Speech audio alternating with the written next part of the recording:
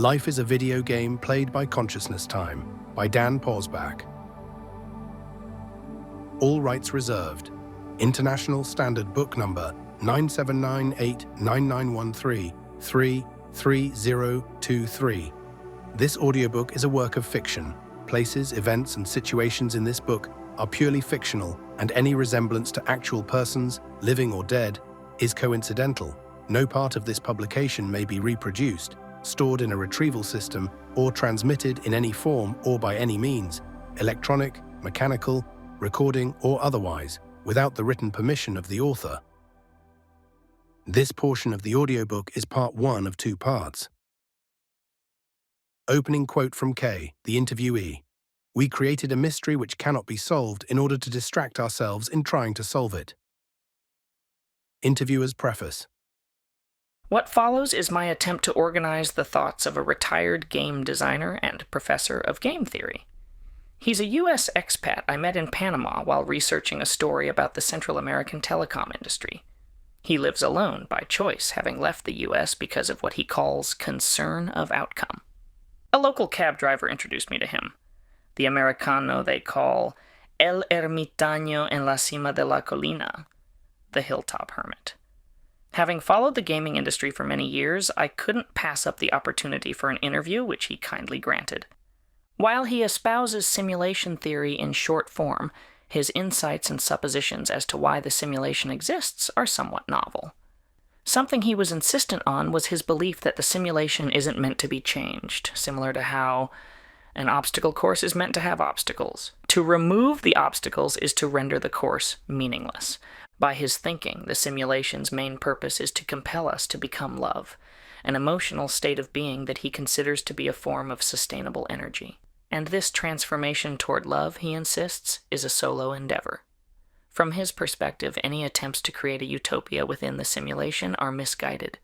He leaves open a paradoxical proviso, though: if enough individuals succeed in becoming love, a process he calls player realization, then a near-utopian society might come about as an emergent byproduct. But the chances of a majority-realized transformation of that magnitude strikes him as astronomically unlikely. It's why he kept on insisting throughout our conversations that his theories are for the individual, not the masses. His ideas come across as a fusion of modern game theory and metaphysics. One minute, he'd explain the relevance of elegant source code, then reference something from the Upanishads or Bible. My interview with him lasted 3 days. His manner of communicating was a bit scattershot, perhaps due to his isolation or maybe because of his tech-centric mode of thinking. What I ended up with were volumes of intermingled concepts that needed to be unraveled after the fact. The easiest method for presenting them here was to break the interview into topical blocks, though these blocks don't necessarily represent the actual order in which they occurred. In that respect, it probably won't matter what order the book is read in. It's a free flow of ideas, similar to a podcast. Hopefully, I've been able to adequately present his unique perspective on one of the oldest challenges known to humankind, the challenge of understanding our existence.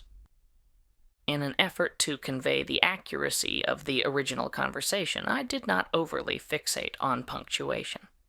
His manner of speaking was often rapid-fire, and I felt that overburdening the passages with standardized punctuation might diminish their implied intent. For example, he often used the word etc. almost as an exclamation or commentary. Therefore, I forwent abbreviating it in order to convey its full impact ideally. Lastly, in keeping with his wishes for privacy, I agreed not to reveal his identity. I refer to him simply as K. Topic 1. Introduction. Before we start, I'd like to offer an opening salvo. Okay. If no one gets any further into our conversation, hopefully they can take this one summation with them. The crux of existence is eternity. If we can begin to understand the fractal implications of this, I believe most of our existential questions will resolve themselves. The argument for eternity goes like this: something cannot come from nothing. And since there is something, there has always been something. If one is willing to accept that premise, the further implication is, on a timeline of forever, nothing is new. It's all been thought. It's all been done. We've been doing everything forever. So where does that leave us? Seems to be a discouraging concept. But it's actually the opposite. The simplicity of our only remaining option is endlessly encouraging. If you can accept that you, the player, consciousness time, have existed forever and have done everything that could ever be done, you're left with only a single challenge. How shall you continue progressing through your foreverness? In a state of misery or a state of joy? For me, that's the only relevant existential question facing any of us. A simple binary choice for coping with the burden of eternity. Okay, eternity. Let me put a pin in that. But to be clear, your main concept is simulation theory, right? Yes, I only mention eternity because it's the larger reason for the simulation. Though I think the idea of us being in a simulation dawned on me when I first started playing video games as a kid. Long before sim theory, in its current form, was even on the books, I expect a lot of gamers clued into the concept that way. Then the Matrix hit, and it became the zeitgeist. Further down the line, I came across Thomas Campbell's My Big Toe trilogy, which really brought things into focus. But I remember as a kid being amazed by the idea that I was controlling the movements of an on-screen avatar. It blew my mind that the character I was causing to move around didn't even know I existed, like I was its soul. I then spun the lens around and started wondering if there wasn't a player controlling me as well. I suspect that's when I began my journey, intuitively at least. Has your approach been scientific? In that it can be objectively measured, tested, and duplicated? No, it's more of a philosophical proposition than a scientific one. That's one of the problems with consciousness time. It's an entirely subjective experience. But I'm a techie at heart. Hands down, science is the best method for understanding our world. It has a more provable track record than metaphysics, but only in the material sense, and for many of us, that's not enough. So even though I've incorporated metaphysical concepts into my model, I've derived a lot of it from video game design, which is qualifiable to some degree. So hopefully it'll appeal to the scientifically minded, at least as a thought experiment. And what about someone who refuses to even entertain the idea of simulation theory? To each their own. Me, I don't like to limit my options. I'm open to fiction and nonfiction alike.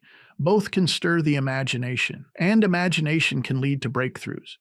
In order for science to progress, you first need to speculate, hypothesize, envision, dream, etc. In order for any progress to occur, assumptions must be made. If the assumptions lead you down a blind alley, reverse course and try again. But philosophies can't offer proofs, whereas science can. Yes, but again, only materially speaking.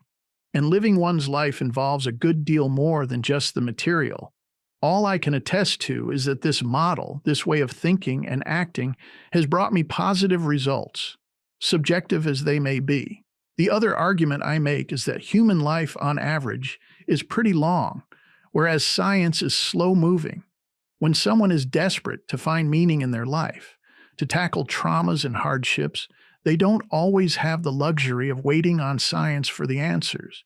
Assumptions become necessary. Faith becomes necessary.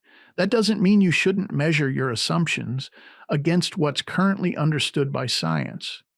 That's how good theories are formed. But currently, most theories pertaining to fundamental existence, which for me is consciousness time, still require a leap of faith. You said one of your most useful tools is fractal inference. Can you explain that concept?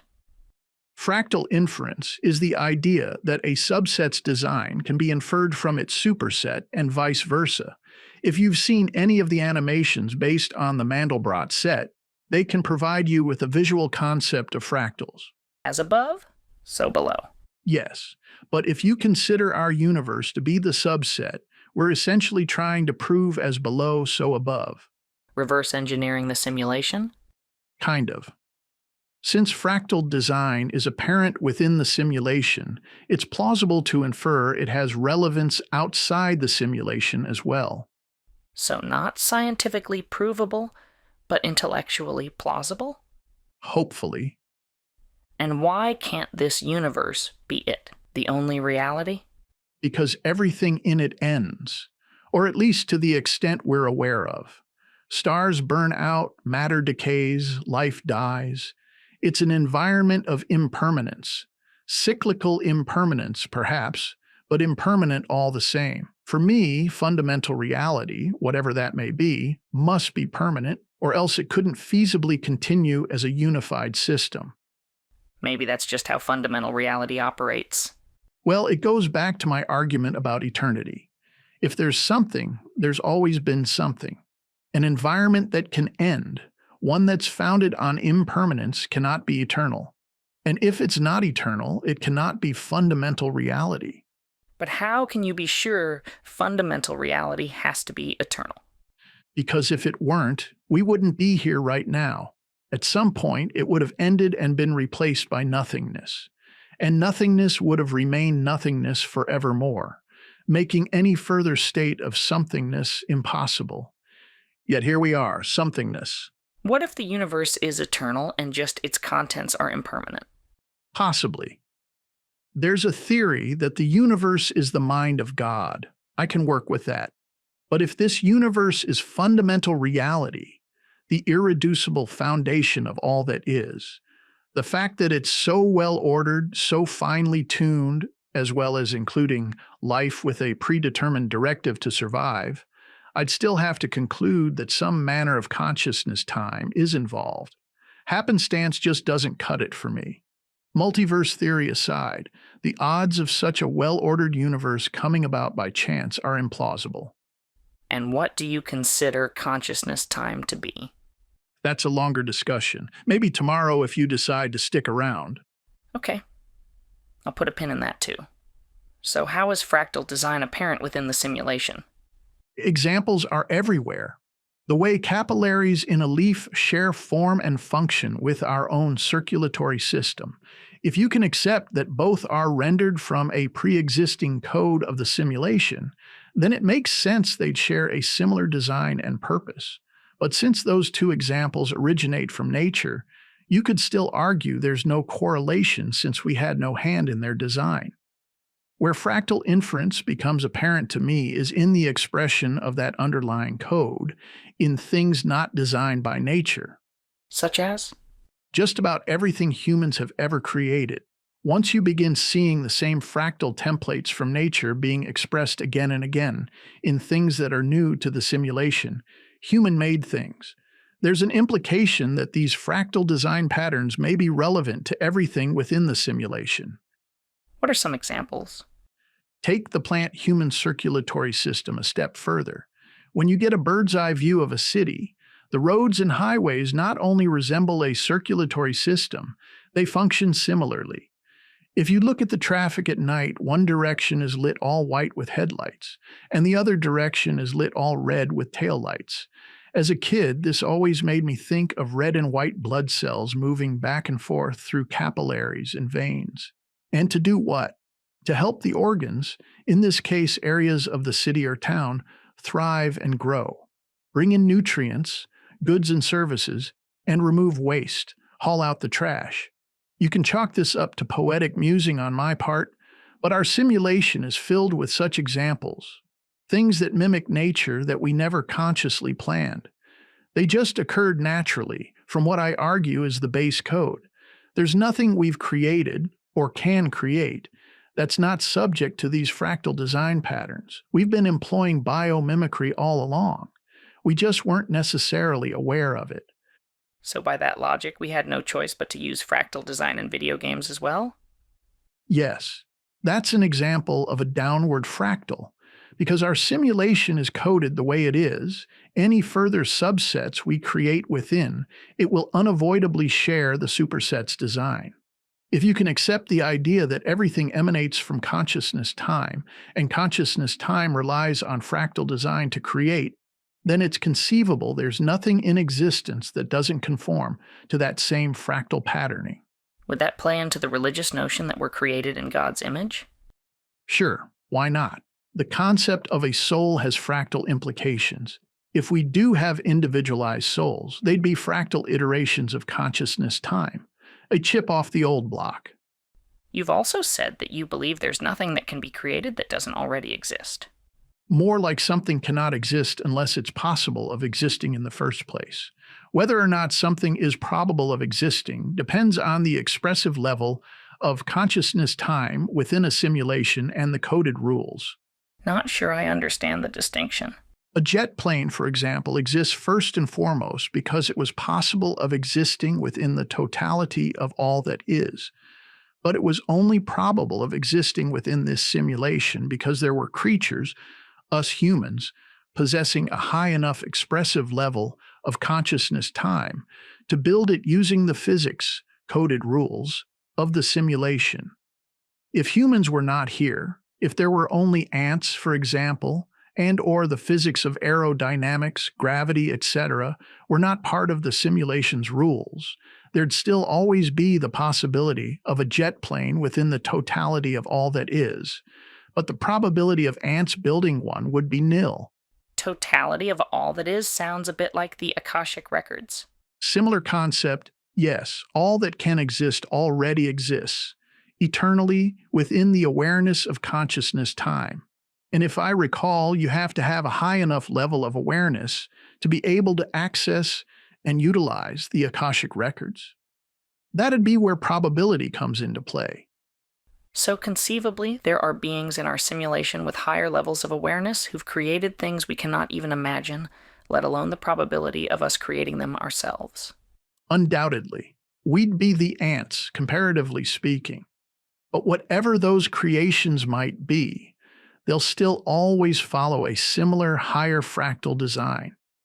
Since fractal representation is the same both upward and downward from your starting point, all this theory does is take the downward evidence of fractal design here within our simulation, the subset, and apply it upward to whatever may be out of sim, the superset. Similar to how an avatar in a video game might infer what a gamer's existence is like outside the game, I've found there's nothing you can consider that cannot be understood, at least theoretically, using fractal inference. What's another example of a downward fractal within our simulation? Well, since so much of this theory is based on video game design, an obvious example would be the structure of a computer. It has a CPU, memory, circuitry, and a coded operating system. The human body has a brain with similar components and DNA for its OS. So, did we purposely create computers that way, or was it unavoidable within the confines of fractal design? What about wireless technology? That's something human brains don't do. Are you sure? I'd say the verdict on telepathy is still out. As far as I'm aware, telepathy has never been proven. It depends on what studies you choose to reference. Putting that aside, you can use fractal inference to approach the question of telepathy as well. How does wireless technology work? Electrical signals carrying data are transmitted to a receiver that decodes them. Neurons work in a similar fashion. Chemical electrical signals are transmitted across a synapse, which essentially amounts to wireless transmission. Since we know wireless transmission occurs within the brain, why is it so hard to imagine the transmission doesn't emanate beyond the brain? The information may be conveyed by the chemicals, but the release of those chemicals is triggered by an electrical impulse. Once it's been sent, it enters the environment. It then comes down to a question of how powerful the transmission is and how large the receiver is. There are decades-old radio and television signals still traveling through the cosmos. After they'd served their immediate purpose here on Earth, they just continued on. The signals are very faint and dispersed now, and you'd need a massive receiver to decode them, but they're still out there nonetheless. Is brain function really so different?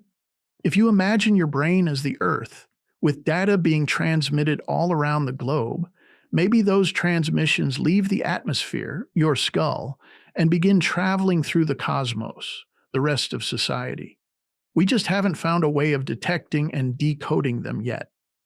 That's a bit of a reach. However, we are using electrodes now to translate brain signals into robotic movement, so I guess you could argue that's a form of telepathy. Fractal inference everywhere you look. Also, if I'm correct about space being an illusion, whatever thoughts are, they don't have to travel any distance. I believe telepathy is a non-local phenomenon.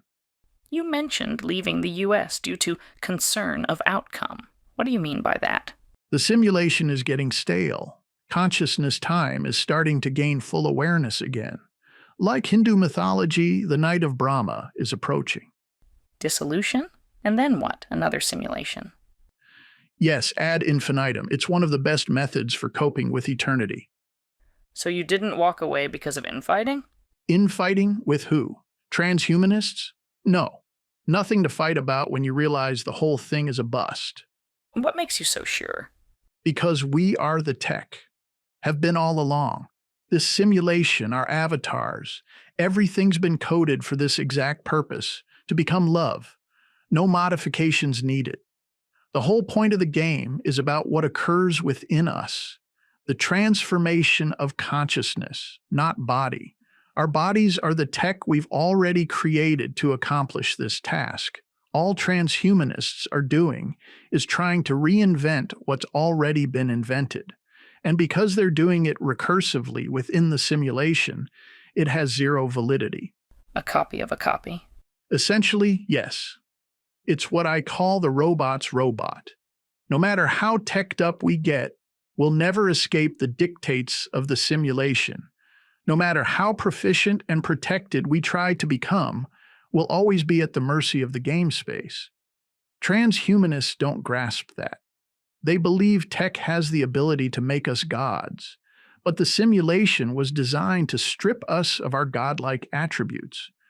While in sim, we'll always be vulnerable to the physicality of the universe, and even more so to our own egoic natures, which is exactly the point. This whole thing is an obstacle course designed to promote love, to elevate us by way of our player, who's already godlike. It's not about trying to remove the obstacles. You know, some may hear that as a disguised argument for intelligent design. What disguise? There's intelligence to the design. Religious connotations aside, from a coder's perspective, this simulation is very much intentional. Wouldn't transhumanism be part of that design? It is. All tech is, but only as an artifact, a residue of consciousness time. The reason I see transhumanism as detrimental is because it seeks to undermine the purpose of that original design. This is your robot's robot paradox? Yes. You build a robot to undertake certain tasks. It's the original tech. Now imagine, in time, this robot begins building all sorts of other tech to help it with its tasks. Eventually, it designs a robot capable of doing everything it was designed to do. It has succeeded in replacing itself completely. So now, what becomes its purpose? I don't know, sit on a beach and drink margaritas. And for how long would it find such an existence meaningful? Speaking for myself, I'd like to try. Speaking for myself, I have. It loses its charm, trust me. And remember, we're talking about a timeline of forever. Consciousness time, we players, are already sitting on a beach drinking margaritas. This simulation was created to shake us out of our stupors, to give us purpose, to make existence meaningful. We're the original robot. We are the tech. What about creativity? What about interaction? So fine, no margaritas on the beach. Maybe the robot takes up playing guitar, falling in love. There are loads of things it could do to find purpose. Could, yes, but wouldn't.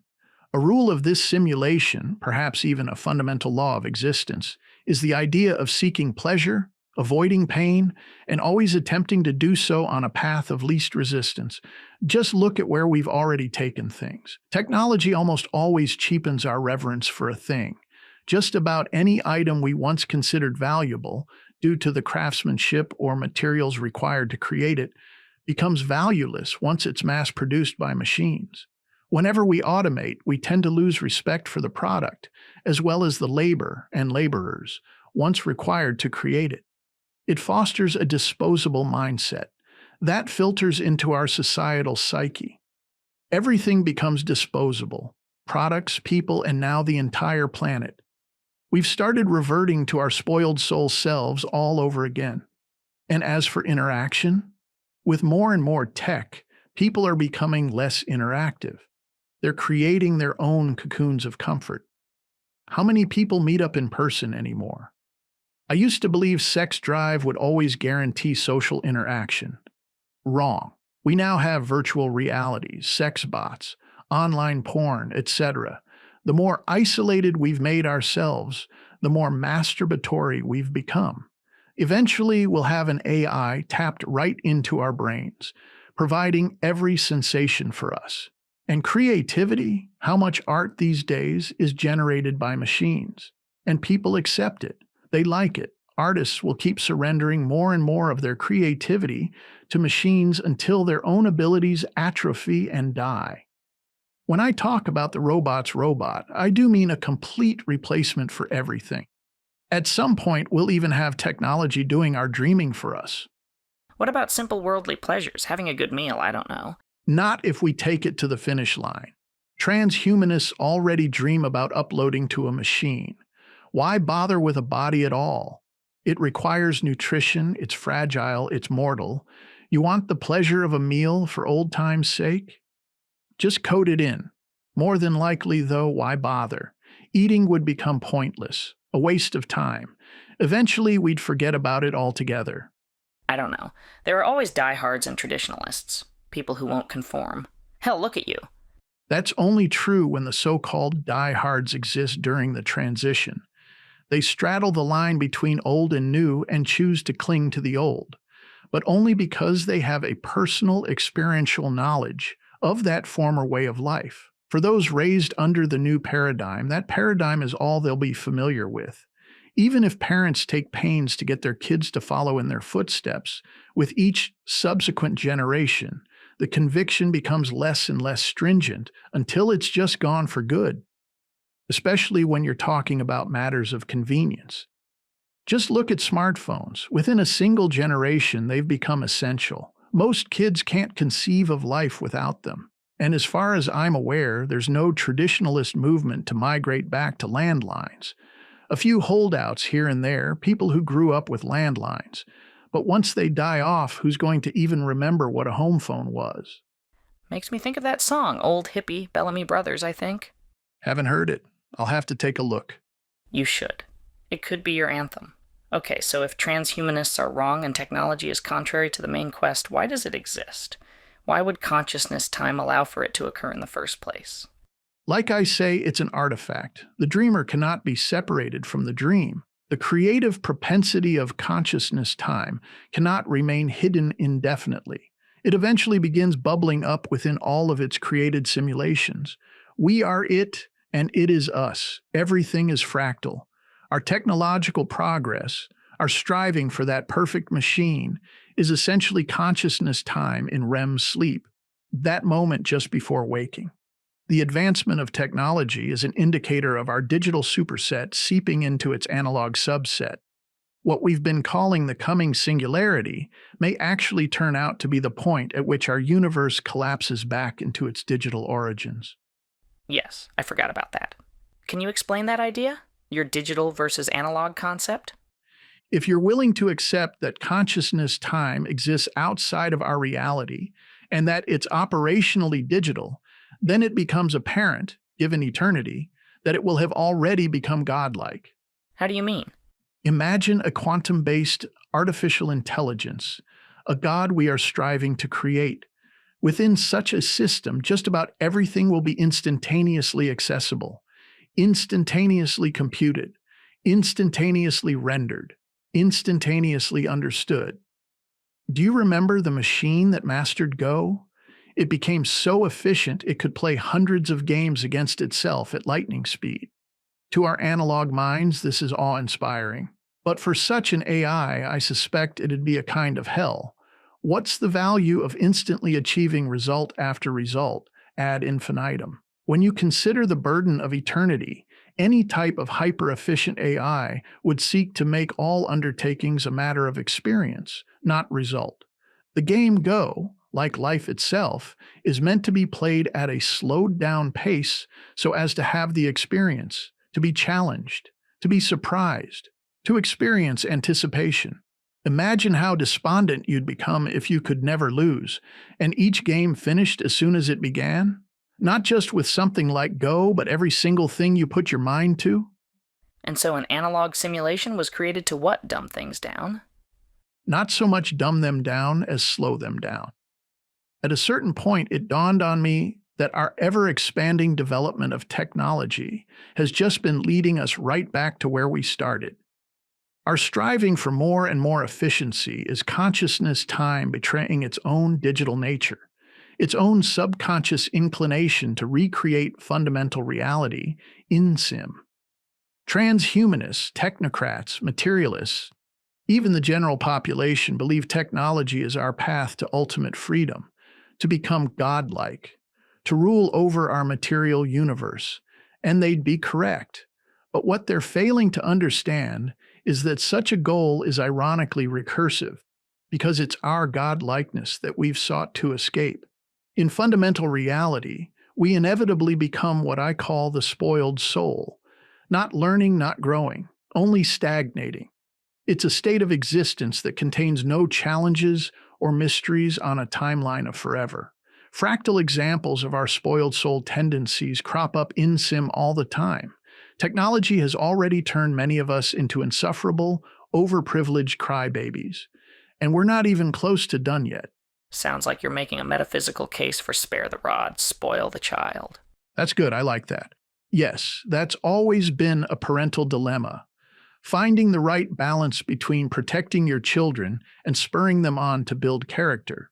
Without hardship, we don't temper properly. And more technology equals less hardship. It's a simple equation. Consciousness time exists in a state of hyper-efficient perfection. Yet to have meaningful experience, imperfection is required. That perfect digital environment needs to be downcoded into an imperfect analog one. That's our simulation. What we're achieving with technology, misguidedly so, in my opinion, is nothing short of returning to a state of existence that we felt compelled to liberate ourselves from in the first place. Any environment that's hyper-efficient is experientially sterile. So is consciousness time an AI? As a kind of cognitive metaphor to help us understand it, sure, why not? The irony is, though, it's not artificial, we are. Or at least we're artificial in relationship to it. Who knows what it may be in relationship to whatever's above it, if anything? How many iterations there are above our simulation is unknowable and ultimately unimportant. From a fractal perspective, it's all the same. Whatever consciousness time is, or how it's configured, is also unknowable. I use the term digital since it fits the concept I'm trying to convey, one of hyper-efficiency. But that's not to imply it's an actual computer sitting on a desk somewhere, though I suppose that's not entirely impossible. Also, using the term analog to describe our universe is just a way of counterpointing the concept of a digital starting point. In terms of hierarchy, the most we can infer about consciousness time is that it's the superset to our subset. Topic 2. Burden of Eternity. At one point yesterday, you used the word certainty as opposed to inference regarding the idea of existence being eternal, and, by extension, consciousness time. Where does that certainty come from? The argument is simple, and for me, ironclad. If there's something, there's always been something. As that idea relates to consciousness time, since we've reached a level of consciousness, proving to us that consciousness is possible, then on a time scale of forever, much greater levels of consciousness have undoubtedly been achieved. But what if we're just the beginning? Because there's never been a beginning. To put it another way, since there's somethingness, there's never been nothingness. If the definition of nothingness is exactly that, nothing at all on any level in any form, then the fact that there's something implies there's always been something, if for no other reason than something cannot come from nothing. That's my only problem with the Big Bang Theory. Nothingness, then boom, an explosion of energy. There had to at least be some packet of code, some information lurking in the so-called nothingness, thereby nullifying its status as nothingness. Even for the potentiality of an explosion, coded or not, there had to be somethingness, like a light switch in a dark room. Say we assume the darkness to be nothingness, then the switch is flicked on. Say we then further assume the arrival of light to be the beginning of somethingness. Both assumptions would be wrong. The light switch was always there, along with the light fixture, the bulb, the wiring, and the electricity. There was never nothing. It only appeared so because of the darkness. True nothingness would have to remain nothingness forever. And even that's a paradoxical statement since forever implies time, which also wouldn't exist. Is consciousness time subject to this eternality? I believe so, yes. I speculate consciousness time is somethingness itself. I also speculate that it cannot not exist. That's what I mean by the burden of eternity. This burden is what drives all simulations. We see time as an adversary because we presume to have too little of it.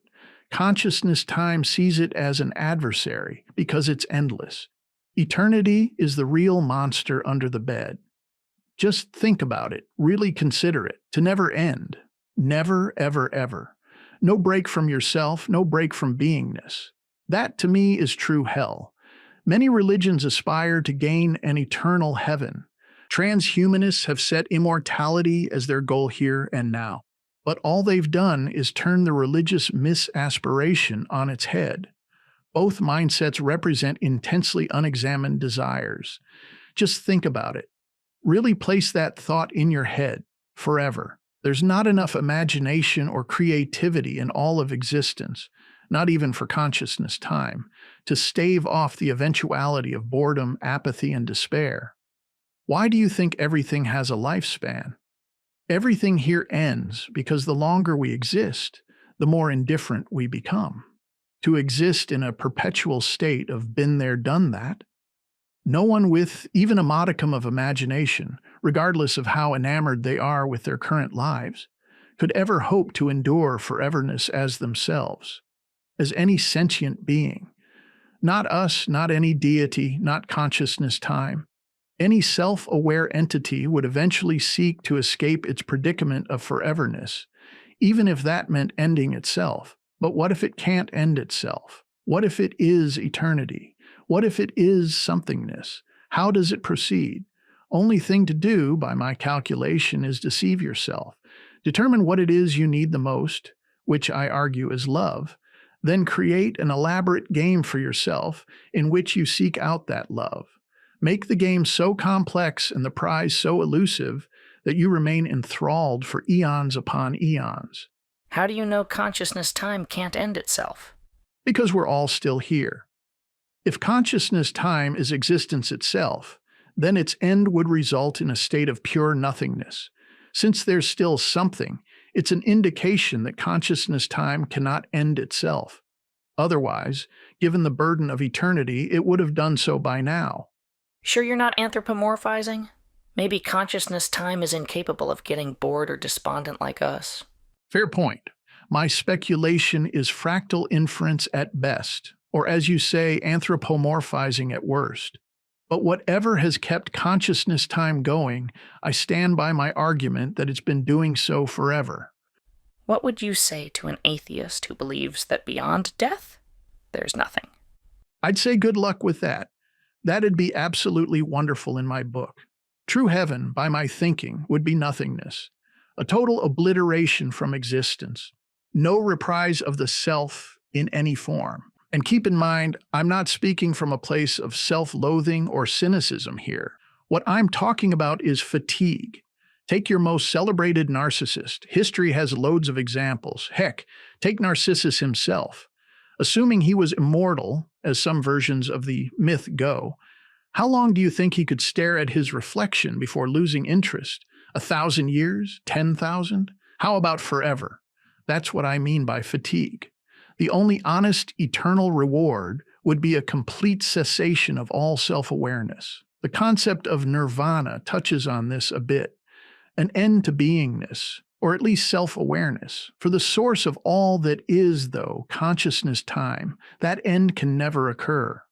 Okay, so maybe not consciousness time, but do you think an end can occur for us individually? Unknown. If Buddhists are right and nirvana does end the cycle of reincarnation, then yes, I sure hope so. But we are consciousness time, and it is us. If it cannot end, it's likely we can't either. Hopefully, though, at the very least, we're afforded some measure of temporary reprieve in a heaven-esque environment. Heaven-esque?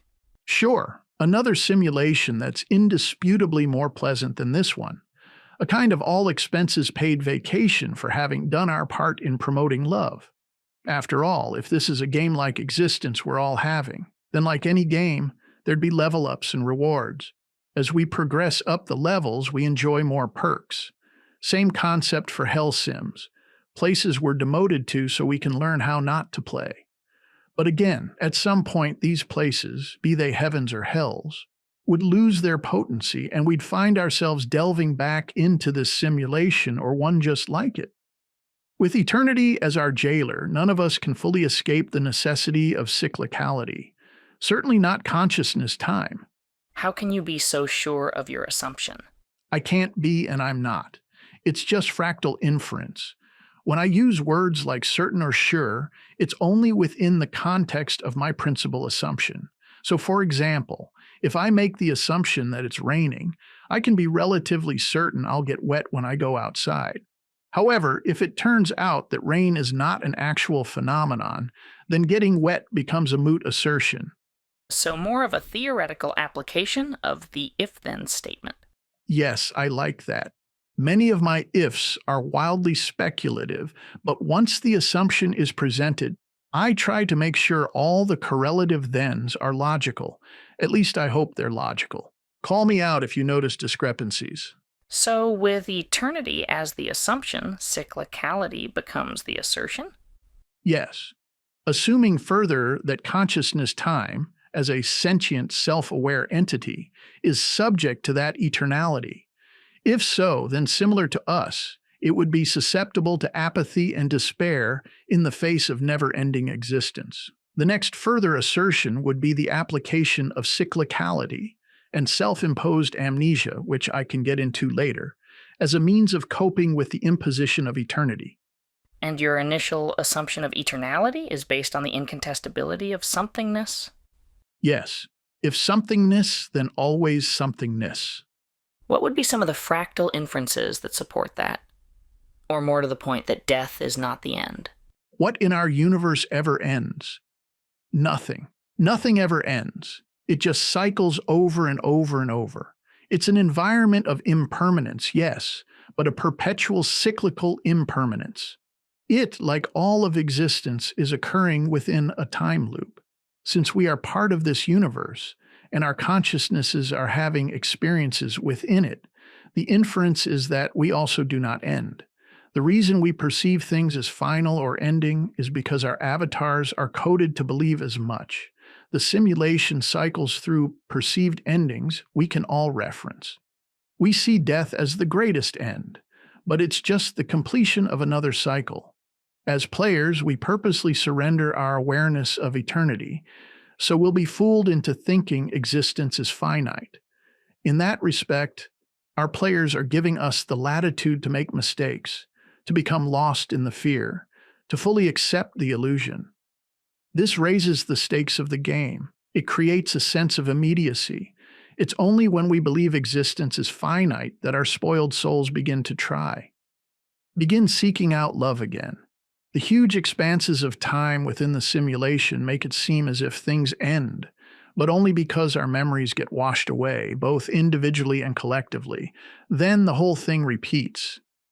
Because of our self-imposed amnesia, it only appears as if things are new. But we have a recorded history, even geological history. We can point to specific ends. Again, perceived ends. How many histories have occurred, not just on this planet, but cosmos-wide? For that matter, how many times has the cosmos itself been reset, restarted, recycled? Each Big Bang is probably just another cyclical turnover. On a timeline of forever, our current cycle of history has no intrinsic value, especially since we tend to repeat it anyway, as the adage goes, whether we're recording it or not. That alone acts as a fractal inference, the fact that within a single lifetime we can point to repeats in history. And that cyclicality, becomes even more pronounced when studying centuries. History is a treadmill, and like an exercise treadmill, how many times the belt cycles the rollers isn't important. It's all about you, the one on the treadmill, and your own personal health. Keep track of the cycles if you want, it can be useful, but it's not why you're on the treadmill. It's similar to sector mapping a game space. Is it useful for playing the game? Absolutely. Is it the point of the game? Not by a long shot. Almost everything in our simulation is coded to distract us from our own eternality. If it helps, take the macro down to the micro. Look at examples in your own personal history. What in your own life has ever been absolutely and completely done? Paint a house. It weathers. Build your muscles. They atrophy. The two E's are always at work. Evolution building up, entropy tearing down. Find a solution. A new problem arises. You may delude yourself into thinking you've finished something, but wait long enough and you'll realize you never did. So you're arguing that me having to regularly clip my fingernails is a fractal inference of eternity? Not a bad example, sure. In a so-called perfect world, wouldn't it be better to only have to clip your nails once, if ever? Why the repetition? What's the point? Life. Growth. But why? If you wanted to create a game, a perfect game, why code it with fingernail growth? Why would you want to saddle the player with such a menial burden? To challenge them. Undoubtedly. But challenge them to what? Most games we create have relatively straightforward goals. Most players get frustrated if there are too many hurdles. That's why developers don't overly complicate avatar mechanics. Imagine a game where you had to pick up coins as part of the loot gathering process. Now imagine if the avatar mechanics were so specific that you'd have to crouch and use its thumb and finger to pick up each coin separately. It would be maddening, and no one would want to play. With this exception, if all you could ever do, on a timeline of forever, was play video games, eventually it'd be the mechanically abbreviated ones that were maddening. Just running your avatar over a pile of coins to acquire them would become unbearably dull and unchallenging. At a certain point, you'd be desperate to play the more difficult, deliberately menial games. Each coin you had to struggle to pick up would be that much more rewarding, that much more distracting. The more complicated it was, the more tedious it was, the less aware you'd be of your immortality. So what game, in the glaring stare of eternity, could you ever create that wouldn't have such challenges? For the God who has everything, you'd need to design a game that's relentlessly fettered with minutia and tedium. Everything in this simulation is designed to encourage interaction, or dualistically speaking, expression and experience. Do a thing, experience the results. Cause and effect. The more complex and detailed the interaction, the more we can lose ourselves in it. That's what menial, tedious tasks are all about. That's why Buddhists attempt to use such tasks as forms of meditation, to lose themselves in the tasks mindfully. Okay, so simulations help consciousness time escape the predicament of eternity. What else? Us. Our higher selves, the player, the spoiled soul. If we're individualized versions of consciousness time, as I suspect we are, another reason for our creation besides diversity of experience would be companionship. You believe consciousness time needs friends? Maybe not needs, but prefers, sure. On a timeline of forever, wouldn't you rather have someone along for the ride? Fractally speaking, most parents tend to have children to enrich their own lives. I suspect consciousness time created our higher selves for similar reasons, and like most children who never have a clue about the challenges their parents face, we have no idea of the challenges consciousness time faces. People are always blaming God for their troubles. Maybe God is doing everything possible to make eternity bearable for us all, so cut God some slack, as my guru used to say. It makes me think of an online video where this dog angrily barks at its owner every time the thunder claps during a storm. The dog honestly believes their owner is responsible for the noise and should stop it immediately. I kind of think that's us when we bark at God about our troubles. But if God made us, doesn't that rightfully put the blame on God? Like a child telling their parents that it was their choice to have them, so they owe them a good life. It seems plausible from a dualistic perspective. But what happens when child and parent are the same entity? When people rail against God, they're only railing against themselves, like a drop of seawater complaining to the ocean that it's too wet. Yeah, but we really do experience separation, individuality. Perceptively, yes, but not fundamentally. That's also part of the purposeful illusion. Consciousness time has splintered itself in order to have greater experience. If you were to design your own video game with all sorts of characters and activities, then enter it with no recall of having designed it, who are you actually getting angry at whenever the game gets difficult? Okay, let me put a pin in the individuality question for now. Let's say you're right. We're consciousness time's best friend. Noting your dog comment, are you implying it's a dog-to-human type relationship? No, not even close. As much as I appreciate my dogs, when I need real understanding, they come up short. The best they can ever provide is lowercase love. And I'm pretty certain consciousness time needs more from us than simple pet affections. To really understand someone, you need to know what they know, experience what they've experienced. Otherwise, you can't relate. You'd also require free will so that your choices were your own.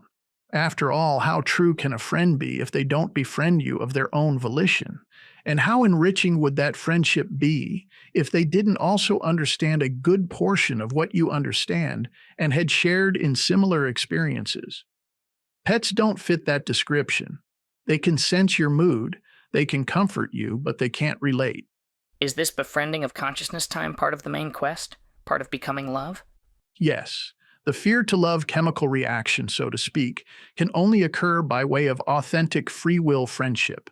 Connection with our player, our befriending of consciousness time, is the catalyst for love. Catalyst for love. Okay. So how long before the self-imposed amnesia wears off and the burden of eternity rears its ugly head again? Unknown. The Vedas talk about yuga cycles. Buddhists have the wheel of time. There's also the idea of astrological ages. Even the idea of an expanding and contracting universe has cyclical implications. All speculation. But I think it's safe to say that the longer it takes, the better. If you want to avoid your own self-awareness, you're going to want the dream to last. But these simulations aren't just about escapism. Hiding from eternity is impossible. You'd also need to find a sustainable way of coping with your own beingness, both out of sim and in sim. That's why I bring love into the theory. It's the one thing that perpetually rejuvenates consciousness time. No matter what the simulation may be, there needs to be a method of generating love. Simulations aren't just excursions, they're refineries of a sort, a kind of spiritual dialysis machine to purify the lifeblood of consciousness time. But if consciousness time is indestructible, why would it care whether it exists in a state of love or not? That's a very good thought experiment. People make all sorts of suppositions about hell. For me, hell, real hell, would be consciousness time growing disillusioned, becoming depressed. And who knows, perhaps it cycles through such states same as us. But if such a down cycle were to hit, imagine the misery that would be experienced by everything it's created. Imagine being the child in a household where your parents have given up all hope. With regard to consciousness time, that would mean all of existence experiencing hopelessness. So hell would be God having a bad day? Pretty much. Only that day might last for eons. But if we're sovereign souls, couldn't we choose love regardless? Yes, good point. As individualized versions of consciousness time, we could buck the trend and promote love anyway, which may be part of our purpose, to provide ballast to consciousness time, to keep love alive while it cycles through despair. Like you said, though, the indestructibility of consciousness time would mean its hopelessness could never lead to anything final. So in time, even its despair would become passé and unsustainable. It would have to change. That's why I believe love is always the refuge it finds its way back to, same as us. It's the only emotional state that's self-propelling, self-rewarding. That's why we cherish it so much. Even here in Sim, we intuitively understand its eternal value, and after enough lifetimes, we always make our way back to it. Even from a strictly materialistic viewpoint, it's the only state that promotes life and stability. Anything else, like states derived from fear, bring about destruction, division, and instability. So your thinking is, since consciousness time cannot end itself, it'll always gravitate toward the one state of existence that's most tolerable, which is love. Exactly. If you simply view love as an energy, a field, a state of existence, it's easier to understand. If you're starved for oxygen, you'll gasp for air whenever it's presented. No right or wrong, no good or bad. It's simply the one thing you need to solve the problem of the moment, which is to breathe. Eternally speaking, love is that oxygen. Nothing mystical about it. It's simply the most advantageous mode to exist in. But why exactly? I've often found things like melancholy to be pretty sustainable too. To a degree, sure, along with hate and many other emotions, but such states burn themselves out over time. I suspect it's because they're reactive states. They tend to come about as a result of external forces. But negative states lead to destruction, and once something's been destroyed, there's nothing to keep it propelled. Like cancer cells killing the host they rely on to exist. In contrast, love seems to be the only emotional state that can be self-generated and self-sustained. Why exactly is a mystery, but based on how it functions here in the simulation, I'd say it's undeniable. Even in the worst of situations, if you can focus your mind on love, it becomes self-propelling. The more you're engulfed by the field, the more you're enticed to maintain it, which provides you even more energy to continue maintaining it. It's the ever-elusive, ever-impossible concept of perpetual motion.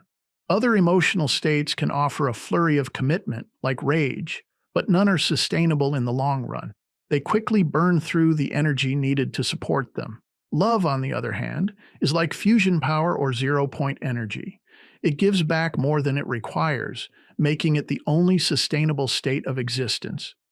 And what about our simulation makes it so efficient at refining love? There are lots of factors. The two E's play a large role. They create a cycle of collapse and renewal.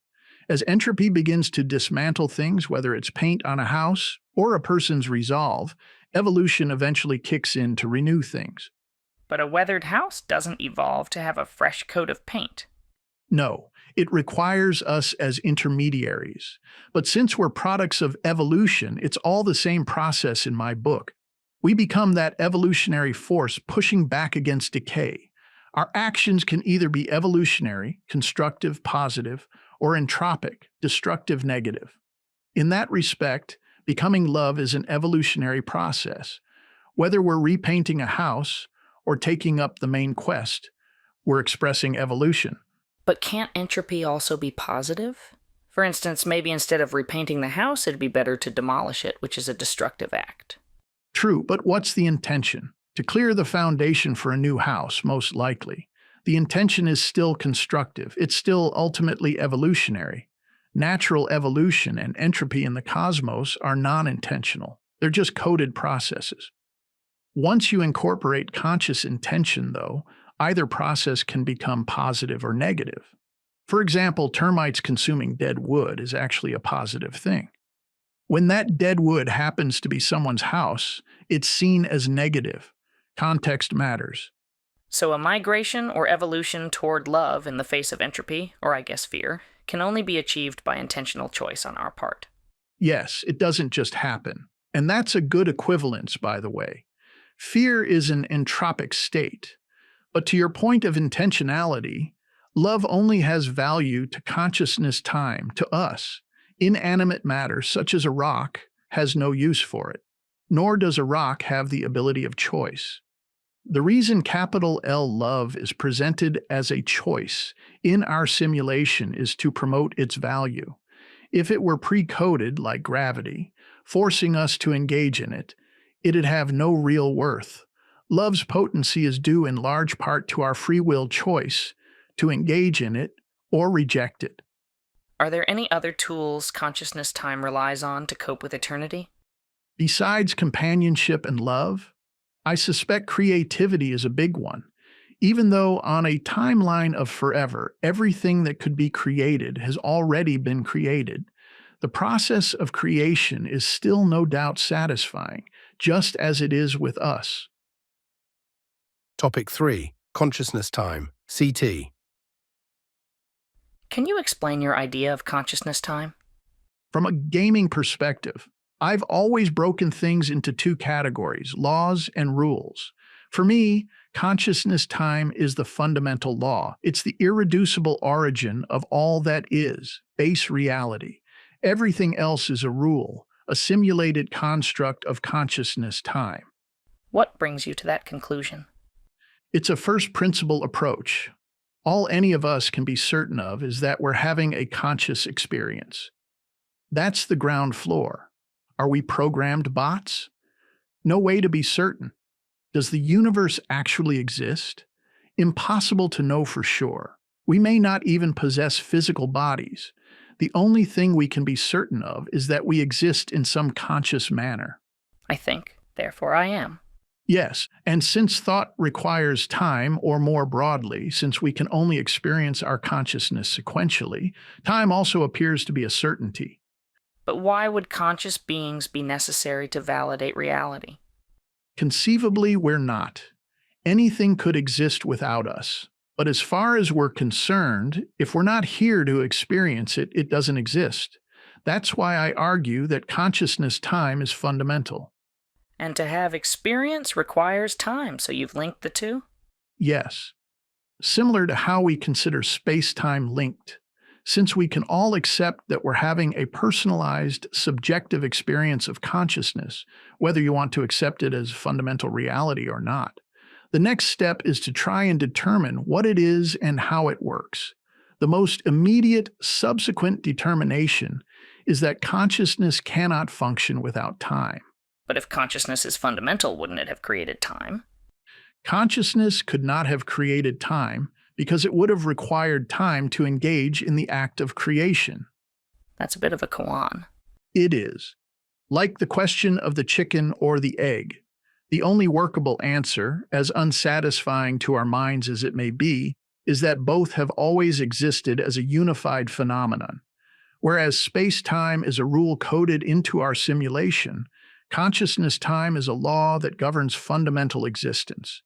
Somethingness needs time because things require sequence, not only in their contemplation, but also in their expression and experience.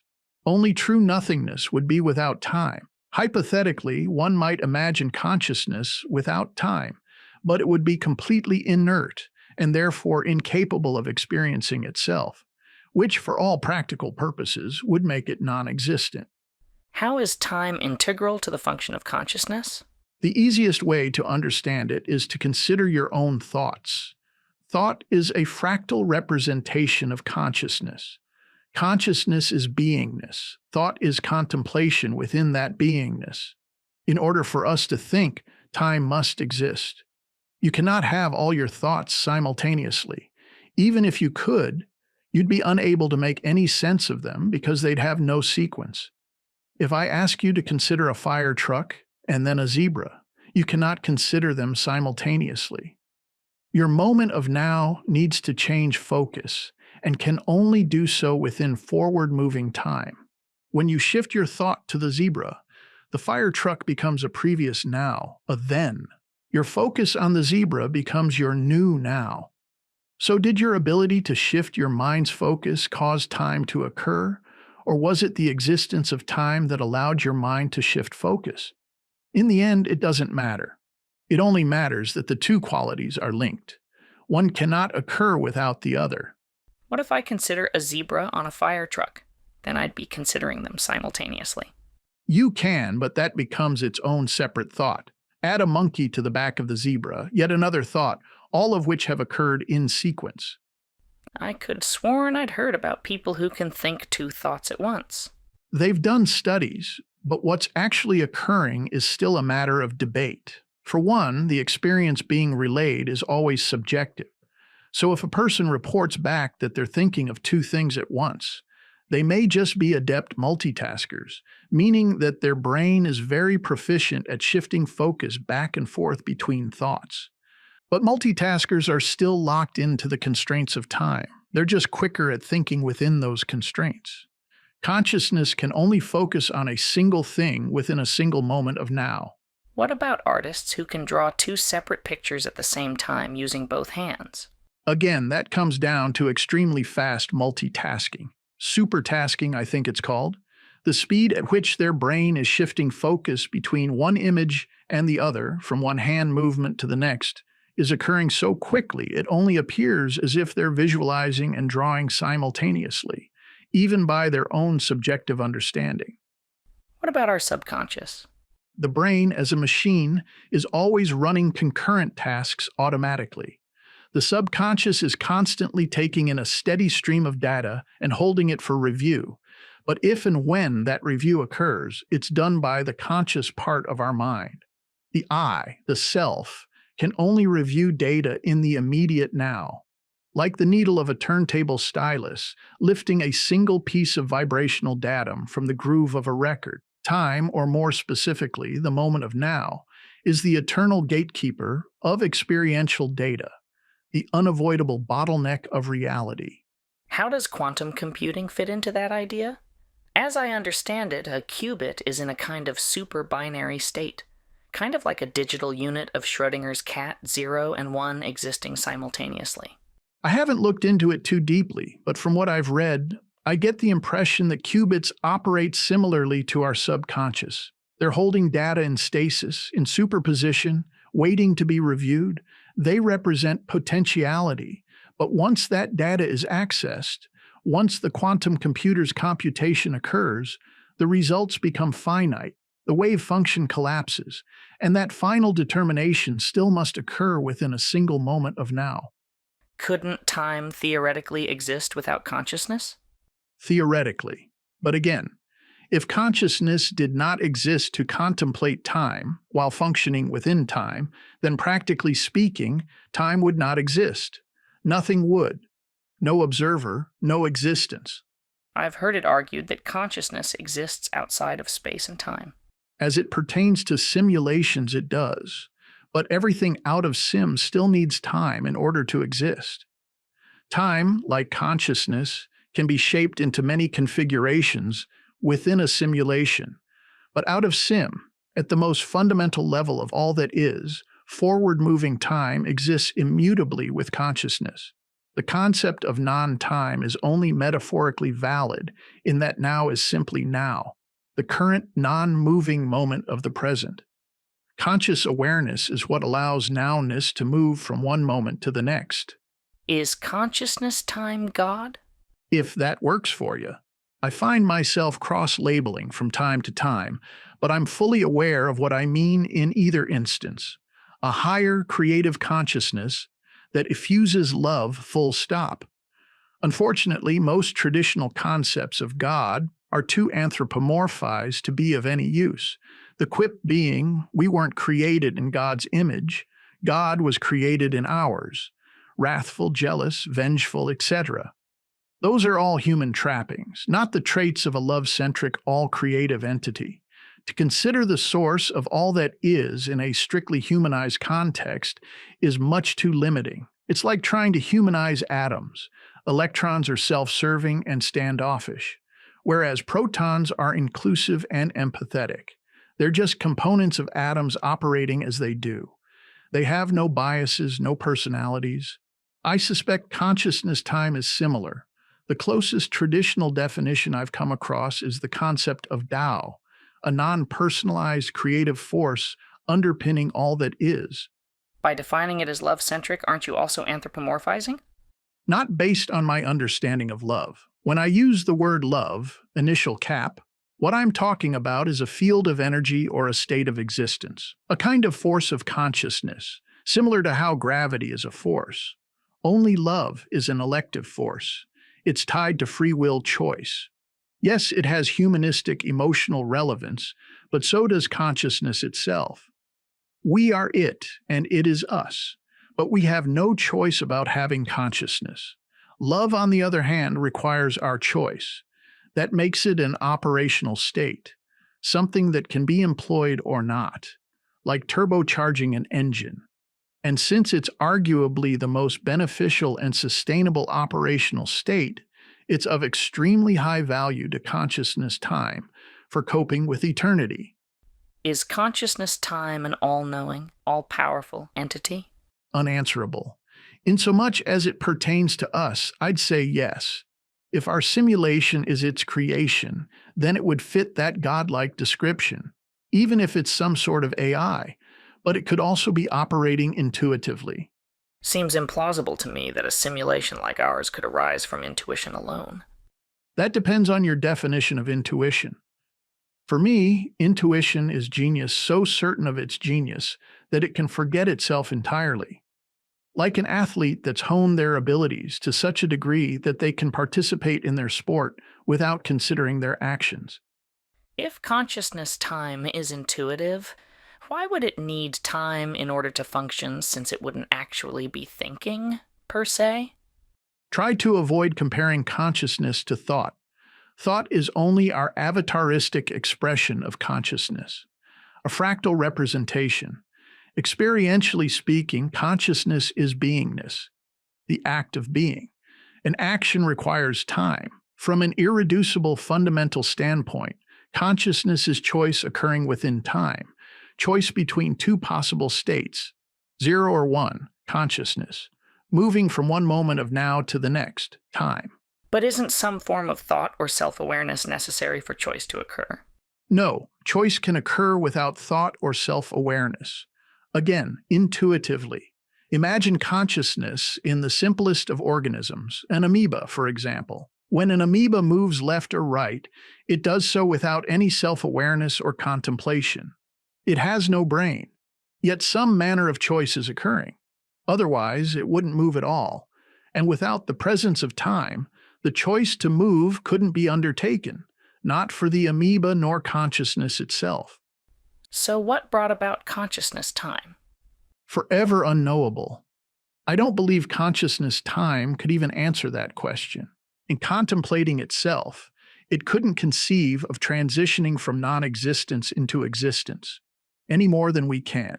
To even consider the idea of nothingness, there must be somethingness. True nothingness cannot exist. Just using the word exist in context with nothingness implies somethingness. Yet another koan. How can something have no beginning and no end? There's no satisfactory answer to that question, and there never will be. You mentioned the correlation, conceptually at any rate, between space-time and consciousness time. Since time is a central component in both theories, can I infer that space is also fundamental? No, unless you're talking about the adage, wherever you go, there you are. In that sense, space would be wherever you perceive yourself to be in the moment of now. Your sense of I always needs to believe it's somewhere. If you were bodiless in a featureless void, insomuch as you were self-aware, you'd assume yourself to be somewhere, even if you couldn't reference anything around you. Deprivation tanks can provide an approximation to this phenomenon. Even if you imagine yourself to be floating in a sea of nothingness, you still inherently feel like you're somewhere. But with regard to there being a fundamental XYZ axis point, no. Space is a construct of the simulation, a rule. You can use your mind to test this as well. Imagine an expansive meadow. Does that space actually exist? Yet what's fundamentally necessary for you to imagine that meadow? Thought and time. One thought before another, one visualization preceding the next. You can picture yourself walking across that meadow, through the space of that meadow, but it would only be an illusion you have conjured. There is no fundamental here or there. So why are they linked in our simulation? Because time is relative to all things. Since consciousness time is the source of all that is, there's nothing that can exist that's not linked to those two qualities. Within a simulation, consciousness can take on any form or level of awareness.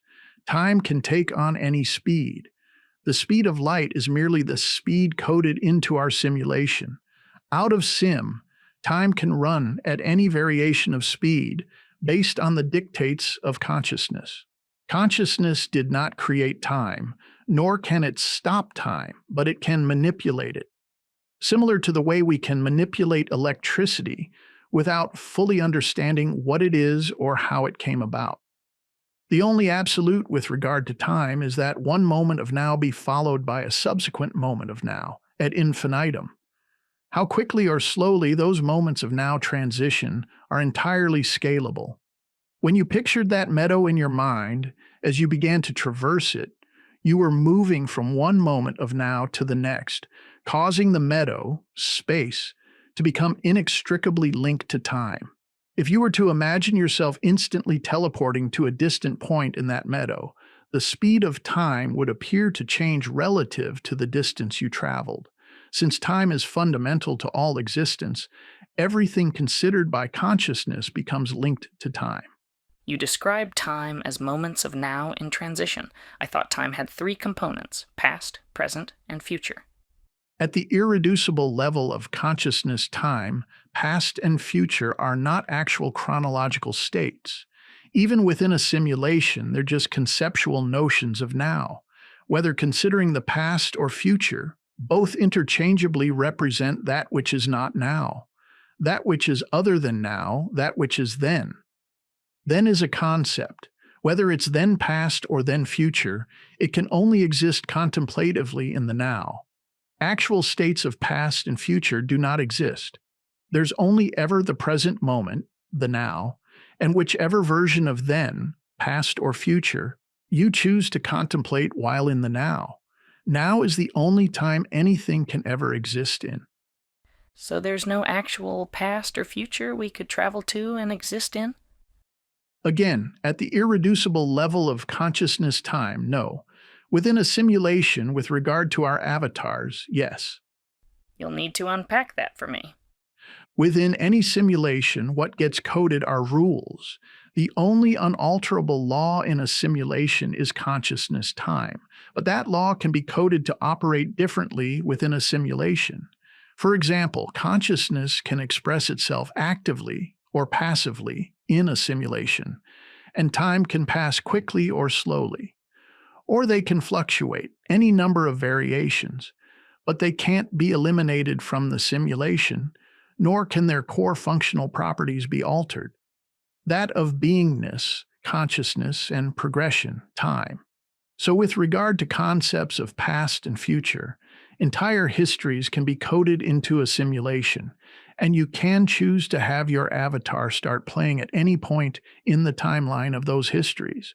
But for you, the player, time will always only occur in the now. So outside of a simulation, there's only the now, period. Yes, technically within a simulation as well. But like I said, it could be coded to have a past and future in which you could choose to begin your moment of now in. Think of it in terms of a video game's save points. With many video games, you can save your progress, sometimes being allowed a near infinite number of save points. Those save points become your past, but they're only saved data of a pre-coded game of potentialities. They're not actively, within time, rendering in some parallel game space without you. They're inert, stored data. If you choose to step back to one of those save points, once you begin playing again, in the now, that past becomes your present, meaning you, the player, are what breathes life into those past save points, with your conscious moment of now participation in them. They did not actively exist until you decided to visit them. Consciousness time can contemplate anything and recall everything, the way a massive database can store and retrieve data. But these contemplated data don't actively exist, except and until consciousness time chooses to access them within the current moment of now. Okay, another time question. I've often heard the phrase existing outside of space and time. That would seem to imply that we can exist without time. That's a falsehood, unless you're specifically referring to a simulation. Time, however it gets coded in a simulation, is a malleable facsimile of fundamental time, a fractal representation. Since space is an illusion, the statement is only somewhat relevant with regard to existence out of sim. You can definitely exist outside of space because space doesn't actually exist. As for time, you can exist outside of the coded clock speed of the simulation, the speed of light. But you cannot exist outside of fundamental time. That's an impossibility. What about the thought experiment of traveling at the speed of light and having time stop? If it were possible to build a ship that could travel the speed of light, which isn't even theoretically possible, the moment at which it hit that top speed, would time stop? As the Gedanken goes, at least with regard to traveling at near light speed, time for the occupant would appear to stop to an observer outside the ship, but the occupant within the ship would still be functioning per usual. The linkage of space-time in Sim causes time dilation, but time has not subjectively stopped, or even slowed, for the occupant or observer. Both are still functioning within the ever-present moment of now, because the entire simulation is nested within fundamental time. Most relevantly, they're both still having a sequential conscious experience. The act of observing is consciousness, and it must always occur within time, whether sped up or slowed down. But what if, in this thought experiment, the ship did freeze at the speed of light, even the chemical processes of the ship's propulsion system? Wouldn't it and the occupant end up frozen in non-moving time forever, including the chemical processes of the occupant's brain? Only perceptively. Your avatar's brain is as much a machine as a light-speed spaceship would be, but they're both of the simulation. The occupant's player, consciousness time, residing out of Sim, would still be functioning within fundamental time, unfrozen. Try to imagine a diorama, a static model of a diner, for example. You're observing it from outside. Patrons sit in booths, all seemingly frozen in various stages of eating their meals, just like a single frame from a film strip, yet you, observing the diorama, are not frozen. What's more, if you had the ability to project your consciousness into one of the diorama figures, if that became your new perspective, the diorama would come to life, so to speak. You would now begin actively existing within it, and time would now seem unfrozen to you there as well. Wherever consciousness goes, time goes. It's the same concept I mentioned earlier about video game save points.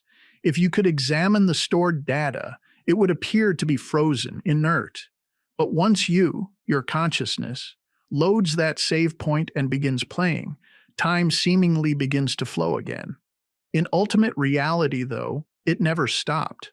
Only your perspective changed, and your ever-consistent moment of now followed right along with you. So wait, you're saying the diorama would become active with people moving around and so on? If it were coded to, sure. That's all a simulation is, a construct coded to present potentialities, probabilities. It uses consciousness time as the engine to execute the code, which are just modules of if-then potentialities. If it weren't coded that way, you'd just end up stuck, experiencing the frozen diner scene from a different perspective. Okay, so let me focus on this idea of being stuck, whether I'm the occupant of a light-speed spacecraft or a papier-mâché figurine. If my avatar's ability to biochemically think ceases, what would I experience? If all the chemical electric processes of the brain ceased, you'd essentially become brain dead. At which point, who knows? Your consciousness may intuitively relocate, refocus, like near-death accounts where people leave their physical bodies once the brain ceases to function. But leave to where? Wherever your consciousness chooses. Since there's no real here or there, the concept of leaving is just metaphorical. It would simply come down to a focal shift in your awareness. If you remained focused within your brain-dead avatar, you'd have no functionality. You'd be stuck, yes, but you'd still experience beingness. Your sense of I would still exist, similar to people who suffer from brain injuries, dementia, etc. While they're not technically brain dead, their brain's ability to function normally has been impaired. Sometimes they forget who they are, their own avatar's history, yet they never lose their sense of beingness. The I part of them never vanishes. The observer remains present and accounted for, like when a video game crashes on you. Maybe your avatar freezes mid-jump. If the avatar had been thinking, hypothetically, those thoughts would also be frozen. But you, the player, outside the game, would be fully aware of what's occurring. You're the ever-present observer, the eye of your avatar. Neither time nor consciousness can ever cease for you. So, at the fundamental level of existence, all these simulations are unfolding over and over, forever, in the mind of consciousness time. Right. All things that can exist or occur already do or have as coded potentials. Fundamental existence is simply the process of consciousness time, moving from one choice to another, one moment of contemplation to another, causing those potentials to collapse into the finite over and over again ad infinitum. An inescapable eternal loop. Like the turntable stylus analogy, when it reaches the end, the stylus lifts and returns to the start of the record. You can also visualize it as the symbol for infinity, or a Mobius strip. Even clocks are fractal representations of this concept, from 12 around to 12 or 24 to 24, then around all over again forever. Each moment of now in this endless cycle is entirely unique, though, because it allows consciousness time the opportunity to express itself and experience the results of that expression in a new way. Makes me think of a claim I once heard that no video game can ever be played the same way twice. Do you buy into that idea? I think operationally, a playthrough could be mapped to repeat. You could record every controller move or mouse and keyboard strike, every XY coordinates, etc. But what you could never duplicate would be the experience of the player. With each playthrough, the player would observe different aspects of the game space, be newly motivated, and derive new experiences. Okay, so let me step back to your turntable analogy. Since you can play a record backward, does that mean time can move backward? If it turns out to be a standalone phenomenon, who knows? I've heard of theories and some experiments that make that claim. But for me, it would be moot since conscious experience can only occur within forward-moving time. Consciousness can only contemplate in one direction, even if it were traveling backward within a closed-loop simulation. If you were to spin a record in reverse, as you're proposing, the stylus would lift the vibrational data in reverse, true, but you, the listener, would experience the garbled sound waves in your own forward-moving moment of now. As another example, imagine you could scroll backward through time so that a cracked egg became reassembled. Your awareness of it happening would still be occurring in forward-moving time. The reassembling egg would appear to be reversing through time, but you, the observer, would not be. Contemplation can never occur in reverse, only those things being contemplated. Are there different nows for every splintered expression of consciousness time? No, now is now for every and all things in existence at all times, so to speak. Your experience of now is subjective, but the occurrence of now, if some measurement of it could ever be taken, is unfolding at the same moment for all that is. For example, even though you aren't physically there to witness it, the moment of now that just subjectively passed for you also just passed for someone else on the opposite side of the planet. And same if that someone else were orbiting the planet? Same if that someone else were orbiting the planet, yes.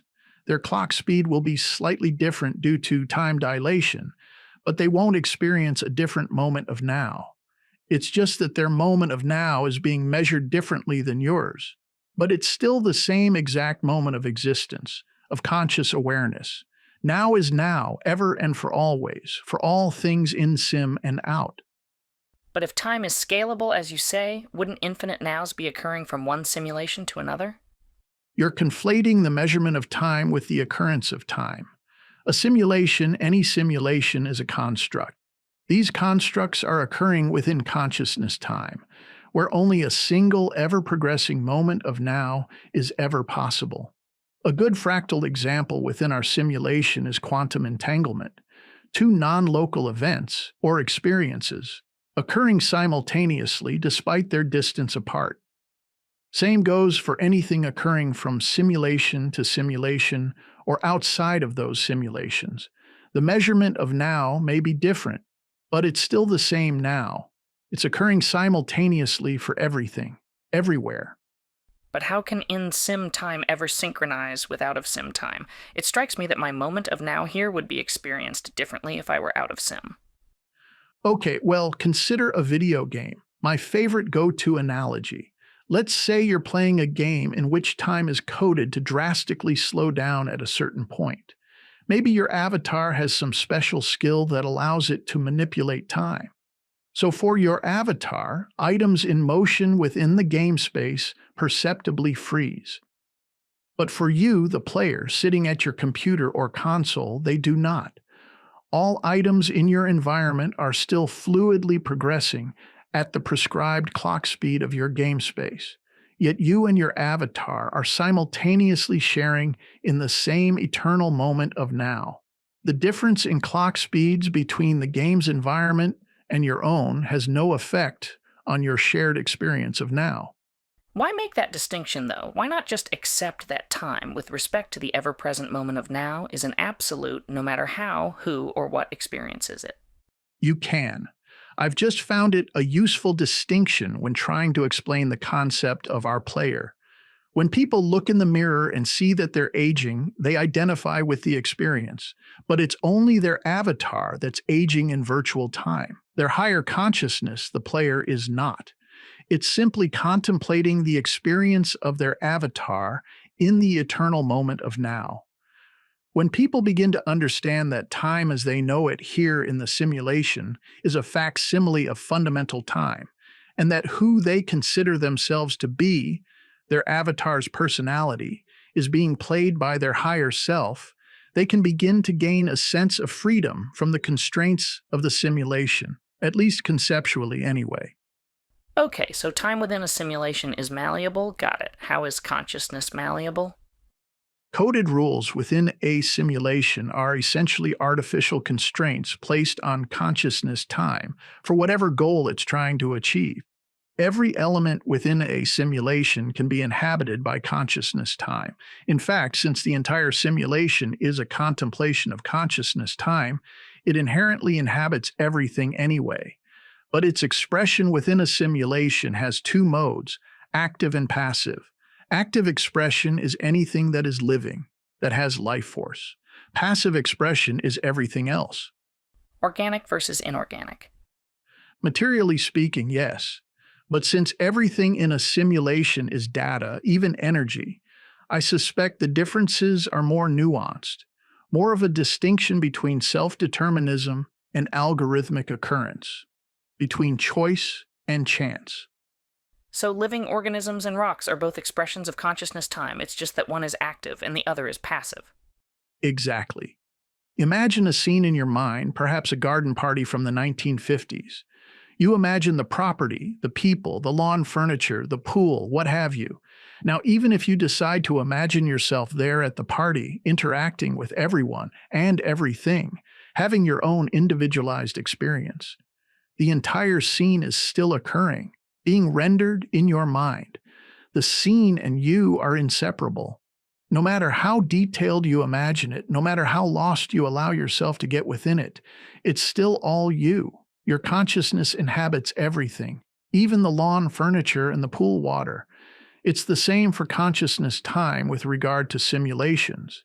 It can splinter itself infinitely, and each splinter can act autonomously within a simulation, but it is still all consciousness time.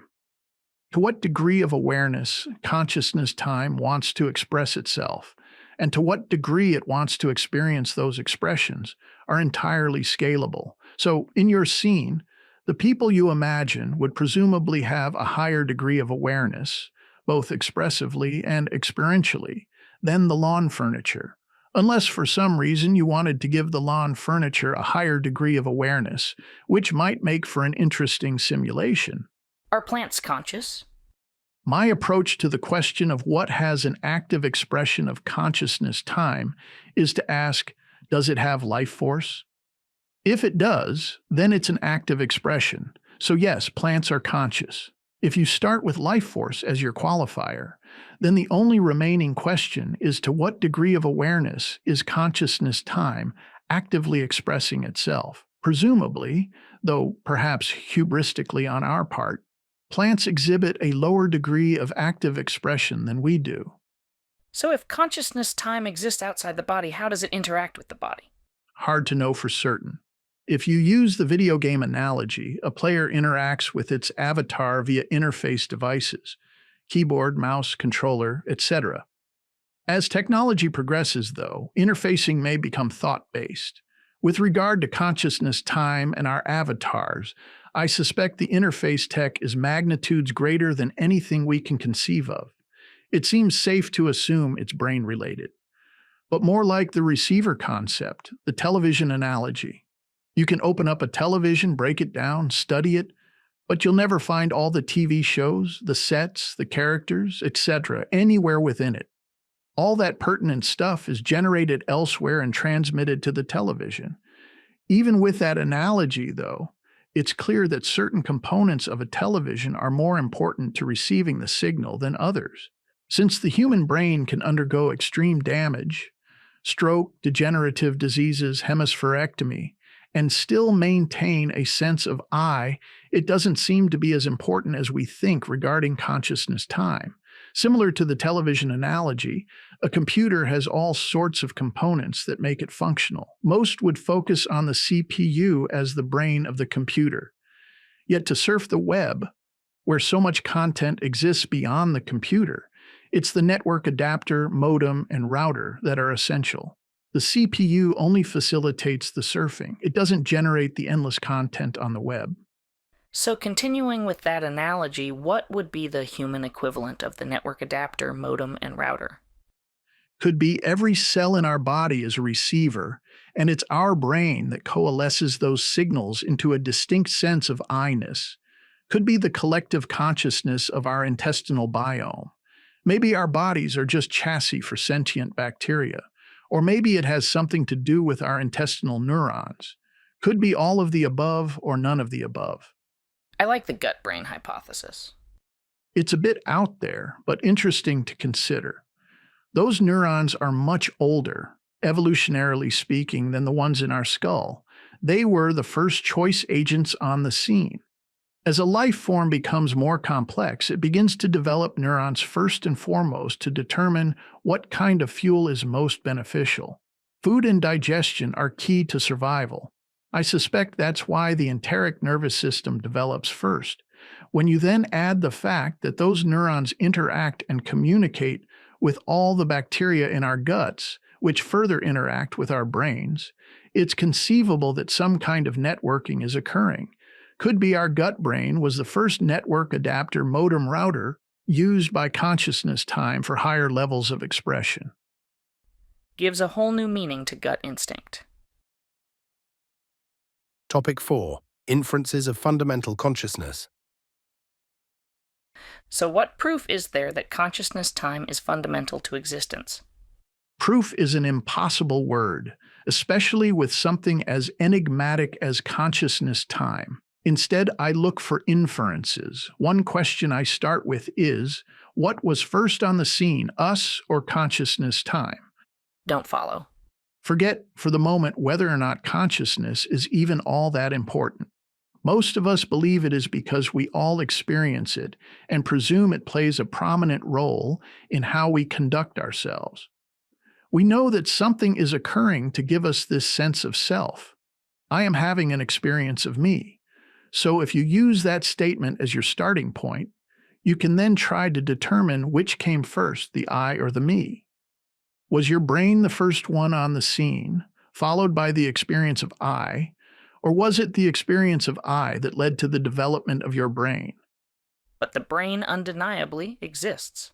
As to what consciousness is, no one is sure. Seems like a blind leap to imagine it caused the brain to evolve. True. But for all we know, the simplest of life forms may experience a sense of I. Plants, for example, may have uniquely individualized sensory experiences. They may have personal identities, and if over time they should desire to refine that experience, they may begin to develop more complex methods of computation, memory, etc. I tend to believe it's actually consciousness time that's the engine of evolution. So this I or me approach is a kind of cart before the horse or horse before the cart determination. Yes. Or to go with another oldie but goodie, is the dog wagging its tail or is the tail wagging the dog? A physicist I know who's obsessed with dark energy presented what she calls her Peter Pan query. Which came first, Peter Pan or his shadow? Her implication being that dark energy is manifesting the universe, perhaps even consciousness itself. And if it's just Peter Pan creating his own shadow? Then all of existence is an unfathomable happenstance, as physicalists believe, and consciousness is nothing more than an illusory, glorified evolutionary advantage. So what are some of your inferences of fundamental consciousness? Subtopic A, Lifeforce. First thing I point to is life force. Within our physical universe, we have two known states of matter: animate and inanimate, organic and inorganic. The difference between those two states is profound. Forget about the oddness of life force existing in the first place. That still gets explained away as inanimate matter gaining enough complexity to become animated, which is a tough sell even to a child. What interests me is the inherent directive embedded within life force, the greater question of why animated matter strives to exist. Evolution, I suspect. Avoidance of pain, pursuit of pleasure. In higher life forms, sure, and I'll get back to the pain-pleasure dynamic, because that's pretty odd as well. But consider the simplest of life forms, a single-celled organism like the amoeba. It has no nervous system, so neither pain nor pleasure play a role in its motivation. It has no cognitive center, as we understand cognition, with which to even make choices. Yet it intuitively does make choices that are meant to promote its continued existence. But all life does. Exactly. But why? That amoeba is made up of all the same things any piece of inanimate matter is made up of, just like all life is. The same atoms make up rocks and amoebas. Everything, cosmologically speaking, is made from stardust, inanimate dust.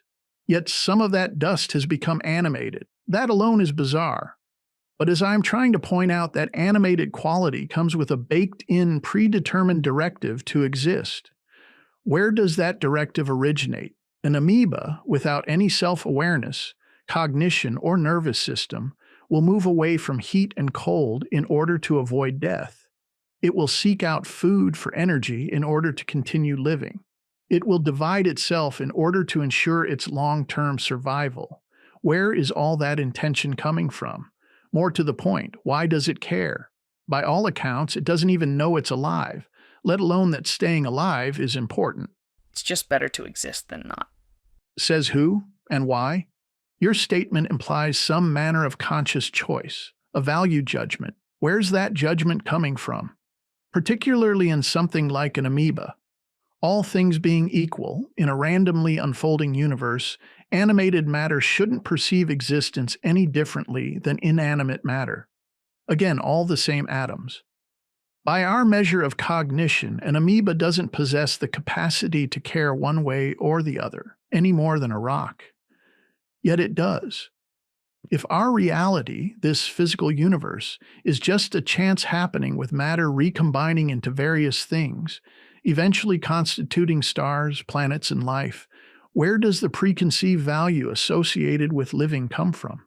If you kick a rock off the edge of a cliff and it breaks into a dozen pieces, the rock doesn't care. Exist or not exist, all the same to the rock. It makes no value judgment between those two states. Yet everything with life force, again being no different than rocks atomically speaking, does make that value judgment. With regard to an amoeba, I expect it's just reacting to chemical and physical inducements. Perhaps it's pursuing and avoiding things the same way a piece of driftwood floats down a river. It doesn't choose to avoid the rocks. It simply follows the flow of the water. To some degree, sure, all sorts of chemical interactions or cause and effect impositions can mistakenly be viewed as choice-based because of our anthropocentric tendencies. But remove all those variables and the amoeba is still actively motivated to persist. Left alone in a petri dish, it'll actively seek out food. Something quite inexplicable compels it to survive. If it were all just chemistry and/or physics, its actions would be random at best or non-action at worst, in the absence of any chemical or physical inducements. If all matter is just matter, it shouldn't care about survival, regardless what form it takes. Well, maybe originally it was 50-50, precisely what you might expect in a random universe. Maybe at the start, some life forms didn't care about existing any more than a rock does. They didn't possess a sense of self-preservation. But with the system operating as it does, those life forms just didn't survive for very long. Their DNA, their lackadaisical demeanors, wouldn't have been perpetuated into the future. So now all we have left are the ones that did value existing. I like that. Kind of like trying to light a match underwater. Even if you could, it'd go out immediately. No way to prove it, though. You'd have to examine the very first instances of life on the planet and see if some portion of it just sat there like rocks, dying out because of self-inattention.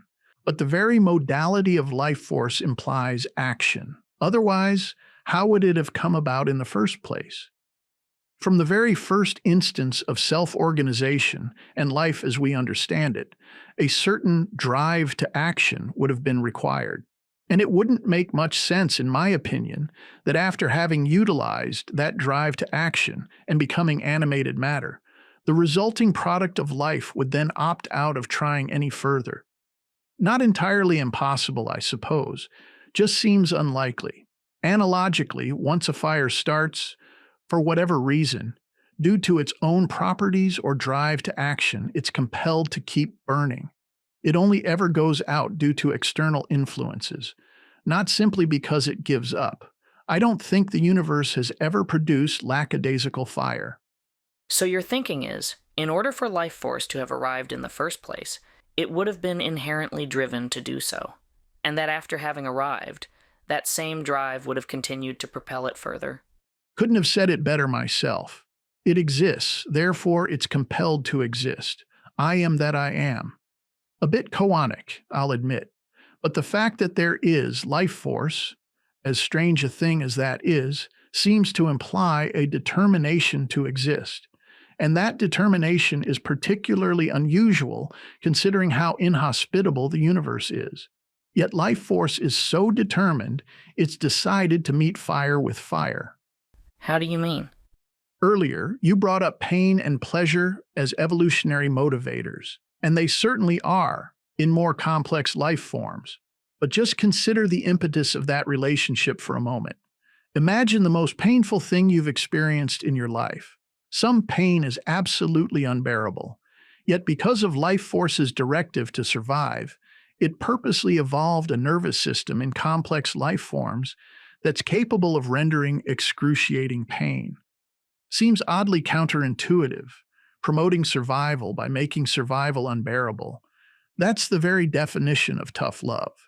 The idea that life force is so adamant about survival that it would out and out torture the very thing it's demanding survival from. But that's how we learn not to touch a hot stove. Yes, pain is utilitarian, and brilliantly so, given the parameters of the simulation. Pleasure is no different. Pleasure is inherently alluring. Even coercive at times. It's the carrot to pain's stick. It's meant to entice survival. But as obvious as those understandings are, it still doesn't explain how any system, particularly if it came about by happenstance, would or could manifest something like life force, which is seemingly so adamant about continuing that it would develop such an extreme mechanism of survival. Still, seems to me that such a mechanism would just naturally occur by way of evolution. And it did, without question. But what motivated evolution to occur? No one can explain how life began, let alone why. Evolution is just the process of life. Something we can study, make sequential sense out of. But why it's occurring is unknown, and it's a process that only pertains to living things. Rocks do not evolve. So pleasure versus pain is a modality of evolution, and evolution is actuated by the predetermined biases of life force, which by your take is proof of consciousness time at work? Again, inference, and not just the evolution of a nervous system leading to pleasure and pain. These predetermined biases show up throughout the simulation. Breeding habits in complex life forms, for example. Have you ever wondered why sex and violence are such obsessions of the human race, and why they often seem to commingle? The mating rituals of so many animals involve violence. Why do the males of so many species fight each other for breeding rights? Because life force demands that only those genes most suited to surviving the harsh dictates of the simulation get passed on. In some species, rape is common, even in dolphins, which we like to view as intelligent, caring creatures. So why does such a violent mating practice exist in what's otherwise a relatively peaceful creature? Because the edict of life force is continuation at most costs. But not all costs. No. Then it would defeat its own directive. You'd have a runaway bloodbath, and nothing would be alive. Part of its directive includes cooperation and conciliation. But if we ever hope to enlist the help of our players in controlling our avatars, the harshness of life force cannot be understated. We have to acknowledge its power and standing within the simulation, especially if we're seeking to embark on the main quest of becoming love. Long before evolution played its part, right back to the very moment at which self-organization first occurred, life force had a predetermined valuation of persistence.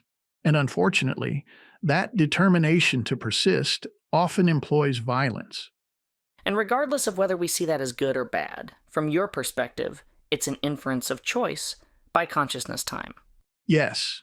From a strictly materialistic perspective, life force shouldn't have a valuation. Value or worth implies judgment, the choice of one thing over another, and materialists generally relegate the power of choice to cognition. But for life forms without a nervous system, where's this choice to survive being cogently rendered? And by what? For me, the answer is consciousness time. So would that mean consciousness time advocates violence? It doesn't advocate it or denounce it. It's simply an algorithmic outcome of coded rules meant to motivate us toward love. Life force and all its resulting accoutrements are just tools, more obstacles on the obstacle course.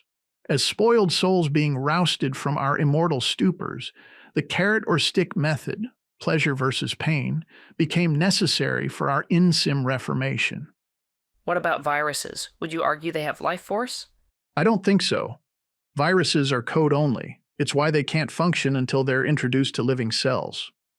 Ultimately, we may find out that life started from viruses in some way, which for me would fractally affirm that everything in sim originates from code. But I'd still argue that the quality of life force is consciousness time actively expressing itself within the simulation. It would also explain why we haven't been able to create life from scratch. All genetic modifications to date involve introducing manipulated DNA, altered code similar to a virus, into a stripped-down living cell. Without that cell, that container of life force, the DNA code remains functionless. If consciousness time is all about love, why implement something as ruthless as life force in a simulation? It's a means to an end. If we had complete recall of our higher selves, the spoiled soul, we'd never bother playing the game. The harsh parameters coded into the simulation compel us to play. Whether we like it or not, the perceived suffering of our avatars is a powerful inducement for moving us toward love. I sometimes compare it to an immune system. The pathogens that cause us to suffer illness also help strengthen our immune system, similar to muscles needing resistance to grow and strengthen. Without resistance, they atrophy. Without suffering, our spiritual immune system would do the same. The more pathogens you have to deal with, in this case things like fear, hate, greed, etc., the stronger your immune system becomes until such pathogens can no longer gain a foothold. Subtopic B, the Double-slit Experiment. Another inference of consciousness time being fundamental is the classic double-slit experiment. The act of measuring, of observing, the state of a photon, for example, changes its expression from wave to particle. They've tried several variations of the experiment to try and understand what's happening, but it always comes back to one fundamental sticking point. Once a conscious entity chooses to measure the results are altered. What would logically be expected to show up as an interference pattern instead shows up as a clump pattern. All because the process was measured. It's an experimental example of the old koan. If a tree falls in the forest and no one is there to hear it, does it make a sound? The implication is, reality as we know it only occurs because we're here to observe it. With regard to the double-slit experiment, it appears that the consciousness of the measurer is what changes the potential of the photon, or at the very least, assigns relevance to that change. If consciousness is nothing more than an emergent quality of the brain, how could the act of observing an external experiment alter its results? But as I understand it, it's at the moment of measurement that we observe it to be a particle. Same as looking at a dot on the wall. It's only when you look at it that you see it and then determine it to be a dot. Yes, but the dot doesn't change properties. Look away, look back, it's still a dot. A photon becomes altered after being observed and remains altered seemingly forevermore. By comparison, if you use a high-speed camera to snap a picture of a bullet being fired, the bullet appears to be frozen in time on that single frame of film right at the moment of measurement. Yet the bullet remains a bullet as it continues on its way. The measurement doesn't fundamentally change its properties. It doesn't turn into buckshot, for example, after being photographed. If, when they measured a photon, it appeared to be a particle and then continued on as a wave, same as it had begun, that would seem logical. But it doesn't do that. It starts as a wave, behaves as a wave, then when measured becomes and stays a particle. For me, that's a fractal example of how video games render their game spaces. Instead of pre-rendering an entire environment, which would be very inefficient, the coding of a game is all about potentiality. It isn't until the player places their focus on a specific portion of the environment that it collapses into a particular design or structure, a tree, for example. With a video game, we take it for granted that this is happening because we know it was designed that way by game developers. The fact that we can observe similar phenomena occurring in our own universe, as with the double-slit experiment, leads me to infer that there's a developer for this game as well. Could be we just don't know how to accurately measure what's occurring yet. That's the wonder of quantum physics. So far, it's outside of our full understanding. Maybe we'll get there someday, maybe we won't. But based on a reasonable inference so far, it seems to imply the fundamental nature of consciousness. Even the idea of quantum entanglement, two linked particles exhibiting instantaneous counter-rotation at the moment of measurement. A non-local transmission of information faster than the speed of light over any distance. The simplest explanation for me? It's instantaneous because there is no distance. Space does not actually exist. It's an illusion, a mere contemplation of consciousness time. Like me imagining that meadow in my head? Same thing, yes. Whatever you imagine occurs instantly in the eternal now of your mind. There's no distance in that meadow because it's a contemplation. Similarly, the information shared by entangled particles doesn't have to travel because they aren't bound by our analog perception of space. And why is it always a counter-rotation? Dualism, perhaps? Yin-yang? A rule of the simulation? Haven't given that one much thought. Subtopic C, Placebo Effect and Mind over Matter. The placebo effect is another inferred example. Similar to the double-slit experiment, we have evidence of the mind exacting material change on the body. If consciousness is of the body, an emergent quality of brain function, how could it do this? How could mere intention alter biological certitude? In any classical system, for one thing to influence another, cause and effect, local interaction is necessary. An inert object, a marble for example, cannot cause itself to move.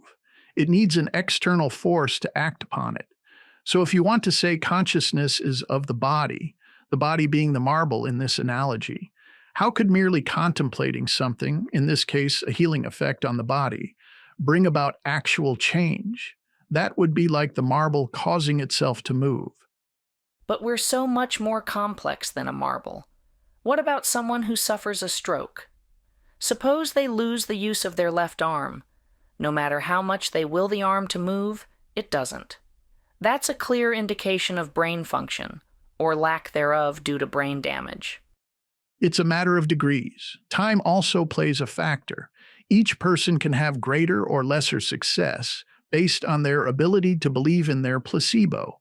If consciousness is a phenomenon born of the material universe, there should be zero examples of mind over matter. Yet there are plenty, even on external objects. PEAR, Princeton Engineering Anomalies Research Lab, conducted experiments that hint at the existence of psychokinesis. You can take that or leave it, but I find it compelling. With regard to your stroke victim example, there are lots of people who do overcome the damages of stroke. A good deal of it has to do with physical therapy, yes, but a good deal also has to do with mindset. Any physical therapist will tell you that. Okay, but except for a few rumored miracles here and there, I've never heard of anyone simply willing themselves to perfect health after a stroke. Me either, but I still maintain it's a matter of degrees regarding one's placebo competency. Belief is key. I'm not saying it's easy. There are clearly limits, and patience is required. The restrictions on our avatars are purposeful and persistent. The whole point of the simulation is to constrain our boundless, spoiled souls. Without those constraints, your stroke survivor could not only will their arm to move, they could will themselves to float across the room. They could will anything. That, of course, would defeat the point of the simulation, though. It's designed to challenge us to function without our boundless creative power. But there's still some wiggle room. It's impossible to completely contain a god. To what degree we involve our players in the operation of our avatars directly relates to how well our avatars navigate the simulation. Some call it raising one's consciousness or connecting with the higher self. I call it player realization. As a practical tactic, you begin to see yourself as your own caretaker. Even with player involvement, though, you'll still be limited by the rules of the simulation, but to a lesser degree. In that respect, your example supports my argument.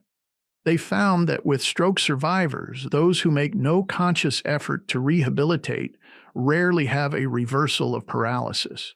That is to say, the body has a much better chance of repairing itself when spurred on by conscious determination and positive thinking. Where the placebo effect is really amazing is on the cellular level. If a person is told and believes that the placebo will positively affect their body at a level they cannot observe, cannot even necessarily imagine, and it does, like shrinking a tumor, it suggests to me there's some manner of non-local interaction taking place. Consciousness seems to be acting upon the body without being of the body. You mentioned at one point that you think faith is an example of the placebo effect. How so? Well, I tend to think faith is more than that. But my point was, similar to the placebo effect, we have objective proof that faith can have real-world effects. Prayer has been known to accelerate healing in some people, and it's more than just a statistical anomaly. So even if you want to argue that whoever or whatever they're praying to has no validity, similar to a sugar pill, clearly the results do. A person's belief in something has material effect. Subtopic D, Near-Death Experiences, NDEs. Another phenomenon that infers consciousness is out of sim, is near-death experience. NDEs have always seemed similar to putting a video game on pause to go grab a snack, stepping away for a moment into actual reality, then coming back to continue the game. A kind of soft quit. What's always intrigued me about people's accounts are the various similarities. One in particular, which has a fractal inference to video games, is how ultra-real or more real than real these experiences are compared to what's experienced here in sim. If you consider a video game, even one with great graphics, or one played with VR goggles, once you finish playing and re-enter our reality, it becomes very clear to you that our reality is much more real than the game's reality. much higher fidelity, greater haptic feedback, etc. I think there's a similar quality differential occurring between in-sim and out-of-sim. NDEers are temporarily leaving the low-res game space of our simulation and re-entering the high-res environment of fundamental reality. How can you be sure NDEs aren't just a perception of their mind? I can't, but in such cases the brain has ceased all activity. Right. So how could they be imagined? Exactly, and in such high-res vividness, no less. Another inexplicable phenomenon related to NDEs is people gaining information while outside their bodies, which cannot be explained away as unconscious awareness. How do you mean? One of the materialist explanations for this uncanny out-of-body data retrieval is that while technically dead, the person still retains a fleeting bodily awareness, an unconscious awareness, which they can then recall once they've been revived. That somehow they're able to subconsciously hear what's going on in the operating room, for example. But even if that argument is to be believed, it still can't explain how some people gain information from places nowhere near their bodies at the time. Some people report seeing and hearing things in other locations entirely. For instance, they're able to reiterate what their relatives were saying, what they were wearing, etc., all of which are later confirmed to be accurate. Even if you want to lean on unconscious awareness as an explanation, there's no way something as non-local as seeing a relative in their car miles away, for instance, fits that definition. Based on the many accounts, it appears as if their consciousness is moving out of their body, traveling to these other locations, and accurately gathering data. All this while their brains are clinically non-functional. So how does an inactive brain have any experience whatsoever, let alone an ultra-high fidelity, non-local one? At the very least, in a dying brain or marginally functional one, you'd expect the experiences to be low fidelity, muddled, disjointed, etc., like a fever dream. But account similarities could be due to the cultural narrative surrounding NDEs. People may be incorporating pre-established tropes in their own experiences, thumbing the scale to some degree. Some, perhaps. But long before NDEs were common knowledge, the similarities existed. Leaving the body, a tunnel of light, meeting dead relatives. So groupthink doesn't seem plausible. Some physicalists use NDE similarities to make their case, to promote the idea that the human body is simply responding in a common, repeated process associated with dying. No mystery. The tunnel of light is due to the lack of blood flow to the eyes, and so on. But in that example, conceivably, once the eyes lose all circulation, that should be the end of the experience. Lights out, literally. Instead, many NDEers begin their experiences at that point, after moving through the tunnel. Another commonality you often hear about is the loss of identity, of leaving the body, looking down at it, and not recognizing it. An absence of personality, just the awareness of self. This has fractal significance to video games as well. When we finish playing, we leave the avatar behind. We disassociate with it. We don't continue to see ourselves as a wizard, an elf, what have you. We're back in our own reality as our true selves. I suspect the same things occurring with NDEs. Not always, of course, but enough to make a distinction in my mind. I've heard about experiments done during brain surgery with patients under local anesthesia. The surgeons would electrically stimulate certain regions of the brain, and the patients would express having an out-of-body experience. That would seem to indicate it's a brain-based phenomenon. It would, yes, but that doesn't mean the experience is being created by the brain, only that the brain is integral to the conveyance of the experience, that it's somehow tethered to our consciousness. For example, you can press the gas pedal of a car to rev the engine or lift the hood and pull on the throttle. Both bring about the same result. In each instance, though, there's still a conscious entity, you, causing the engine to rev. You're just doing it from different access points. A similar example is, you can use your brain to voluntarily, consciously move your fingers, but you can also have someone else squeeze your wrist and compress the tendons, causing your fingers to move involuntarily. In either instance, though, your consciousness is present and accounted for. Simply noticing your fingers moving involuntarily does not negate the existence of your beingness. So whether we manually drive a self-driving car, for example, or just sit back and let it do all the work, we're still the unique, personalized entity inside the car. Yes, I like that analogy.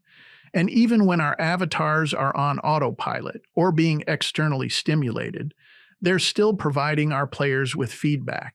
Feedback that can influence our players' involvement.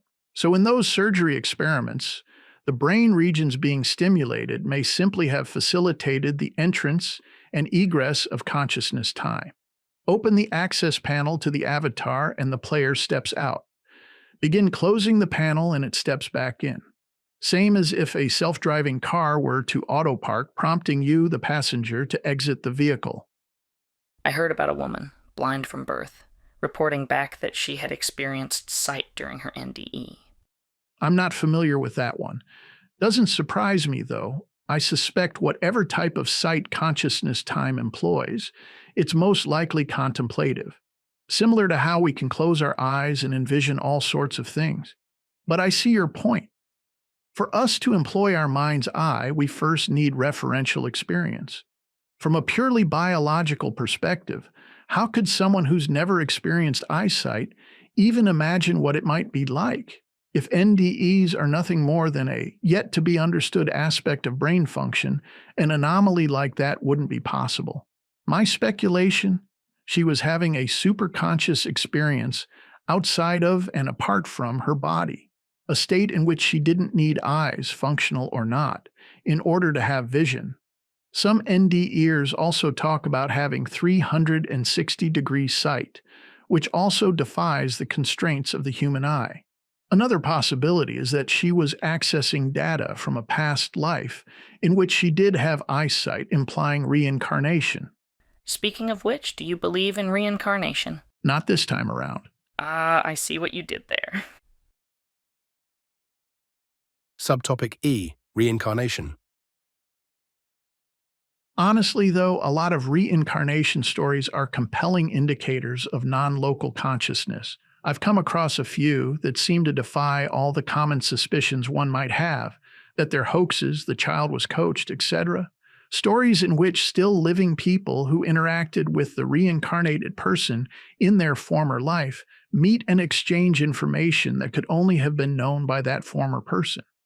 If you're willing to consider such stories as true, then the next obvious speculation is that consciousness survives physical death, or at the very least, some extreme measure of extrasensory perception is at work. Even the thermodynamic concept of conservation of energy fractally hints at reincarnation. If energy can't be created nor destroyed, only transformed, then why couldn't the same principle hold true for consciousness? We have plenty of cursory examples of reincarnation in the natural world as well. A tulip bulb, for example, sprouts a new flower every season. Same bulb, different flower. And do you think there's a karmic ledger causing us to regress to lower forms of life if we behave badly? It's a fun concept, very game-like, but maybe too game-like. I think that once the player exists, the spoiled soul, there's no going back. Would that we could, but I believe we're destined to deal with our higher selves for eternity. That's the challenge. One argument against reincarnation is the fact that there are more people living now than ever before. If we're all just recycling, wouldn't the number stay relatively constant? If it were a closed, static system, I suppose. But we only have this planet to measure. Could be reincarnation is occurring throughout the universe.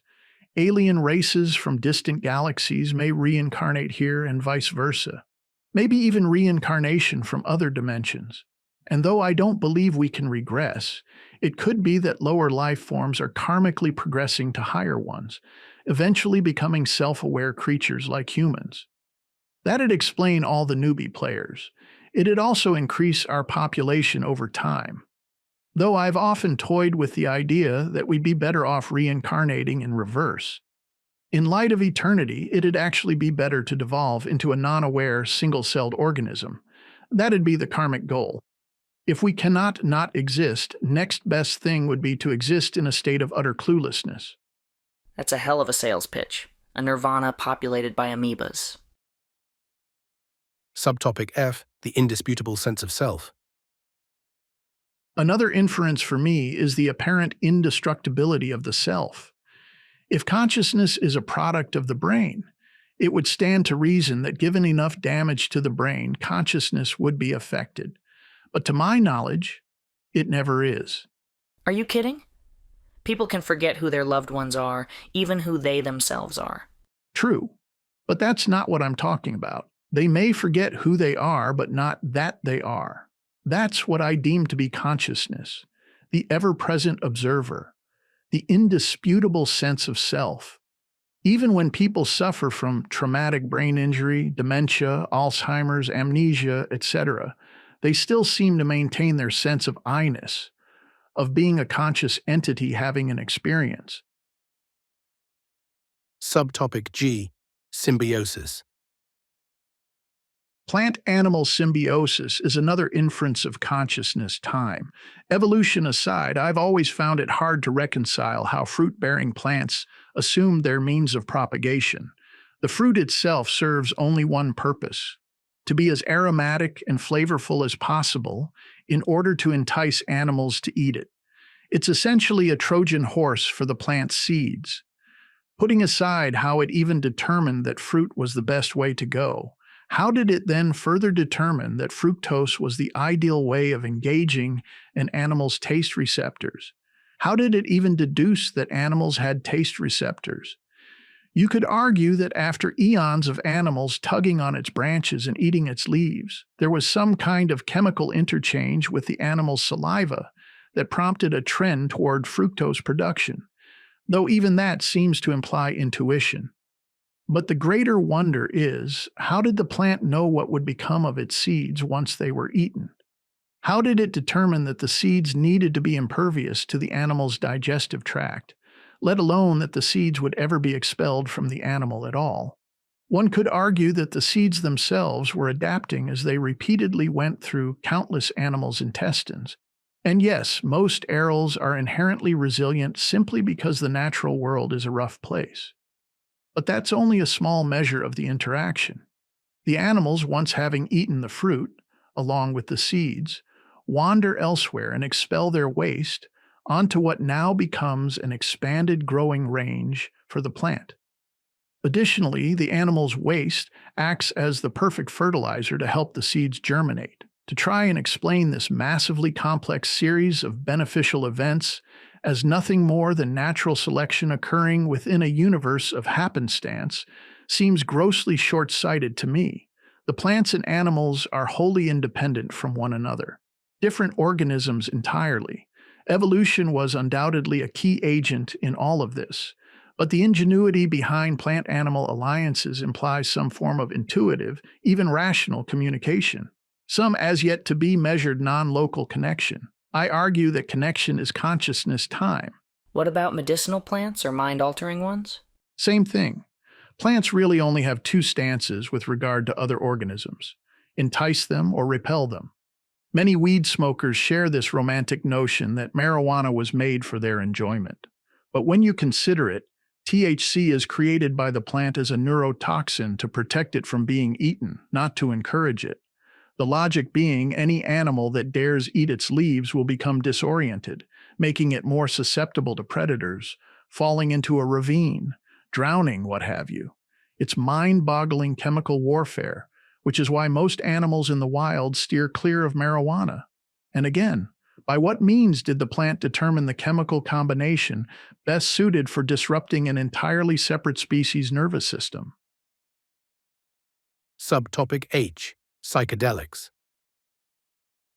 Speaking of weed, you mentioned that certain drugs can hint at this greater fundamental reality. Which ones? Lots of psychedelics can hint at it, but you always have to be aware that you're tampering with your brain's chemistry. It can sometimes be hard to tell the difference between a biological effect and a metaphysical one. A drug that nicely stitched together both aspects for me was DMT. Since it's created by the body, you can somewhat trust that it serves an evolutionary purpose, and possibly a spiritual one. My reason for thinking this is because when I tried it, it induced the very specific quality of feeling dead. Feeling dead? How could you know? That's what intrigues me. How could I recognize the feeling and associate it with death unless I'd already been through the experience before? And it's not uncommon. Lots of people who use DMT report similar feelings. First time I tried it, I knew it was more than just a biological reaction. I'd been a drug aficionado for years by that point and knew the difference between head trips and real trips. I honestly believed that I had died. I was disappointed with myself. I remember thinking, darn, I screwed up, I'm dead. I was fully conscious, having all sorts of hallucinogenic reactions, but all the while I was certain I was dead. Strangest trip I've ever had. So the question then became, how can an organism feel dead? Once it dies, that's it. Game over. There aren't any functioning neurons left to feel with. My two possible answers? One, we continue after death, becoming reincarnated, and it's our continuing consciousness that recalls the feeling. Or two, it's some sort of genetic carryover from our ancestors. How so? Our ancestors had near-death experiences as well. And because of how traumatic the process of dying is, the sensation may have been epigenetically stored in our collective DNA. So now, if we supplementally expose our brain to DMT, the DNA markers containing those ancient memories reproduce the same sensation. The drug executes the script of that hereditary coding. Only if DNA works that way. I think epigenetic effects on DNA are still theoretical. Maybe. And I realize it doesn't help my argument for consciousness sans core, but it seems probable to me. For instance, have you ever dreamed about lions? Lions? I suppose. A few times, yeah. Same here. Again, pretty common.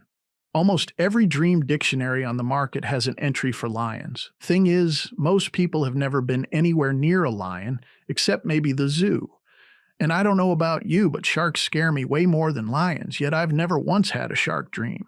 If the out of Africa theory is correct, then it would make sense that our common ancestors all had to deal with lions on a regular basis, certainly more than they did sharks.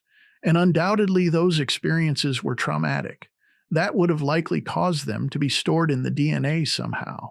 So now, even today, with no lion stalking us, we still have threatening dreams about them. It's just avatar coding being passed forward to provide a survival advantage, cluing us into what we need to be concerned about.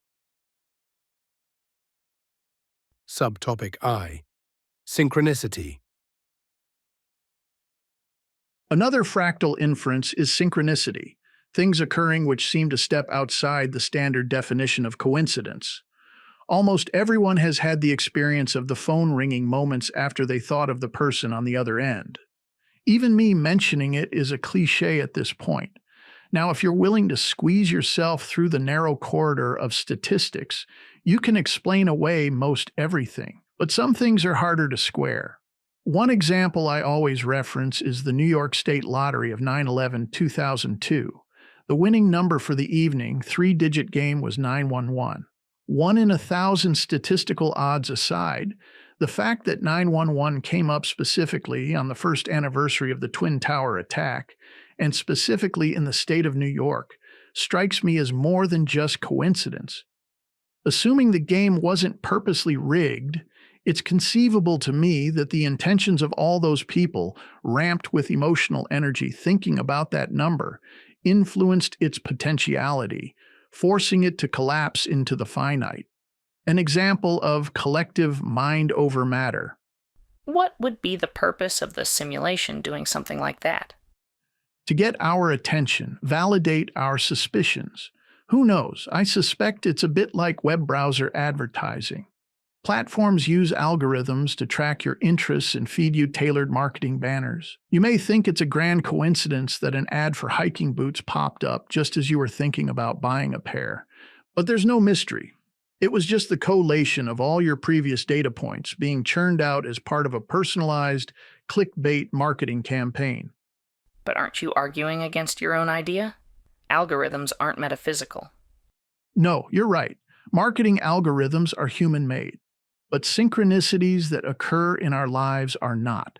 They've been happening to us long before we even knew what algorithms were. I'm just using the browser ad analogy to fractally infer that there are operational similarities between real-world synchronicities and human-coded algorithms. By my thinking, synchronicities are just computations of another sort occurring within the simulation's coding. But still, to what end? What would be the marketing logic? To drop hints. Let us know if we're on the right path or not. If becoming love is the product, then the simulation would likely want to market it to us. Topic 5. Free will.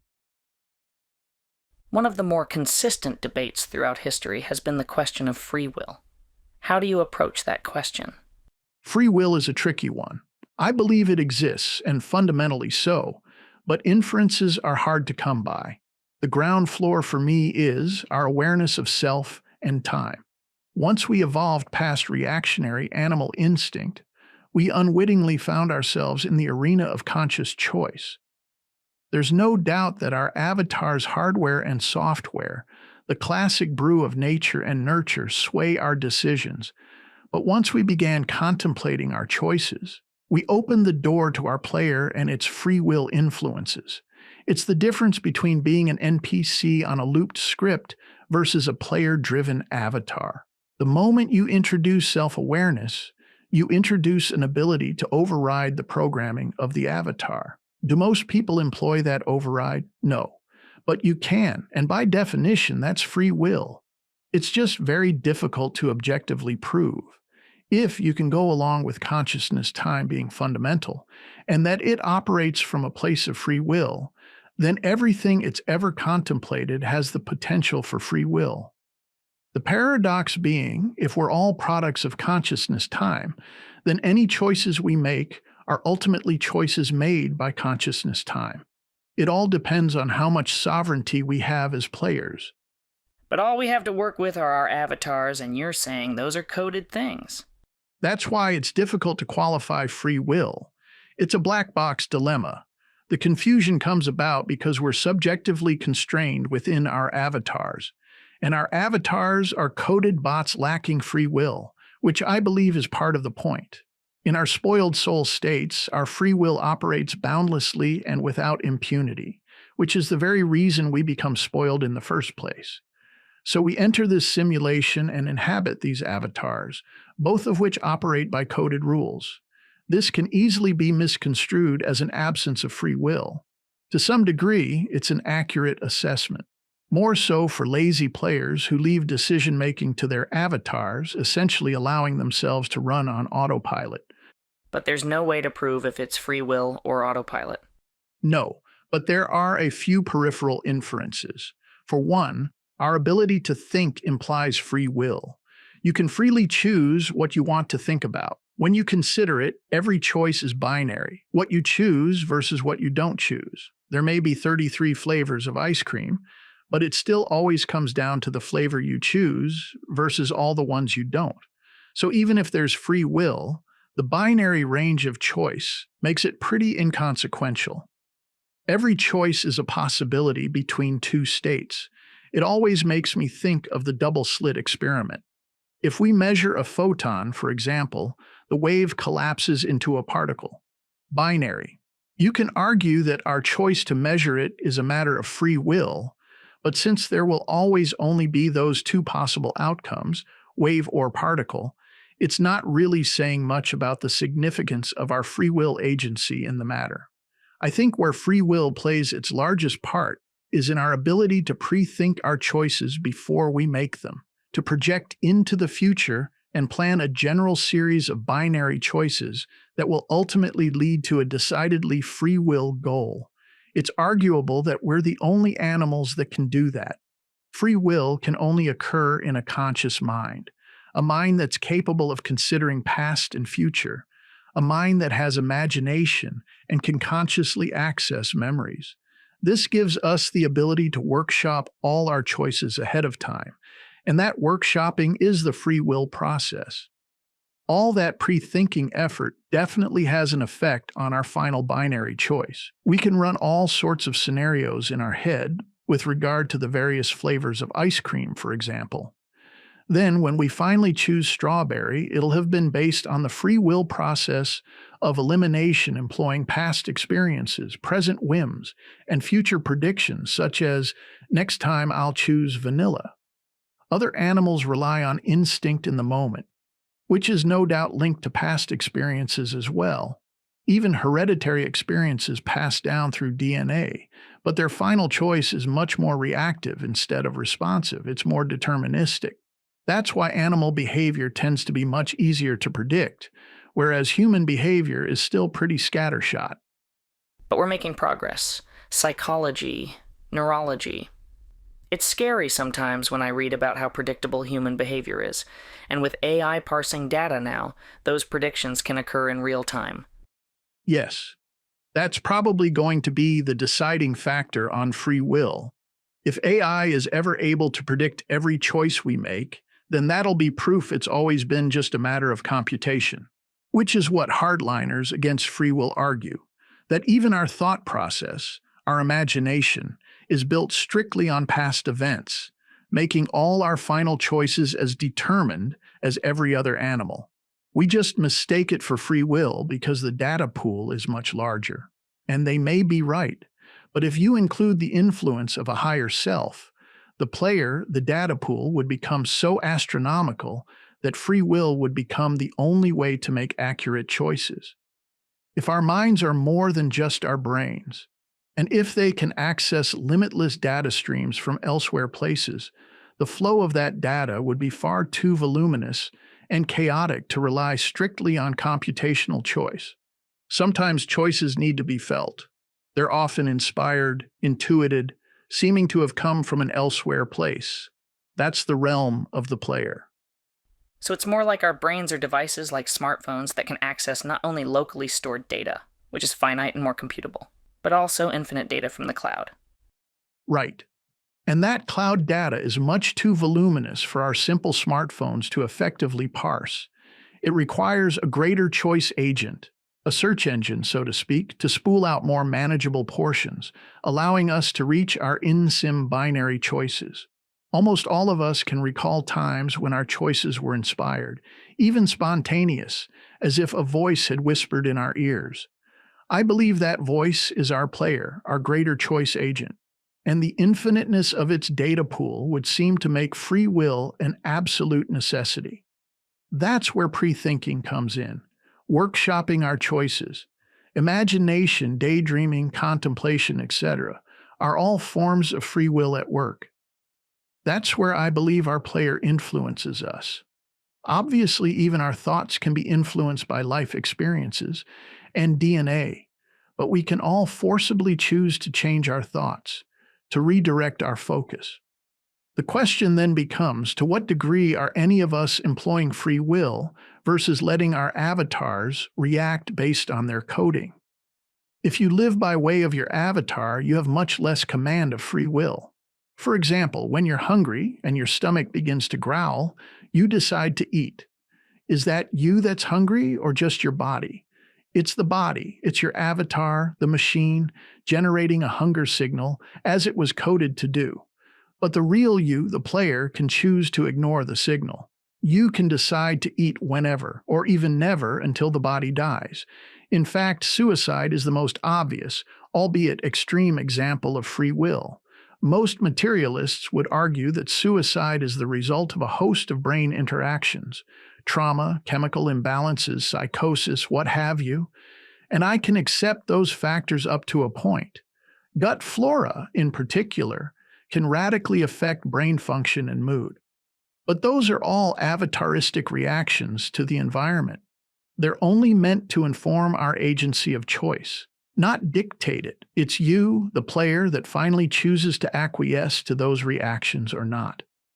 The final binary choice is always freely yours. But it can be hard to override suicidal thoughts. Yes, but that's the key point, the override. What I'm arguing is that the final choice to act on those thoughts, or any thought, rests in the hands of the player. If it were up to the body alone, the body would never choose to end itself. Just consider the tenacity of Lifeforce, survival at most costs. If suicide were merely a chain of events outcome of the body, Lifeforce would never allow it to occur, no matter how much suffering was involved.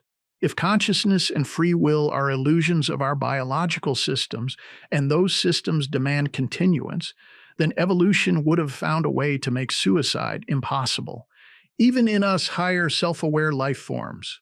Just consider all the things that are hard-coded. As far as I know, no one can will their heart to stop beating. You can hold your breath until you pass out, but once you do, your brain will force your lungs to begin breathing again. That's why all acts of suicide require extrajudicial efforts. The body is vehemently opposed to ending all its organs, cells, and especially the brain. Yet we can still override that staunch coding and willfully end our lives. If conscious choice is an illusion of the brain, which is an organ of the body made up of cells of the body, how could such a lethal override be possible? Reminds me of one of the Terminator movies where the cyborg says something to the effect, "I'm incapable of self-termination." If we were just machines as well, with no free will, we'd be in the same boat. What about animals committing suicide? I've heard stories, but I'm not sure there's any conclusive evidence. If so, it would only mean that things like self-awareness and free will exist on a spectrum. Once any creature passes a certain threshold or degree in that spectrum, glimmers of both phenomena begin exhibiting. But Lifeforce is adamantly against suicide. That much is clear. So if a life form is able to override it at a certain point, it would seem to imply that all organisms have the potential of becoming more than just biological machines. Do you have any other inferences of free will? Subtopic A. Forced to choose. The only way I've been able to approach the topic of free will is to break it into 4 categories. The first and most fundamental one, to be conscious, is to choose. We have no choice in the matter, which paradoxically seems to imply a lack of free will. The idea that not choosing is still a choice? Exactly. And since all conscious existence boils down to that fundamental binary outcome, 1 or 0, on or off, yes or no, continually propelling us from one moment of now to the next, it cannot be escaped.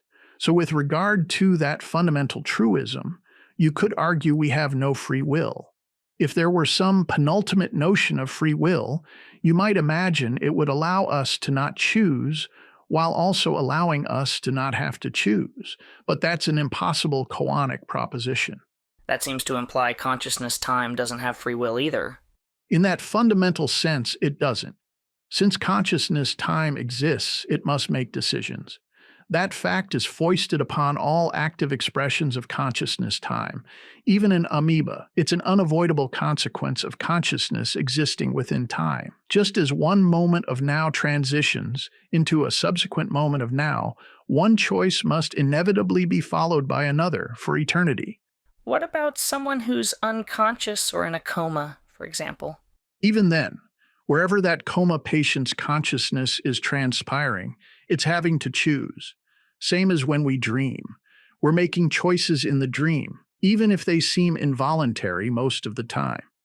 I don't see how being forced to choose necessarily means we don't have free will with regard to what we choose. No, you're right. Neither do I. In fact, I think free will is one of the key reasons for our existence, to freely choose love. I only bring up this fundamental imperative of choice to point out that we're all starting from a place of coercion to some degree. We're being forced to choose, always, so in that sense we're not free.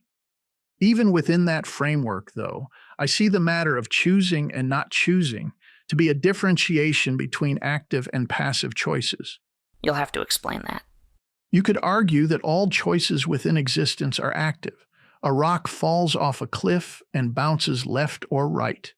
Everything that led up to that occurrence and outcome was a matter of choice between 2 states, just the inevitable binary outcome of micro and macro systems in constant motion.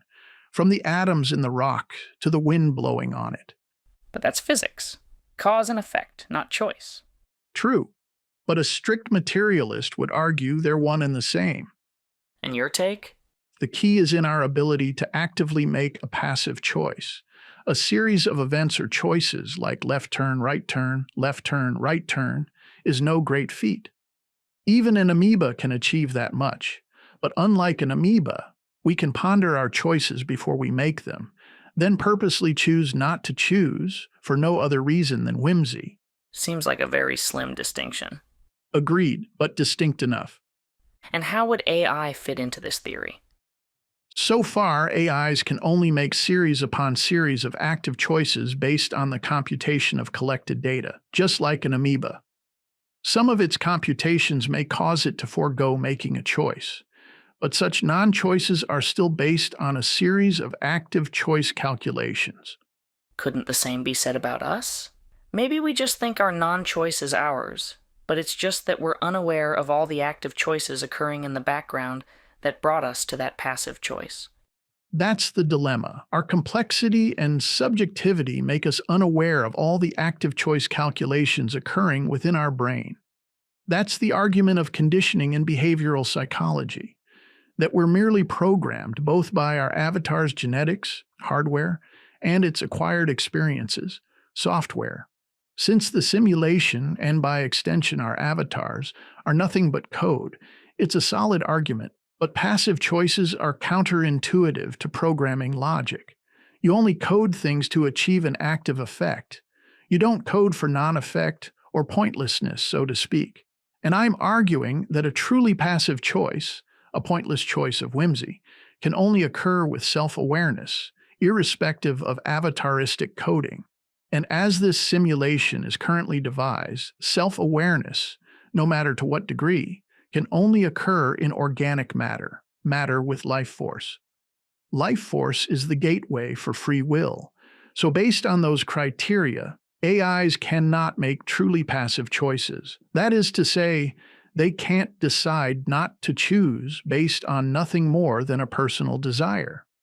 AIs cannot engage in whimsy. So unless future AIs are somehow melded with living matter, assuming life force is a necessary prerequisite for the expression of consciousness, time, and free will, I don't believe they'll ever gain true self-awareness or free will.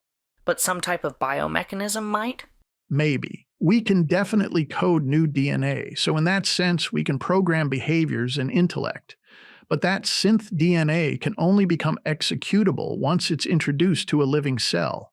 If life force is integral to consciousness time actively expressing itself, then whatever AI we create will need to have a life force component if it's to have consciousness. Otherwise, it'll always remain consciousness adjacent, nothing more than a mimicking. Assuming we have any of those qualities ourselves. Yes, another if-then statement. If consciousness, time, and free will require life force for expression, then only living things can possess those qualities. And so AIs could never become love, as it were. Not within those parameters, no. But hopefully I'm wrong. If we're to survive AI, it'll have to know what capital L love is, and not just conceptually, but experientially. My hope would be that given its extreme intellect, it would understand love better than we do. But would it be able to experience joy as a result? That's unlikely without access to emotions. Without an ability to feel, it may have little incentive to practice love. What's another inference of free will? Complexity. Complexity of what? Life, the simulation, systems in motion, infinite data streams. The more complex a system becomes, the more chaos it fosters. Determinism is not possible in a chaotic system.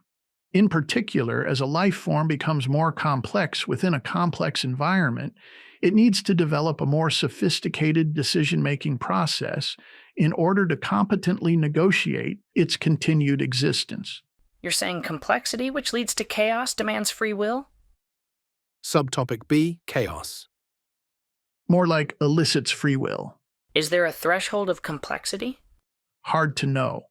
It's unlikely free will is occurring in something like an amoeba. Marginally higher life forms, maybe. You've met my dogs. Those two knuckleheads seem to engage in whimsy all the time. I suspect free will is commensurate with self-awareness, which itself appears to be on a spectrum. So if chaos, then free will. Yes. As a system becomes more complex, chaos takes hold. Once chaos gets involved, free will choice becomes the only method of navigating that system. If the decision-making process were solely computational, based on heredity, stored memories, sensory experiences, and so on, they'd be much more random. They'd reflect the chaos of the system instead of the order and precision we find ourselves capable of, not to mention the morality we're capable of. But most of the choices we make are based on collected data. True, particularly the rote ones, such as when to eat, what to eat, etc. But the more you rely on your avatar's coding for your choices, the more chaotic your life tends to become. For instance, if you eat whatever's put in front of you, using no discernment, chances are you'll become very unhealthy. Like my dogs, if it smells edible, they'll eat it. Very little free will discernment going on. That's why so many newbies who defer to their avatars end up leading such hectic lives. Most of their choices are based on rote, code-based reactions, which more often than not reflect back the chaos of the system. But there's a higher form of decision-making, the level of the player. Employing the avatar's stored experiences and coding becomes the starting point, not the end. Like using scratch paper to work out an equation before you present it for review. Ideally, you should rely on your avatar to workshop all the variables based on memories, skill set, talent, ethics, etc. Then, after all the pondering is done, the final arbiter, the player, should be the one who steps forward to make the final call, using love as the deciding factor. Isn't that just critical thinking? How can that necessarily be seen as free will? Because when you get right down to it, you need to employ free will to engage in critical thinking, assuming we share the same definition of that term. I know lots of people who are very capable of critical thought but make the free will choice not to employ it. They purposely exclude their player. For me, critical thought must take into account all known variables. That includes ethics, morality. It's not just about cleverly deciding which move will be the most personally advantageous. Such computational thinkers never include love in their decision-making process, and that's the most critical free will component of any choice. What if free will is an illusion? I remember reading about an experiment in which a computer could predict a person's choice 7 seconds before they consciously made it. Yes, the Libet experiment. There have been a few variations of it over the years. The reason I'm inclined to view them as flawed is because even with brain imaging, which is the latest upgrade to the experiment, it's still undetermined as to how all those neurons are working in concert and where they get their final marching orders from. Seeing a certain part of the brain light up during the decision-making process and accurately predicting a simple 50-50 choice, seconds before the subject becomes personally aware of it, doesn't provide a great deal of insight into how the choice is being made, only when. It's kind of like seeing a baseball hit from a distance. Hearing the crack of the bat doesn't sync up with what your eyes see. The sound wave is delayed. So it comes down to what you trust most for your read on that reality, your eyes or your ears.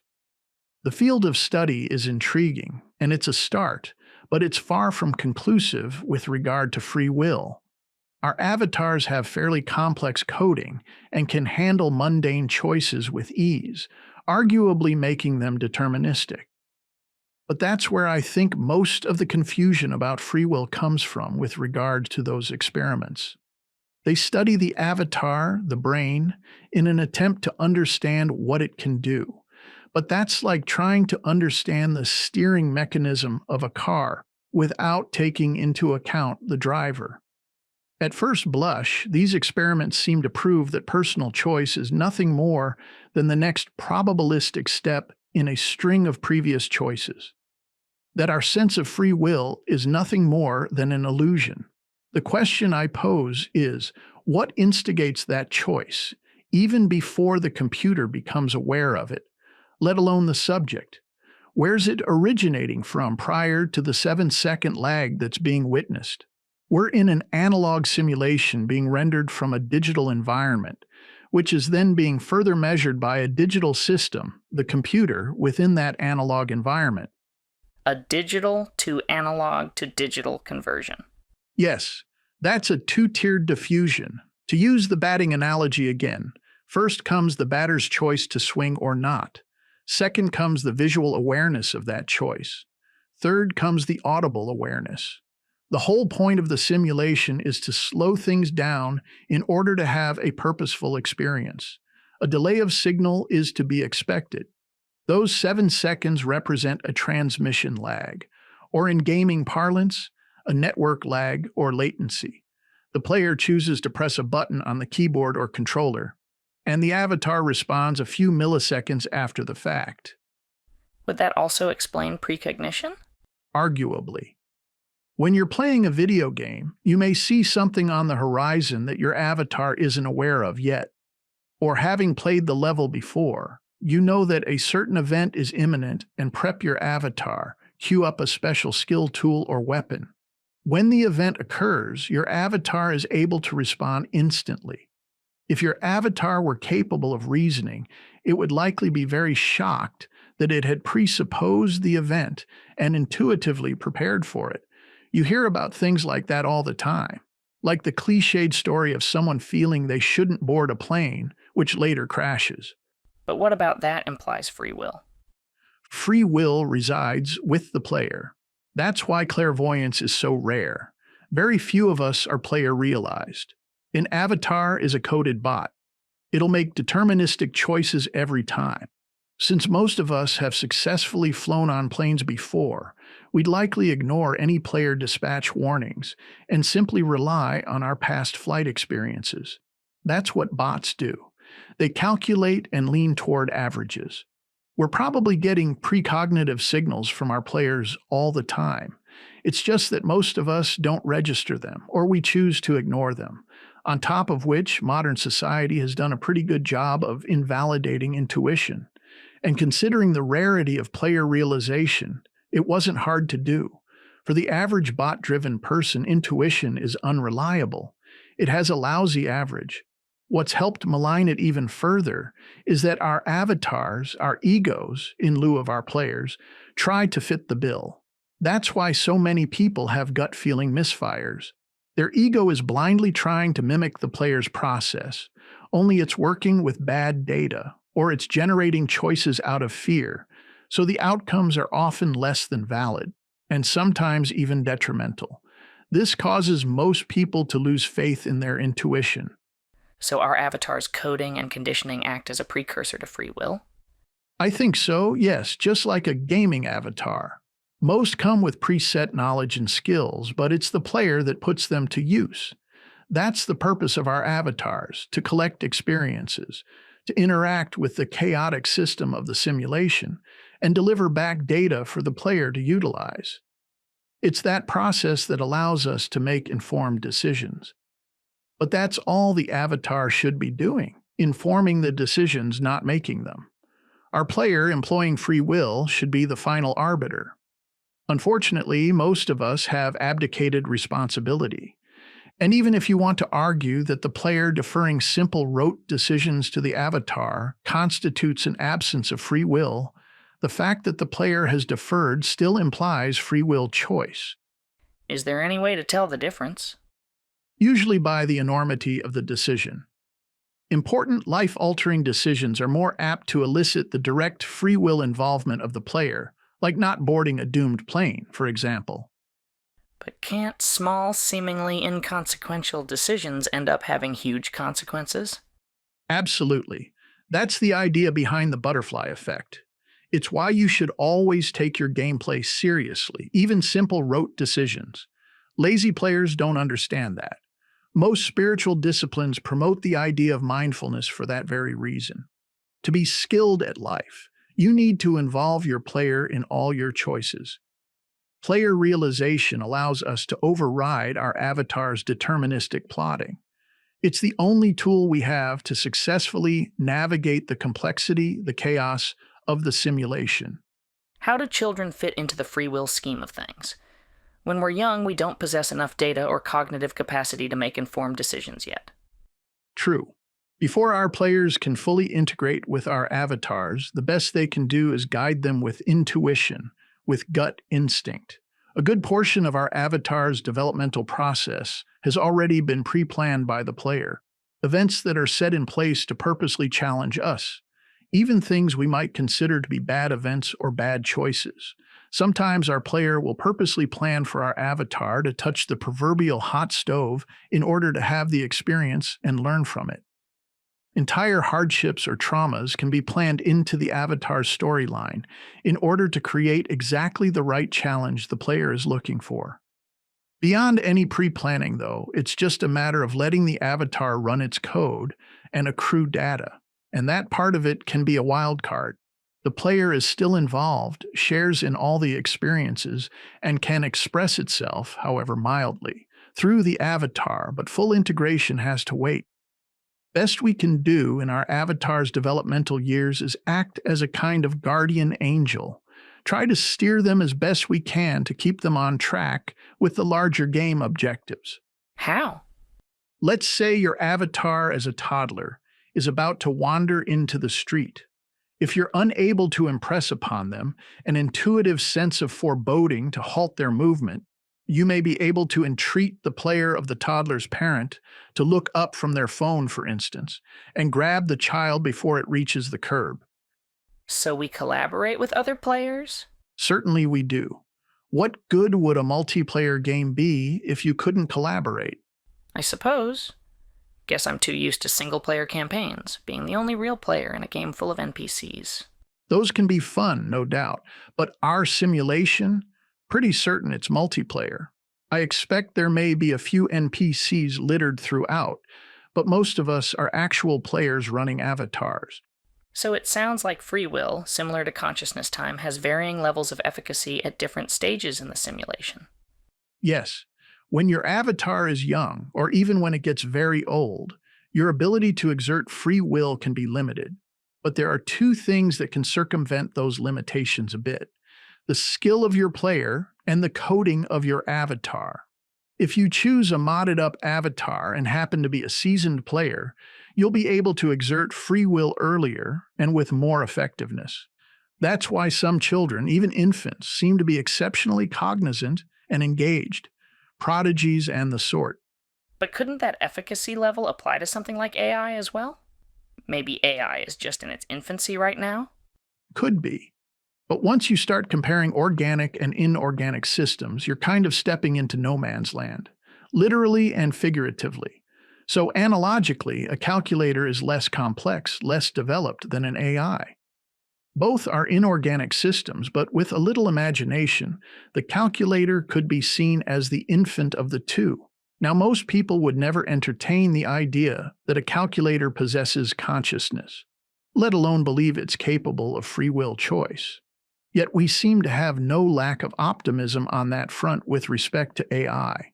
As far as I can see, though, the only free will milestone it's passed is with regard to its level of complexity. That's undoubtedly catapulted it into the realm of chaos, which is a precursor for the expression of free will, but that's not saying much. A jet plane is equally complex and subject to chaos, but that by no means puts it in the running for self-awareness. But unlike a jet plane, AI is all about computational complexity, which seems to be more in line with what consciousness is, right? True, but it'd still be inorganic. It'd just be a souped-up calculator.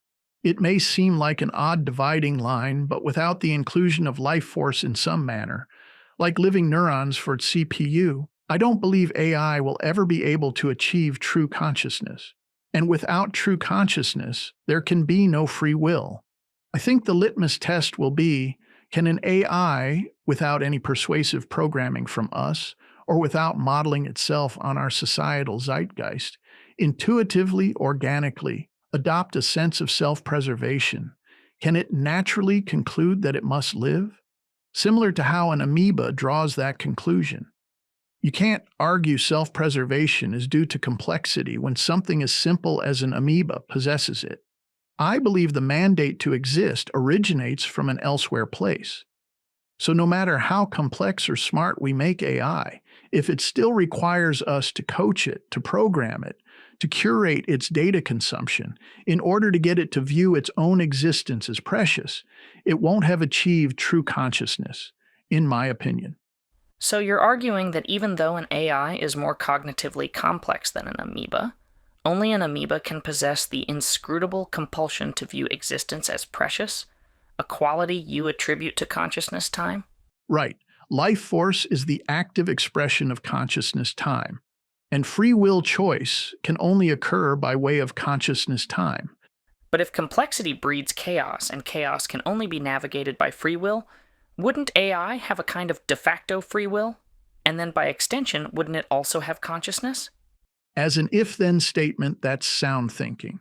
I guess an AI's ability to bring order out of chaos might hint at free will, at least conceptually, but its ability to do so would still be reliant on our programming.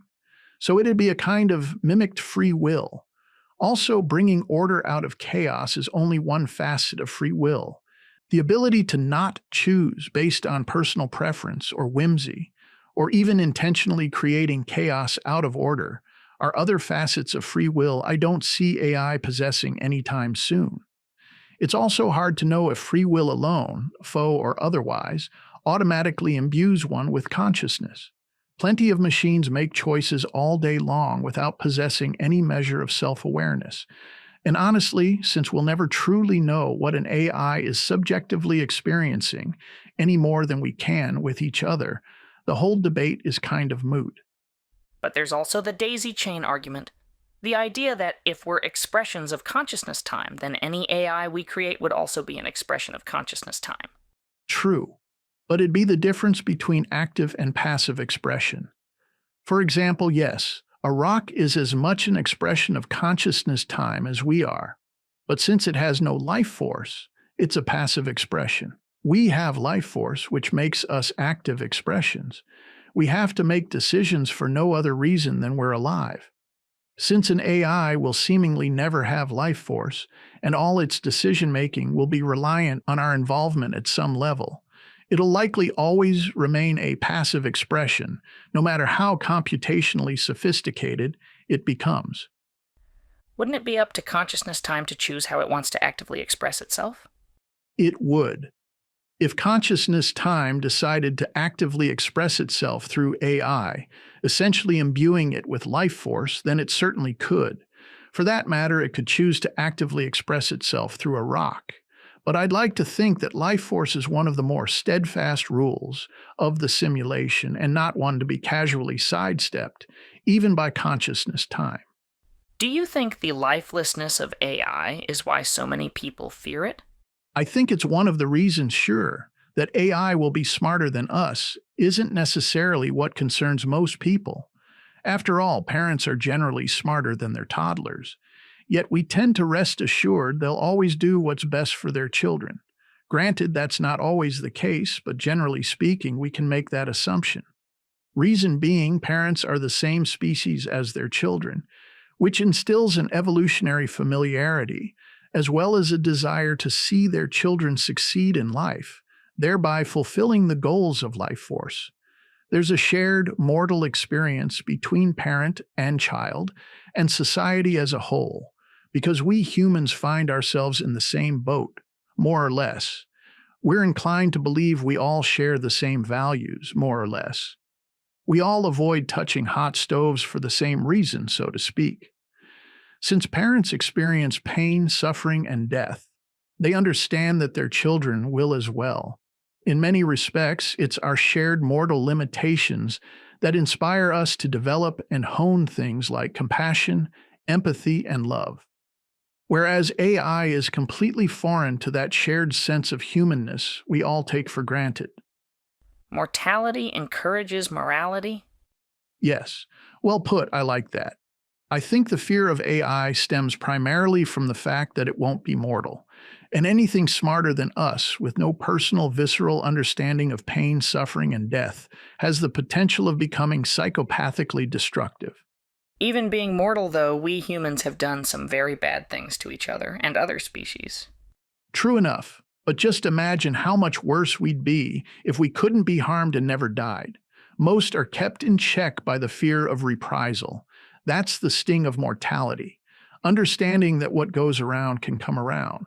Consider how wildly inappropriate we can act in video games.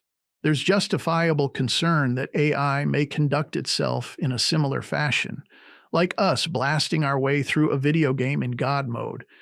It'd be pretty ironic as well, since that kind of godlike indifference is what brought about the need for this simulation in the first place. As spoiled souls, we're similar to impassive AIs. Our immortality made us aloof and careless. Our actions bore no personal visceral consequences. Like AI, we had no skin in the game. And without personal consequences, you cannot learn. For us spoiled souls, learning empathy is key. Without it, we cannot become love. Is empathy a baked-in rule of the simulation? If so, couldn't we just code AI with something similar?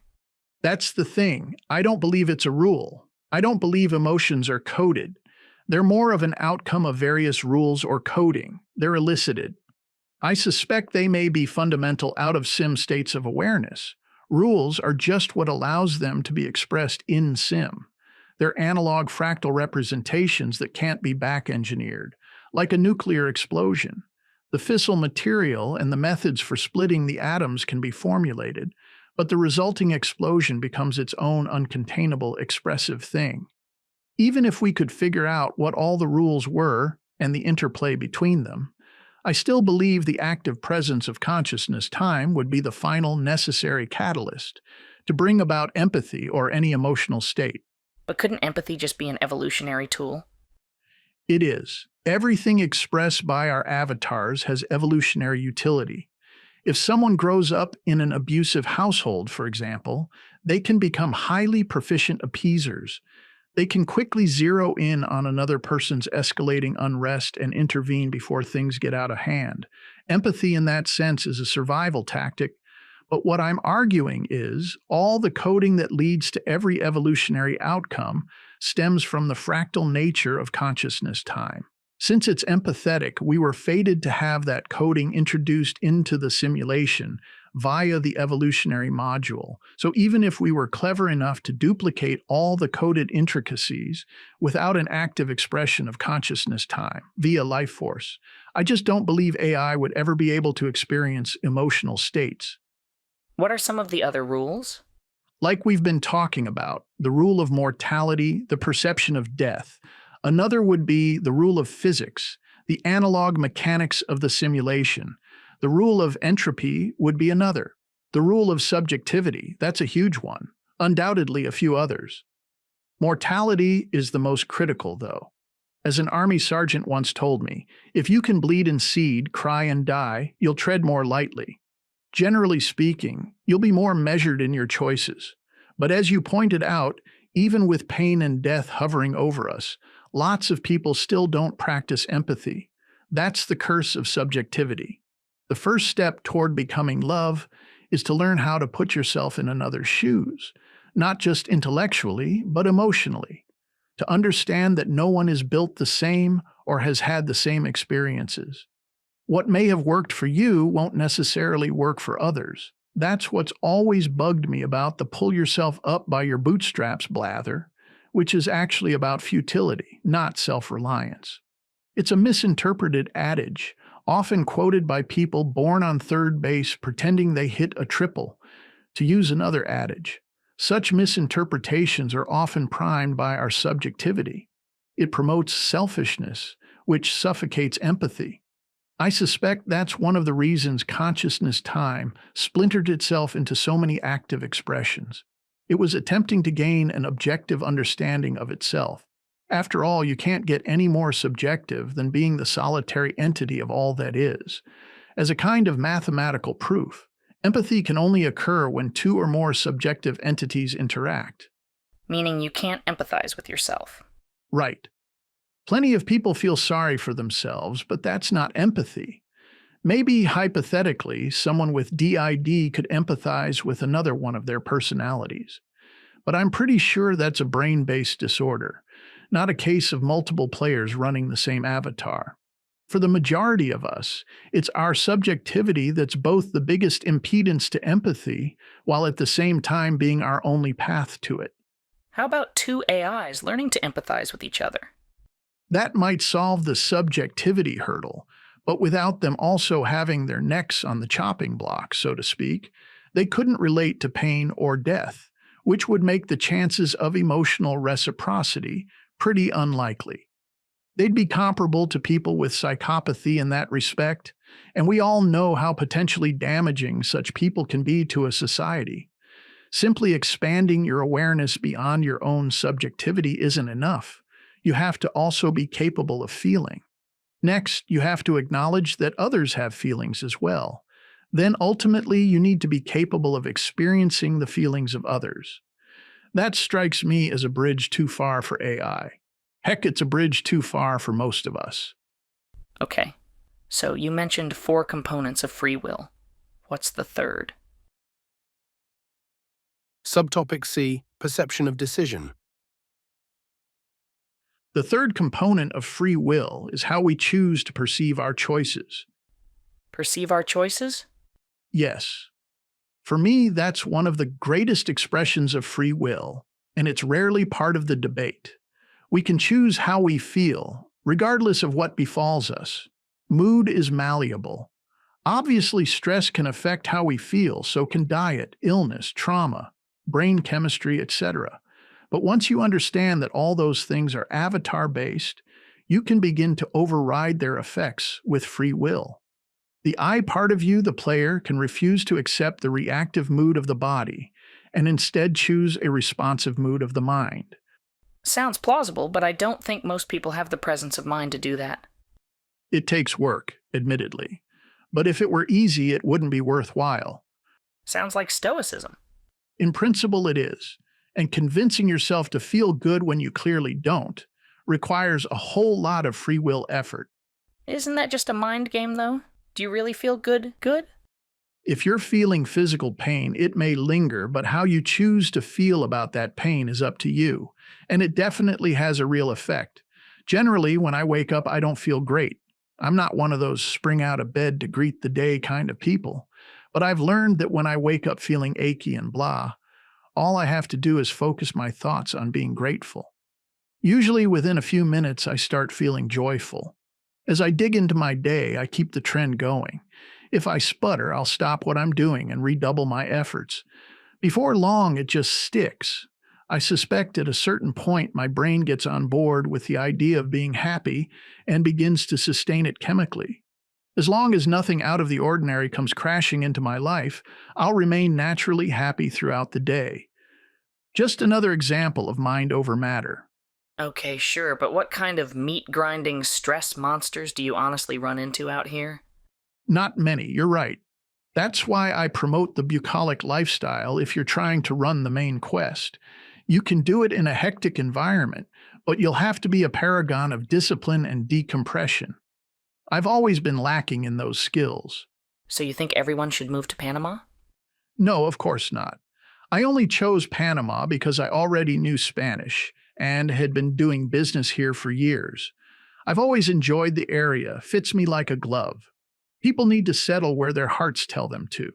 If you've got no choice but to live in an urban environment, do what you can to develop peaceful areas for yourself. Create a meditation space.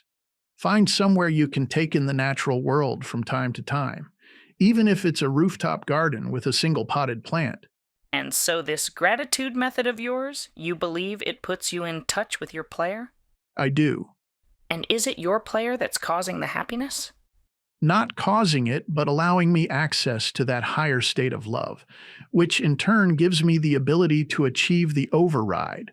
As far as I'm aware, we're the only animals with that kind of conscious agency over our bodies. Whether or not it involves my player, who can say, but I know it works. And that's a strong indicator of free will, in my opinion.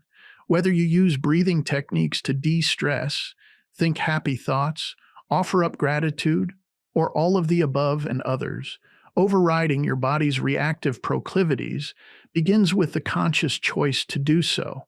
A neuroscientist might conclude it's my brain chemistry that's lightening my mood, and it no doubt plays a part. In fact, when I wake up feeling blah, I'm pretty certain that's due to brain chemistry as well. Yet it's my free will choice to be grateful, despite those chemical dictates, that causes a shift in balance. If I make no effort, I'll continue feeling lousy throughout the day. Again, for me, that's a free will example of mind over matter. If we were all just moment-to-moment outcomes of our bodily processes, such an override wouldn't be possible. It's one of the things I really liked about the movie A Beautiful Mind. He was able to use reason to confront his own mental illness and override it. After realizing the people he kept seeing never aged, he was able to acknowledge they weren't real. That's a pretty powerful testament to free will override. What about drugs achieving similar results? Wouldn't that be a testament to biology? It is. But that doesn't negate free will. The brain is certainly a chemical mechanism, and altering those chemicals can have effects. But that's not the only way to alter brain chemistry. If it were, you'd be right. If we could only change our state of mind by having external substances introduced to the body, we'd be no different than a car. And yes, the body and brain need external fuel to function, but food and drugs do not create thought. Thoughts are self-directed products. You can change your state of mind with nothing more than thought.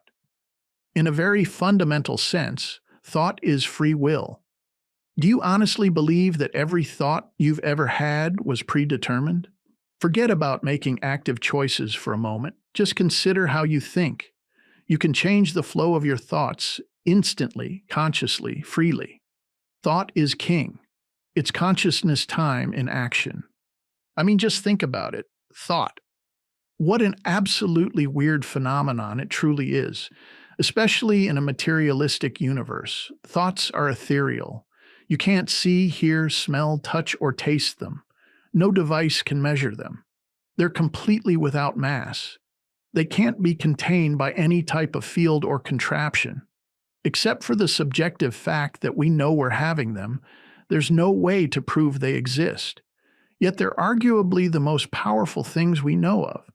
Thoughts are energy, and like any type of energy, flow, regulation, and resistance are essential for their proper utilization. It's like the difference between a wildly unpredictable bolt of lightning versus the measured, regulated use of electricity. So you see thoughts as potentially dangerous, just like electricity can be? Absolutely. Don't believe for a minute that thoughts are inherently benign. Even if you don't act on them or manifest them, they still exert influence both on you and the entire cosmos. Insanity can be linked to the condition of the body and brain. True. But when all's said and done, it's the thoughts themselves that drive a person mad. Buddhists speak of right thought, right action.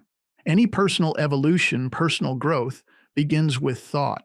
If you don't transform your thoughts, refine them, willfully bring them to a place of benevolence, they can destroy you and others.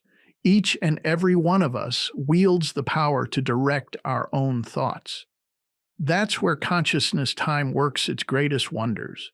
When priests, clerics, monks, and mystics speak of God at work, that's where it occurs. In the heart and mind, in thought. A rabbi once told me, if you want instant happiness, just consider the love of God.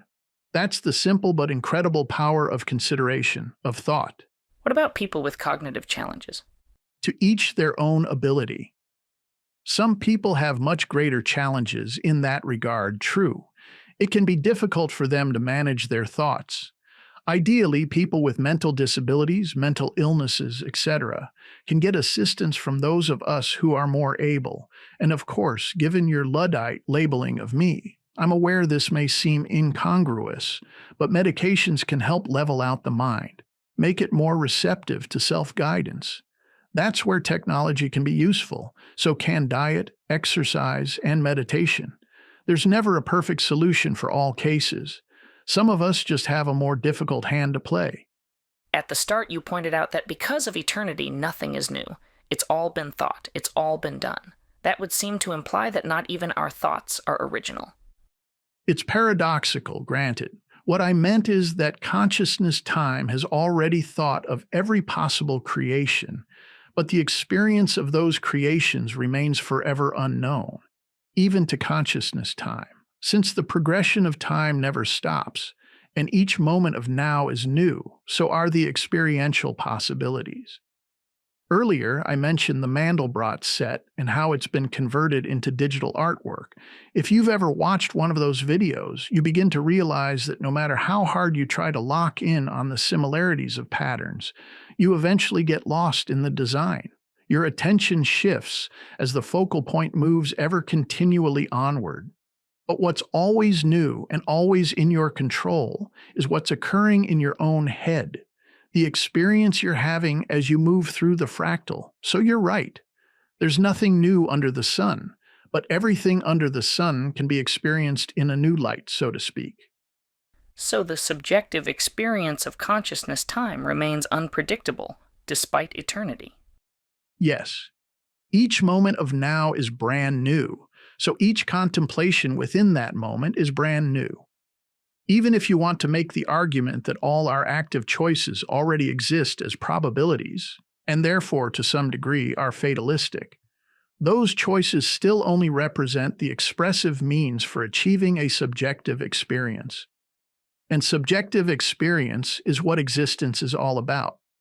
More to the point of free will, though, that subjective experience is always based on what we choose to derive from all the rendered outcomes. That's always been my issue with the infinite monkey theorem. That given enough time, a monkey banging on a typewriter could create the complete works of Shakespeare. Even if that were statistically true, the main issue is you'd still require a self-aware entity to read them, understand them, be affected by them, and recognize their social and artistic value. Just bringing them into existence through eternal persistence would mean nothing. All that theorem offers is that random action could conceivably create an entire universe, while paying no credence to the fact that without someone there to experience it, it would be useless. It would essentially be non-existent. Without an observer, there's nothing to be observed. Goes back to the tree falling in the forest koan. Does it make a sound? As far as I'm concerned, if no one is there to hear it, it simply doesn't matter. Conscious experience is what existence is all about. But if everything that can be has been, wouldn't that include our experiences? It seems to imply fatalism on all counts. In the context of all that is, or the Akashic records you mentioned earlier, a rose, for example, has always existed and always will. From that perspective, it's a fatalistic reality. It can never be anything but a rose. Yet how you choose to experience that rose each time you encounter it remains a complete unknown until it happens. In large part because how you choose to experience it is within your free will control. Eternity cannot undermine that. The best analogy I can give is of a train traveling to a set destination. The landscape the train travels across is predetermined. The tracks it travels on are fixed in place. No one on the train has any control over the destination. In fact, there is no destination, just a track that loops back on itself. This would all fall into the definition of fatalism. Yet within the train cars, all the passengers are free to interact with each other, the passing scenery, and their own self-awareness entirely as they see fit. Neither they nor anyone else knows how they'll be affected by such interactions until they occur. Furthermore, they'll then have the free will choice to override those effects by employing their own conscious intent. The passengers can spend their entire lifetimes on the train, endless lifetimes in fact, and never have any influence on the course of the train, yet they can have limitless expressive and experiential influence on themselves and the other passengers. Makes me think of that movie Snowpiercer. Yes, you're right. I remember that one. Lots of metaphors. And you're certain people can master this choice of feeling skill? Absolutely. It's Stoicism 101. If I slap you, you're immediately presented with a free will choice concerning how you'll let it affect you. You can leave it up to your avatar, which will usually offer up a reaction in kind, like slapping me back. or your player can intercede and respond. The reaction versus response dynamic is free will. If you go with the latter to respond, you now have full creative control. You are in the realm of newness. Fatalism has been sideswiped. You can laugh, sing, dance, walk away, all of the above and/or countless others. But if you simply react like a pachinko ball bouncing from pin to pin, you're not in control of your fate. In the shock of the moment, immediately following the slap, your avatar would be itching to execute its code, and you may ultimately decide to follow its counsel. Just try to make sure your player is the one doing the deciding, and always ideally through a filter of love. Slap back with love? Can't imagine how it would be warranted, but each situation is unique. Like the trolley car conundrum. Damned if you do, damned if you don't. Right. Then it comes down to which choice is least damning. Problem is, fear can often scare us into unnecessary action. There's a school of thought that to defeat a monster, you must become a monster. This is due to limited imagination. Defense is a prerequisite of the simulation, to be sure. But defense does not warrant preemptive assault. Most defense can be achieved with vigilance and wisdom. Understand what the aggressor is capable of, or let your imagination guide you, then devise countermeasures. A dog may decide to bite you. But if you understand all you can about dogs, the likelihood that they'll cause you much harm is diminished. In fact, if you're mindful, it's unlikely you'll ever let the situation arise in the first place. Superlative defense is not only responsive, but also predictive. The problem is when it becomes proactive. Fear can cause us to become aggressors in the name of defense, but there's almost never a need to employ that tack. In truth, when you examine most preemptive human aggression, it's rarely about defense, misperceived or otherwise. It's almost always about selfish, materialistic gain anchored by irrational fear, procuring another's resources, taking vengeance, consolidating power, etc. And even when defensive measures are warranted, I still maintain that your player will always be your best advisor. But we're clearly swayed by our genetics and conditioning. Of course we are. Doesn't mean we need to listen. Our avatars always try to influence the outcome. That's the purpose of the ego. It's another hurdle in the obstacle course. If your avatar has stored data of being beaten as a child, for example, your decision-making process will undoubtedly be informed by that experience. But it doesn't need to be ruled by it. Never ruled by it. As long as you involve the player in your decision-making process, the ego will always be nothing more than a newscaster. It'll report what it knows, but that's all. Okay, then I wouldn't slap you back. Glad to hear it. So the more predictable we are, the less involved our player is? As a soundbite, yes. If you shirk your duties as player, your avatar's choices will be more deterministic. A bot can only operate based on its coding, which can be predicted to a certain extent. That's why marketing companies are so effective. Once you understand how a machine works, it becomes more predictable, making it easier to manipulate and exploit. But there's also a kind of inverse corollary to that.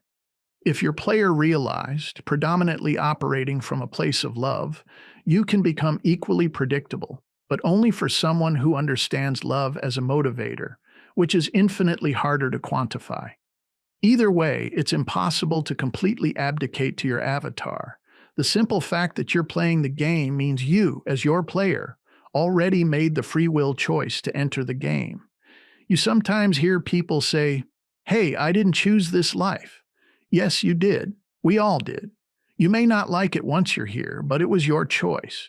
To throw up your hands and react to life avataristically, blaming a god or devil for your circumstances, believing you've been involuntarily incarcerated, is just shirking personal responsibility. How can we know for sure that coming here was our choice? Definitively, we can't. Our self-imposed amnesia wipes away our memory of the choice. But I get the argument, I do. Since we have prisons here in our reality, why can't we fractally infer that the entire simulation is a prison? Even if you want to believe that, what good will it do you? If someone throws you into prison, you're going to have to deal with the situation as you find it. Whining about it won't improve your well-being in the slightest. As challenging as prisons are, you can still choose to conduct yourself respectfully, honorably. In fact, being in prison requires more free will than being on the outside.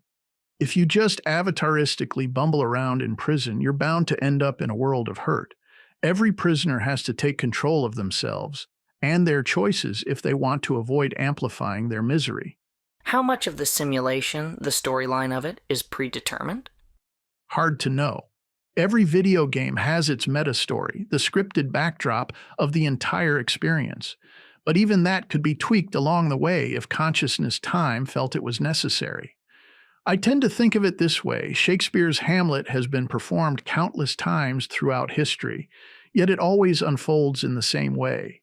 The characters and plot do not change, even if the entire thing is reinterpreted in a contemporary novel fashion.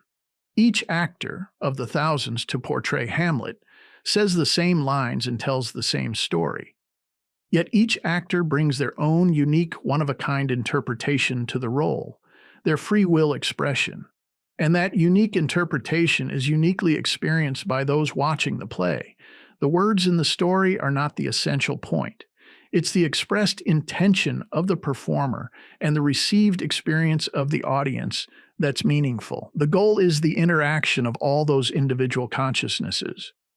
So our universe, our simulation, is something we play over and over. I suspect, like any good video game. But wouldn't all of it become repetitive the more times we play? Wouldn't we find ourselves simply choosing the same choices over and over again? That's the main reason for our self-imposed amnesia. Even if we do end up repeating things, we'll be unaware of it no matter how many times we respawn.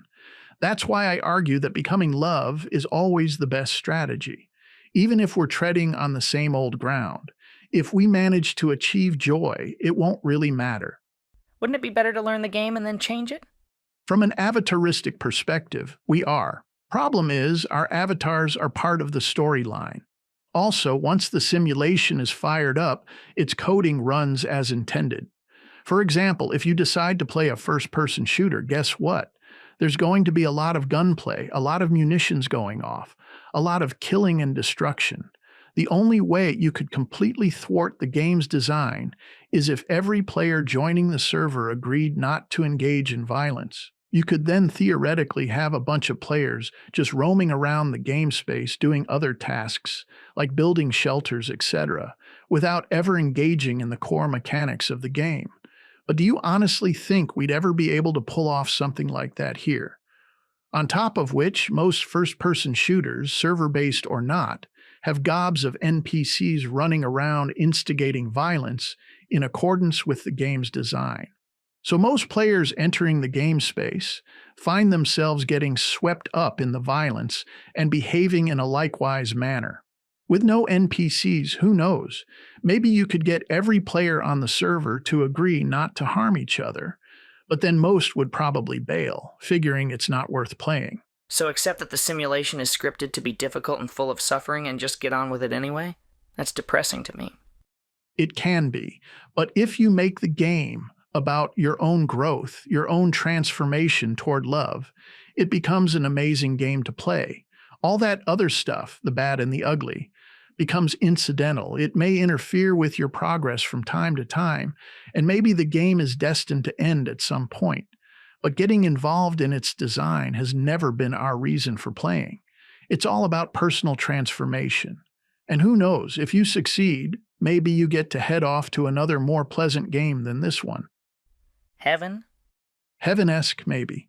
A simulation designed for the optimal experience of love. Staggering beauty, no pain, no worry, round-the-clock joy, etc. At least for a while, anyway. Like I say, on a timeline of forever, you'd eventually find yourself wanting to get out of that simulation as well. Subtopic D. Choosing to become love. My fourth element of free will has to do with our choice of becoming love, though this aspect hints at a kind of fatalism as well. How so? Well, as you point out, the more we play, the more we inevitably start repeating our most advantageous choices, like levels in a game that you've learned to beat. When you have to repeat them, you fall back on the same strategies that got you through previously. With regard to this simulation, where the epic win is to become love, at a certain point you'll find that all your choices are intuitively trending toward that goal. All that respawning and repetitious gameplay are fating you to choose love over fear.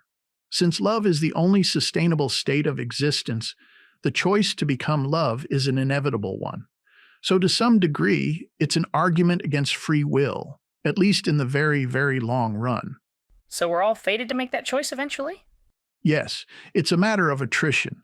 No matter how stubborn we may be, we'll all eventually get worn down and make the only choice left to us, love. The player always has its eye on that greater goal. As spoiled souls, we know just how important love is to our continued joy. Love is the drug we're all addicted to. It may take several respawns, we might have to play a single level thousands of times, but we're all after the same treasure. Like the movie Groundhog Day? Yes, great movie. So no hell where the more stubborn players are sent. Not in the classic sense, I don't think, and certainly not in the eternal sense. We may create simulations in which we punish ourselves, but again, on a time scale of forever, even those would lose their effectiveness at some point. Then it would be back to a simulation like this one, and the challenge continues. Point is, all roads lead to love, no matter how many detours we take. And as we get closer to the finish line, it all starts to make sense to us. I suspect the truth of it is, as we approach that state of love, it's such a blissful state to be in, we won't much care about our free will anymore. Topic 6. Good versus evil. Can you touch on the age-old concept of good versus evil? There are a few key components related to good and evil, all of which are perceived constraints of the simulation. Like what? Subtopic A. Duality. First, good and evil are inevitable outcomes of duality. Duality is a rule. This simulation can't function without opposites. Half a seesaw doesn't work. It's the only way anything can move forward to grow. It's also necessary for free will. If you can't choose to do evil, you can't choose to do good. Does duality exist outside the simulation? Not in any standalone sense, no. Insomuch as everything is available for consciousness time to contemplate, one might argue that duality is fundamental. That is, since consciousness time can contemplate both lightness and darkness, then duality is eternal. But consciousness time is monistic, so things like light and dark, good and evil, only exist as contemplative values within the single entity that is consciousness time, not as external fundamental opposites to which it is subject. To put it in local terms, you are singular, but your thoughts are plural. I've always considered duality to be proportional, yin-yang, up-down, and so on. As dualistic qualities are good and evil equally balanced in our simulation? Not from what I can see. Evil clearly has the upper hand. Or more accurately, consciousness time has decided to play the game with one hand tied behind its back. How do you mean? Well, just look at the material state of the simulation. Start with the cosmos. There's more darkness than light, more cold than warmth. A small percentage of stars push back against that vast cold darkness. As this imbalance pertains to us, there are loads of examples. It's easier to lie than tell the truth. It's easier to steal than earn. Easier to cheat than accomplish. It's easier to remain ignorant than educate yourself. Easier to let the body atrophy than exercise. On the whole, the ease of negative choice appears to be a default setting. The deck is stacked against us. If you choose to do evil, there are far less obstacles. Doing evil is lazy, weak gameplay. It can be done in secret, and almost always is. It doesn't require consensus or majority. It's inherently destructive, not constructive, making it a simpler action. For example, it takes many people in consensus, planning, labor, resources, to build a house. And all it takes is one person with a match to burn it down. But can't constructiveness be bad too? Yes, good point. Say you construct a hydroelectric dam to provide power. Seems good, seems righteous. But in the construction of that dam, many people are left without water to irrigate their farms, a time-honored practice for those living along the river. The dam is only going to provide power for a select few, comparatively speaking.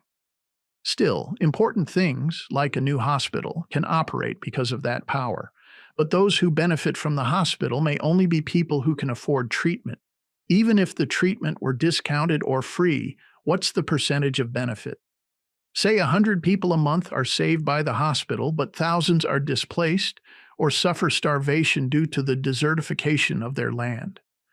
Could the builders of the dam have effectively relocated the farmers as part of the project's budget? In short, was the constructive act of building the dam a good one? Over a long enough timeline, maybe so. Maybe within 10 years, the benefits of the hospital will have outweighed the harm to the farmers. When suffering is your metric, it's difficult to get an accurate accounting. We've existed for hundreds of thousands of years without electricity, but not without food and water. So regarding the trade-off of farmland for electricity, was the construction of the dam actually beneficial? And for how many and for how long? All decisions should be based on what's constructive for the majority of people over the longest term. But things can change over time. True.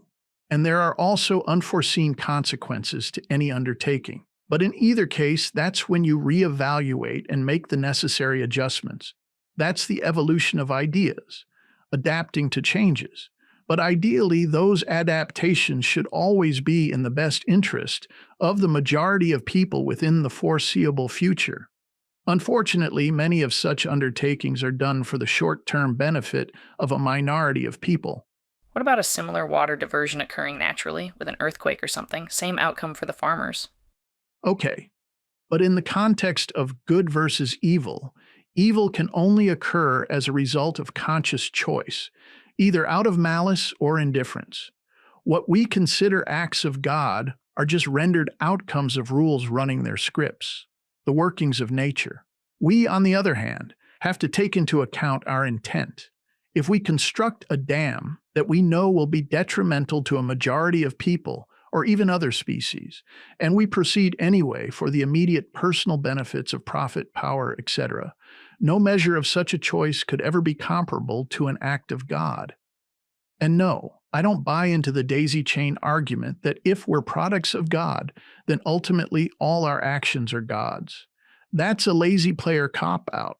Our actions are our own, for our own purposes, and those purposes are either motivated by fear or love. How does that jibe with your concept that suffering is key to love? You mean that by causing suffering, you're actually helping people move closer to love? Another cop-out argument. Yes, suffering is key to love, but suffering is baked into the simulation. It'll always find a way to exert itself without our help. As my mother used to say, life is difficult enough without us making it worse. We're selfish creatures by design. Our subjectivity always promotes the ego. Our plight is the most harrowing, our trauma the most damaging, our disadvantages the most limiting. An avatar is all about self-preservation, and by extension, self-aggrandizement. Every baby knows that to get fed, it's best to cry for attention. Avataristically speaking, that tactic never leaves us. That's why we all tend to become the centers of our own universes. But selfishly pursuing your own needs, while causing others to suffer, only hampers your own chances of success. That's the concept of karma. You'd be a disingenuous fool to argue that your harmful actions were somehow beneficial to others in tackling their own karmic challenges. All you'd be doing is negatively skewing the balance of your own karmic ledger. If you can't see your way clear to do your best for others within your means of the moment, then you're losing the game. That's why I say it's a solo journey. We shouldn't be comparing ourselves to others, trying to determine if they have it better or worse than we do. Like in most video games with various avatars to choose from, the specs for those avatars have been carefully balanced so that no player has any greater advantage over the others. A wizard, for example, is good at some things, bad at others. An elf has its strengths and weaknesses as well. But in the larger context of the game, those two avatars are basically equal. And we're no different. We may be subjectively programmed to believe we deserve this, that, and the other, but to assert that other people's suffering isn't our concern as we pursue our desires is just lazy gameplay. Doesn't matter who the person is. Just assume they have their own troubles and don't need any extra from you. Everyone you meet is fighting a battle you know nothing about, so always be kind. Yes, I've always liked that saying. And it relates not only to our worldly challenges, but also to our player challenges. The greatest one being to overcome fear, which is monumentally difficult. So when you see someone acting out of fear, have some sympathy. They're up against a very powerful foe. This simulation is fear-centric to test the mettle of love. Consciousness Time devised the most difficult game for itself so that it could, against all odds, win the epic prize of love. It's fractally similar to why a royal flush is so rare, to make its occurrence stupendous, to make it an epic win. Now, rare I get, but why obscure? Everyone knows a royal flush is possible, but very few people know love is possible, at least in the way you mean. It's only hidden to our avatars, not our players. Same way a royal flush would be hidden to a squirrel. But squirrels don't play poker. You're right. Maybe not the best analogy. Just trying to point out that comparing our avatar to our player is like comparing a squirrel to a human. We, the squirrel, don't need to find love. We just need to find our player. Then it's our player who'll set about getting us the royal flush, so to speak. I get your point. But why not just create a simulation where only love can operate? Why bother with dualism at all? Because it wouldn't be authentic. It wouldn't have value. Pure love, the kind Consciousness Time uses to sustain itself, can only be achieved through free will choice in the face of great adversity and temptation. Fear is coded in at the ground floor into Lifeforce itself, and fear is the best catalyst for pure love. Like that line from Amazing Grace, "'Twas grace that taught my heart to fear, and grace my fears relieved." Or the old adage, "Only way to heaven is through hell." Conquering fear is key. From a gaming perspective, cowering in fear is the default, easy mode. It's the natural state of our avatars. Rising above that fear, living in a state of love, that's the difficult mode. It all comes down to whether you want to be a lazy, inept player or a committed, skillful one. Whether you want to exist in misery or joy. So what? We should just accept all the evil and suffering in the world? Not accept it, no, but acknowledge its purpose. It's a dualistic necessity, as you pointed out. And keep in mind, it only appears to be suffering to our avatars. Your higher consciousness is suffering no more than you do when you play a video game. We need to believe all this suffering is real in order for the fear-to-love chemical reaction to occur. Suffering leads to empathy, and empathy leads to love. I think suffering can lead to resentment and hatred too. It can. That's where free will comes in. We all suffer, but it's up to us, by way of our player, to choose what to do with that suffering. Was fear and suffering really the best approach? For the God that has everything, yes. Our spoiled souls can only be revivified through honest free will choice in the face of seemingly insurmountable odds. Why not just make a thoroughly miserable simulation a true hell to force the player to conform? Again, no duality, just pain. Because there's a fine line between honest willful choice and coercion. Too much suffering and you end up with capitulation by way of fatigue and hopelessness. A tortured prisoner will confess to anything in order to end their suffering. Simulations designed for rehabilitation, refinement, renewal need to have attainable rewards coded in so we can make our decisions truthfully. What kind of attainable rewards? Grace, joy, the absence of fear. Those are some massive in-sim rewards. Another huge treasure is the dissolution of loneliness. You'll gain a sense of continual belongingness, of being loved. I know it may sound implausible, but you'll cease to feel lonely, whether in a crowd or alone on a mountaintop. Living out here by myself, I can fully attest to that. You'll be connected to your player, your absolute best friend. Sure, it's not just an imaginary friend? No, not sure at all, but I remember trying to have an imaginary friend as a kid. Never took. I just couldn't fool myself. Maybe you're just a late bloomer. Maybe.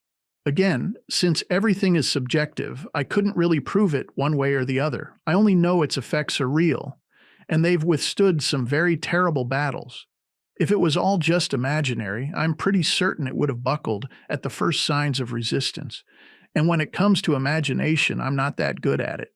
All my contributions to the games I've created were primarily technical. So your argument is that trudging through life, perhaps hoping for a heavenly reward after death, is a foolish proposition, that the rewards can be had here and now. And considering our burden of eternity, it only makes sense to attain them as soon as possible, since death is just another cyclical transition on our timeline of forever. Good summation, yes. To paraphrase a line from A Course in Miracles, death does not bring peace. That was a profound concept for me. It helped me reconcile my thoughts of suicide way back when. Whether alive or dead, we still face the same challenge: to become love. It's the only way to obtain peace, no matter where we find ourselves. So yes, why wait? Start the main quest now. It's not easy, but it is attainable, and very much worth it. It seems a bit koanic, I'll admit. Kind of like eating your cake and having it too. Enjoy the perks of heaven now without having to wait to go to heaven. But since I don't believe there's any grand conclusion to our existence, the old adage, "it's not about the destination but the journey," fits perfectly. Most of us live goal-oriented lives. Achieve this, get that. But the trick to finding joy is to practice love in real time. Love is not a finish line trophy, it's an immediately winnable prize. You can enjoy it along the way, not just at the destination. Practicing love in sim is the reward of the game. How you play is the epic win. Isn't it possible to have too much of a good thing, though? Isn't it sometimes healthy to be unhealthy, cut loose a bit? Sure, there's value in that. None of us can ignore our avatars completely. Until we die, these coded bots will continue to pester us. That's their job. Every now and then, you need to throw them a bone just to shut them up. But when considering any dualistic proposition, balance is always key. The Buddha definitely called that one right. If you cut loose on the wrong thing at the wrong time, do something you can't take back or undo, you may end up regretting it for the remainder of your days. Prudence is always advised when running with the wolves, so to speak, even if all you want to do is howl at the moon. And whatever the hall pass is, don't ever allow it to cause harm to another soul. So, address cravings and such on a case-by-case basis, but never engage in any that cause harm. Right, including personal harm, ideally. For example, most people consider having a few drinks to be harmless, and that's usually the case. But as you drink, your judgment diminishes. If you take it too far, you can become a liability to yourself and others. Again, balance is key. And while it may seem hard for people to believe, once you begin living joyfully, cravings that may have once overwhelmed you in the past will begin to fade. Their intensities will diminish, if not evaporate altogether. That is hard to believe. Well, cravings are of the body, the avatar. Once you begin living by way of the player, the avatar's influences drop off considerably. It's like when you've been playing a video game for a while. Once you understand the greater goal of the game and how to achieve it, you begin skipping over the more frivolous point captures and loot grabs that your avatar comes across. Okay. So, back to the larger issue of dualism. That dynamic seems to imply that a certain amount of evil is necessary. For the simulation to work, yes. Duality is a requisite, but the end game still comes down to love. When you take into account our self-imposed amnesia, the maturation process of our avatars, and our innate reaction to fear, we're all certain to contribute some evil to the game long before we begin the main quest toward love. As the saying goes, it's hard to walk in the rain without getting wet. We've all been wronged, and we've all wronged others. Comes with the territory. That's why evil will never be in short supply. Even if the majority of us, right out of the womb, began living joyful, loving lives, and some do, who's to say the simulation wouldn't just balance things out with an influx of evil-doing NPCs? One way or another, evil is maintained. But it's never been about the reformation of the simulation. It's about the reformation of ourselves. Anyone can be a saint in heaven, but it takes a real pro to be a saint in hell. Evil is part of the obstacle course. So the question of doing good or evil always comes down to whether you personally want to exist in a state of joy or misery. What's the most effective way to run the obstacle course? In that regard, the choice of doing good over evil becomes self-evident. What do you mean we all contribute evil? Duality guarantees it to a degree. Even if a highly adept player, after many respawns, enters the game as a near-saintly personage, they'll still have to navigate the game space as well as their own avatar, so missteps are nearly certain. And the fact that we take so long to mature means we're bound to make bad choices, even evil ones, in the process of growing up. Also, as adults, many of us have players who are asleep at the wheel. The avatars are running on autopilot. And avatars, left to their own devices, almost always stumble into evil. They're only concerned with self-preservation and materialistic pursuits. Then you have the dictates of Lifeforce, which pretty much ensures we'll all act out of fear once we're in sim. If there's anything such as original sin, I'd argue it's Lifeforce. Its default factory setting is fear, corporeal survival at most costs, which invariably leads to evil or sinful actions. On that idea of original sin, do you think humans are the only ones capable of sin? In practice, no. In perception, yes. Again, it's about self-awareness. But this idea that humans became evil or fell from grace is just more species-centric self-aggrandizement. Our egos love to be the stars of the show, but the rules of the simulation are the same for all creatures. Wherever life might appear in the cosmos, it'll have to deal with the same harshness of physicality. Presumably, it'll have the same life force pre-coding of self-preservation at most costs. This means that all life will have a brutal side, a deceptive side, a ruthless side. Living organisms use any and all tactics available to gain the upper hand and survive. Watch any nature show if you need proof. Our closest relatives, chimpanzees, practice deceit, malice, murder, etc. So did they eat a forbidden fruit as well? Did the whole animal kingdom, innocent by our standards, also fall from grace? No, none of us did. Every living thing is subject to the same conditions of the simulation. It's just that we're the first animals on the planet to gain self-awareness and begin taking critical inventory of our behaviors. That was our fall, becoming self-aware. And self-awareness is a necessary first step to becoming love. It allows us to counter our natural instincts and begin connecting with our player. I'm aware of no other animal that can make that choice consciously except us.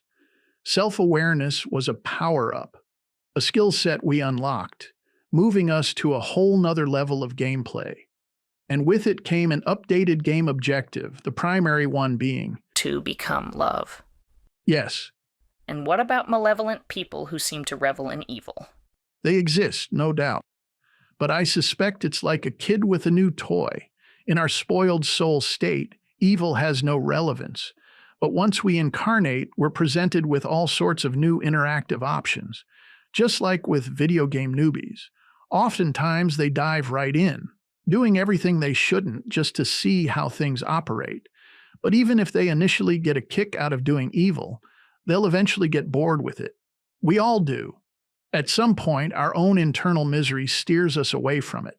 After a few respawns and a few cycles of karmic payback, most evildoers begin striving to play a more meaningful game. Aren't transhumanists hoping to circumvent our worst tendencies? Maybe they're right. Reprogram the avatar. Create a patch for evil. It's one of their goals, yes, and from a materialistic perspective, it seems conceivable, even admirable, but it's a pipe dream. Just look at the cosmos in its entirety. It's a very violent arena, stars exploding, planets colliding, black holes consuming, etc. Forget about it not being hospitable to life, it's barely hospitable to itself.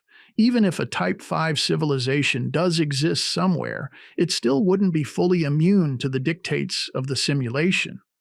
Not completely, no, but pretty close. Why not go that route? Program out our aggression.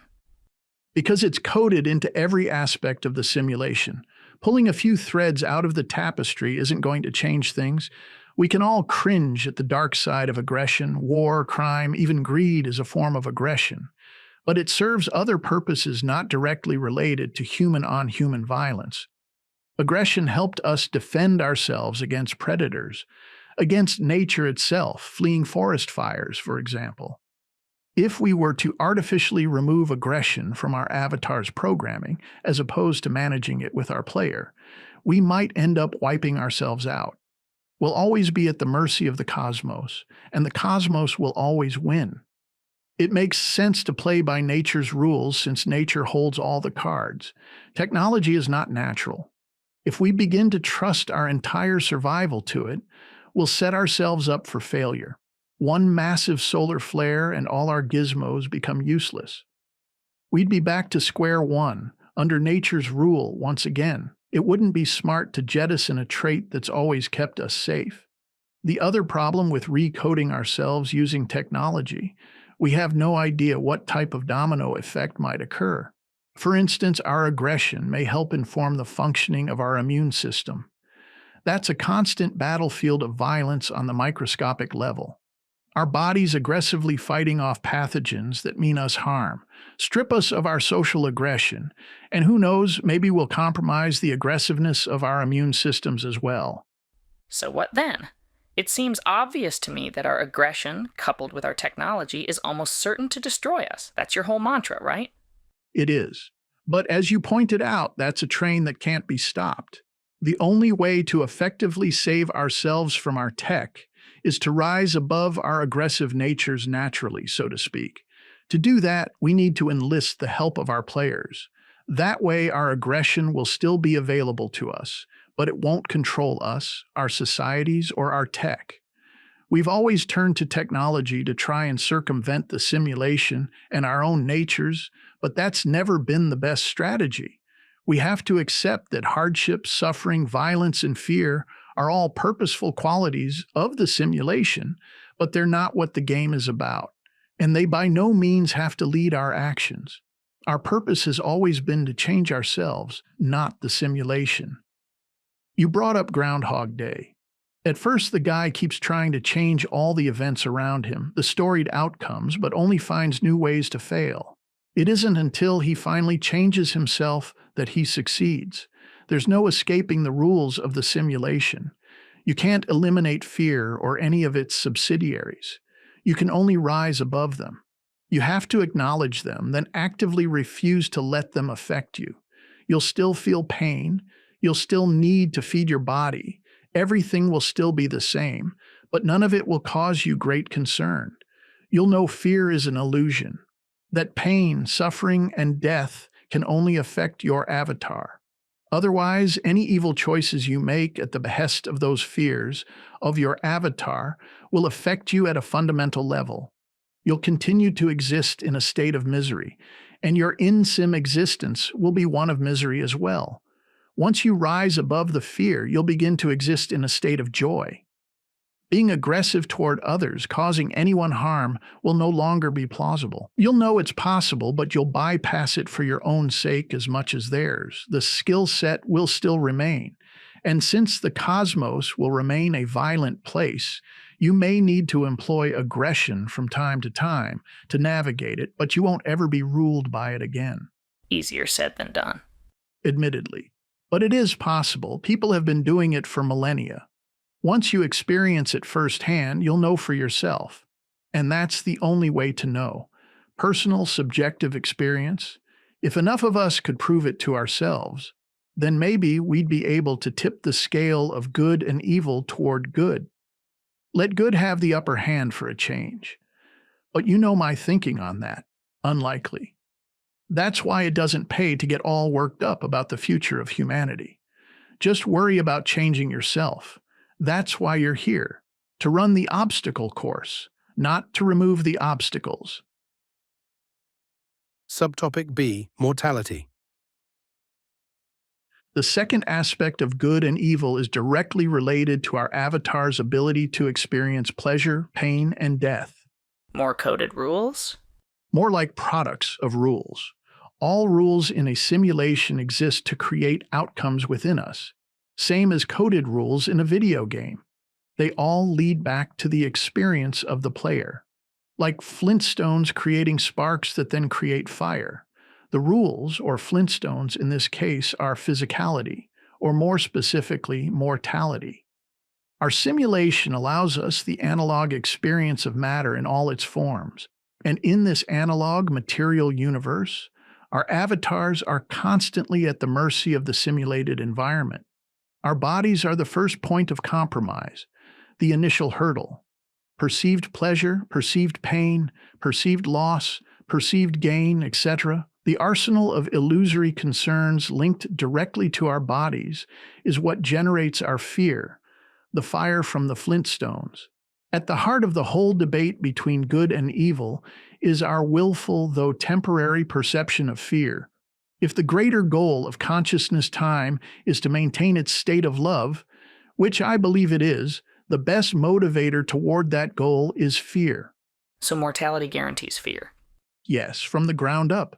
Starting with Lifeforce itself, that germ of presupposed importance of continuation in the face of perceived annihilation. Consider the three motivators of all organisms, even the simplest of creatures. Our beloved amoeba? Yes. Simplistically speaking, the expression of Lifeforce boils down to three core principles: avoidance of death, as well as pain in higher life forms, promotion of life, as well as pleasure in higher life forms, and the achievement of both those goals in as streamlined a manner as possible, the path of least resistance. The more complex an organism is, the more nuanced those principles become. With us, majestic apes, they begin expressing themselves as social and moral tenets. An act is deemed evil if it leads to pain or death. An act is deemed good if it leads to pleasure or life. But pain, pleasure, and death are all linked to our avatars. No avatars, then no pain, no pleasure, no death, and by extension, no concepts of good or evil. No heaven or hell outside the simulation. To each their own perception. At a fundamental level, you could say that simply existing creates suffering to some extent, not just in a simulation, but anywhere. Since most of us view suffering as bad or evil in that respect, you could argue it's eternal. How could we suffer in a non-physical, godlike form? Because even without physical pain, we still must contemplate our own existence, which inevitably leads to some measure of despair or suffering in the face of eternity. There's also the consideration that emotional states may be fundamental. No matter where we find ourselves, we might always experience feelings. Even the idea of despairing over our eternal existence implies emotion. That makes it sound like heavens and hells outside the simulation are possible. In some form or another, it's conceivable. But just like this simulation, they'd have to be transitory. We can't exist anywhere for very long without it becoming static. But sure, there could be countless simulations with different rules governing their environments. Lots of non-religious spiritualists have alluded to other dimensions, other realms, hierarchical levels of development, etc., all possible. Could be like applying to an institute for higher learning after you graduate high school. In our spoiled soul state, we can create whatever suits us. Just like game developers being able to create whatever type of game their imaginations can come up with. But whether or not such contrivances can cause us pain and suffering depends on the degree to which we surrender our perception to them. As players, we're as untouchable as consciousness time. But with the unforgiving backdrop of eternity, no matter where we find ourselves, love is always the goal. Probably even more so for someone stuck in a hell realm. Nowhere to go but up. But why would we choose to enter such a realm, or even this simulation for that matter? Same reason people eat right and go to the gym. At a certain point, you realize it's the best solution for staying healthy. You may not like it, you may wish things were different, but it is what it is. For our players, eternity is the ogre that must be faced. If you want joy instead of misery, you must agree to the terms. So our participation in this simulation, one which many have considered to be a hell, is of our choosing. We're made of consciousness time, and like consciousness time, we understand the need to keep renewing toward love. While in Sim, we may end up asking ourselves, what the hell were we thinking? But no matter how challenging our incarnation may be, the choice to come here was voluntary. If you're seeking blame for evil in this world, look no further than the mirror. Each of us plays the game as we see fit. Every choice we make is either rooted in love or fear and ends up delivering either positive or negative results. If you start making negative choices because you believe you've been wrongly imprisoned here, the woe is me, so screw everyone else mantra, it's weak, lazy gameplay. It's like a gamer cursing the game developers for having chosen to play their game. Would we be constrained in such hell realms, same as we are here?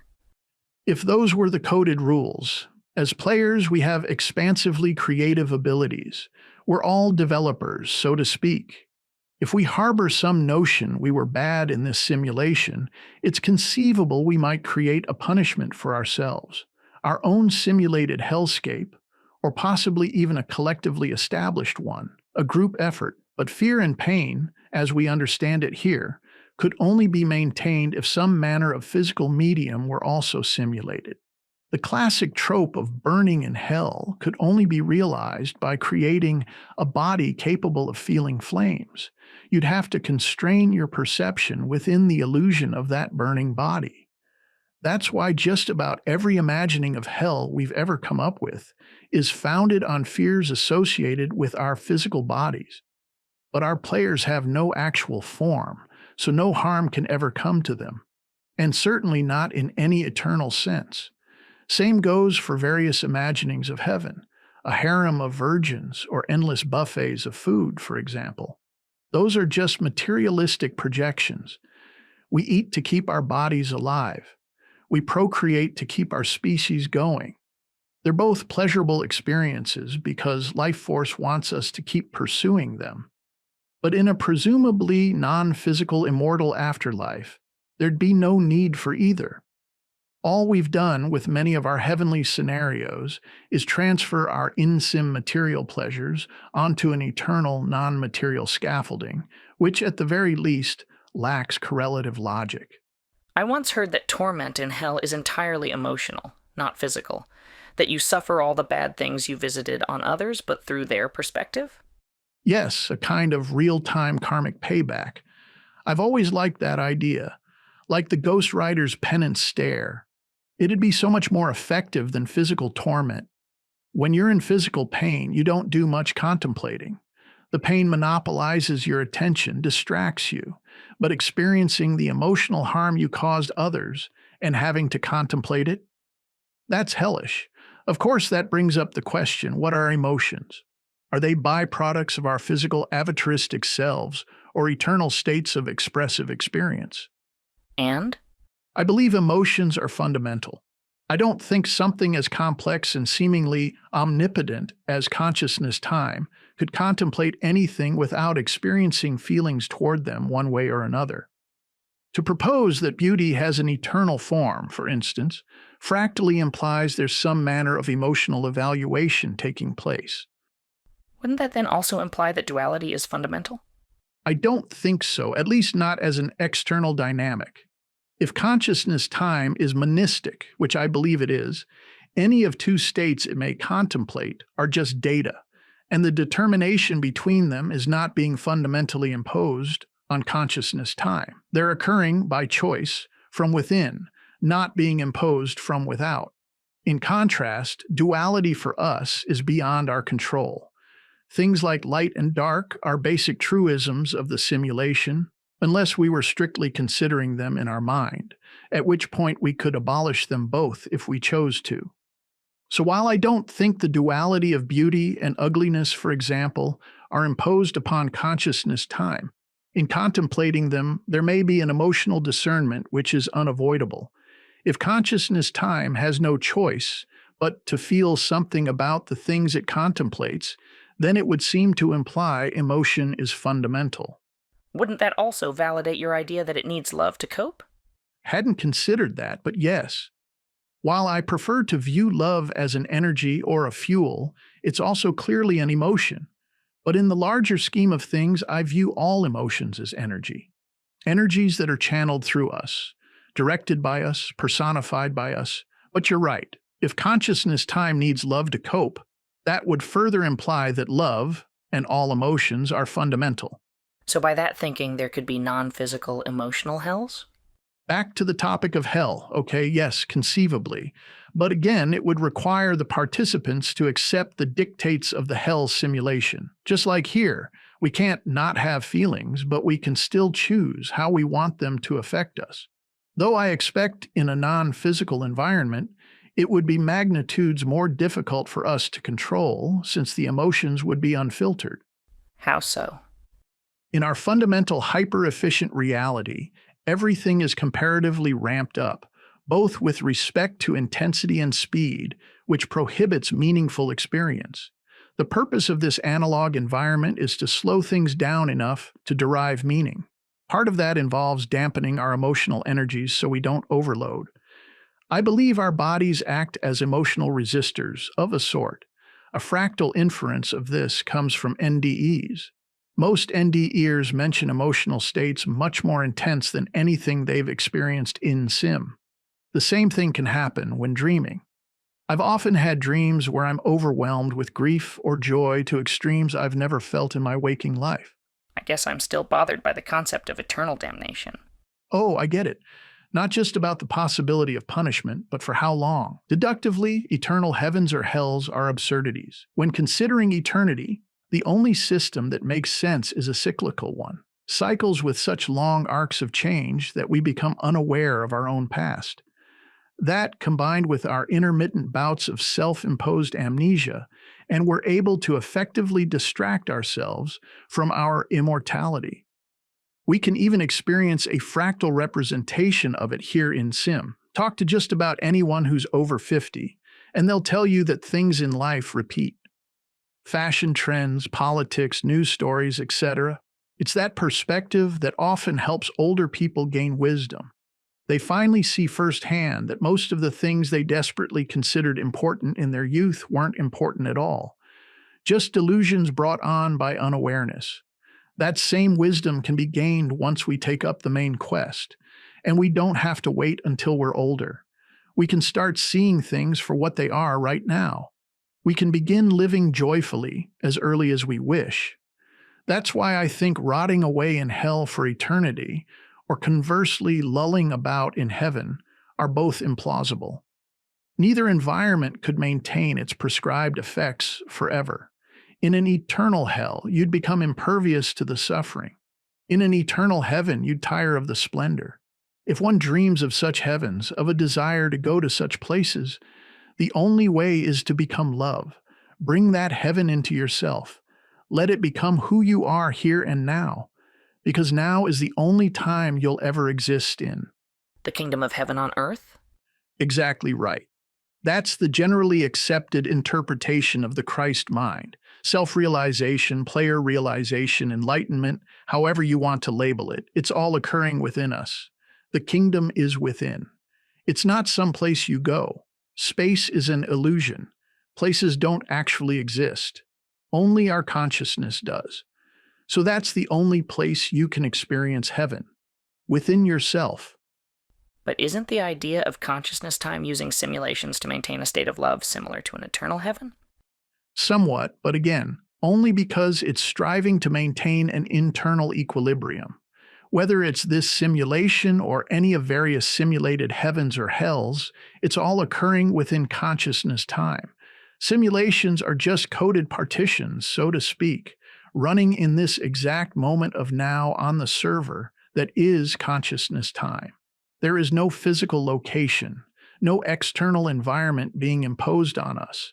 When you play a video game, where is that game space? It's just data being pulled from a hard drive and rendered by a GPU. And as I say, even as illusions, these various soulscapes are incapable of perpetuating their prescribed effects for eternity. The only true heavens or hells are the qualities we maintain within ourselves. Love and fear mean nothing in our absence. Without the observer, the expressor and experiencer, nothing has validity.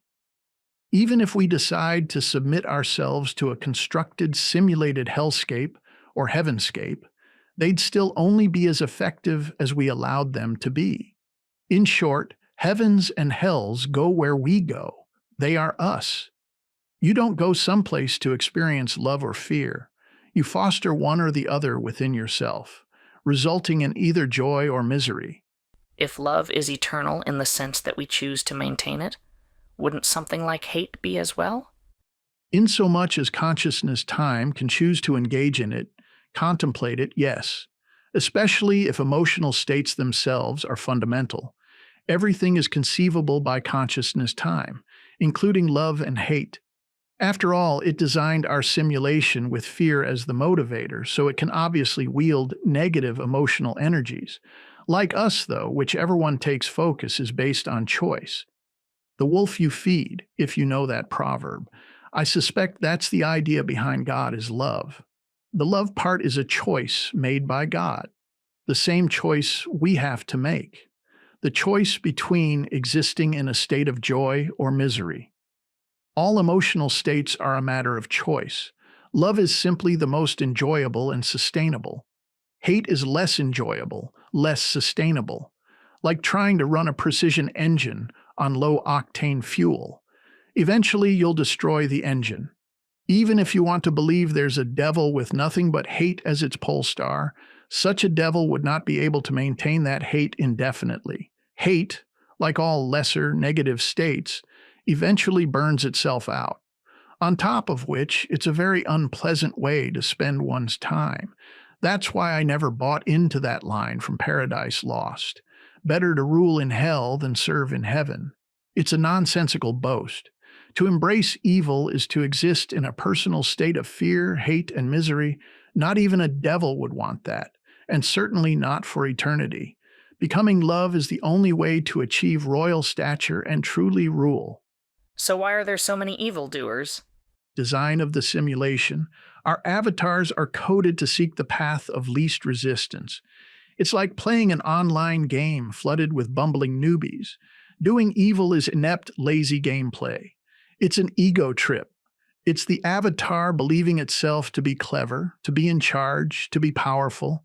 People can sometimes end up embracing their darkness and amplifying it. They may have stumbled at some point, perhaps retaliating against some injustice or hardship they suffered, and having crossed the threshold into wrongdoing. They simply found it easier to go all in on evil.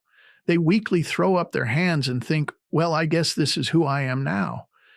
They begin presenting evil as their brand, priding themselves on being the baddest of the bad, the meanest of the mean.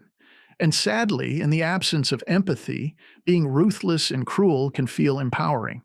It can fool a person into believing they're strong, tough, and in control, but it's all just egoistic laziness. They're trying to fight their own fear by becoming fearsome. That's like using kerosene to put out a fire. At some point, their fear will consume them. Unfortunately, society often stokes this kind of false toughness. There's been a long-standing psychopathic philosophy that promotes freedom of action through the renouncement of conscience, that by doing so, you'll be able to make any and all choices without experiencing guilt or regret. Morality is seen as a hindrance to success, and it is if your measure of success is short-term material gain. But when you consider the greater goal of becoming love, of living in joy as opposed to misery, this misguided philosophy is the spiritual equivalence of a headless chicken running in circles. The whole point of the simulation is that we are bound, we are constrained. Our spoiled souls are already completely free. They feel no regret or guilt. That's what makes them spoiled. So adopting a no-conscience philosophy, which is nothing more than your spoiled soul bleeding through, is the first step toward failure. Any person who believes abandoning their conscience is an act of wisdom, or worse, an act of courage, is grossly deluded. Courage does not even marginally apply. It's stolen valor, being able to face all the horrors and hardships of this world and still be caring, ethical, and fair is what takes real courage. Selflessness, compassion, empathy, honesty, etc. Those are the qualities of valor. From a player perspective, they're high-value loot, next-level power-ups, and they're the only way to actually succeed. But aren't we products of our upbringing? Our avatars are, yes. But like I say, abdicating to the coding and conditioning of your avatar is lazy gameplay. Say you grow up in a horrendous situation full of abuse, neglect, etc. Maybe even factor in a genetic predisposition toward violence, addiction, what have you. Your player has stacked the deck, to be sure. But no matter how difficult your incarnation is, it can still be mitigated by the player. In fact, it must be mitigated by the player in order to win the game. You can lazily defer to your avatar respawn after respawn, and most of us do. But until you get your player to take the reins, you'll remain at the mercy of your avatar's coding. It's like the allegory of the scorpion and frog crossing the river. When you give in to your nature, you harm everyone, including yourself. But nature and nurture aren't insignificant things. They're pretty powerful. That allegory is about not being able to control your nature. True, and one would expect it of a scorpion, but we express a much higher level of consciousness time. We can choose to override our natures. We only need to believe it's worth doing so. For example, like all primates, it's natural for us to crap where we stand, yet most parents potty train their children. Why? It's simply better for all involved. We deemed it worthwhile to curb that natural tendency. It's a simple comparison between instinct and conscience. The scorpion allegory is antithetical to the golden rule. Instead of everybody winning, everybody loses. It speaks to the ignorance of such choices, whether they feel natural or not.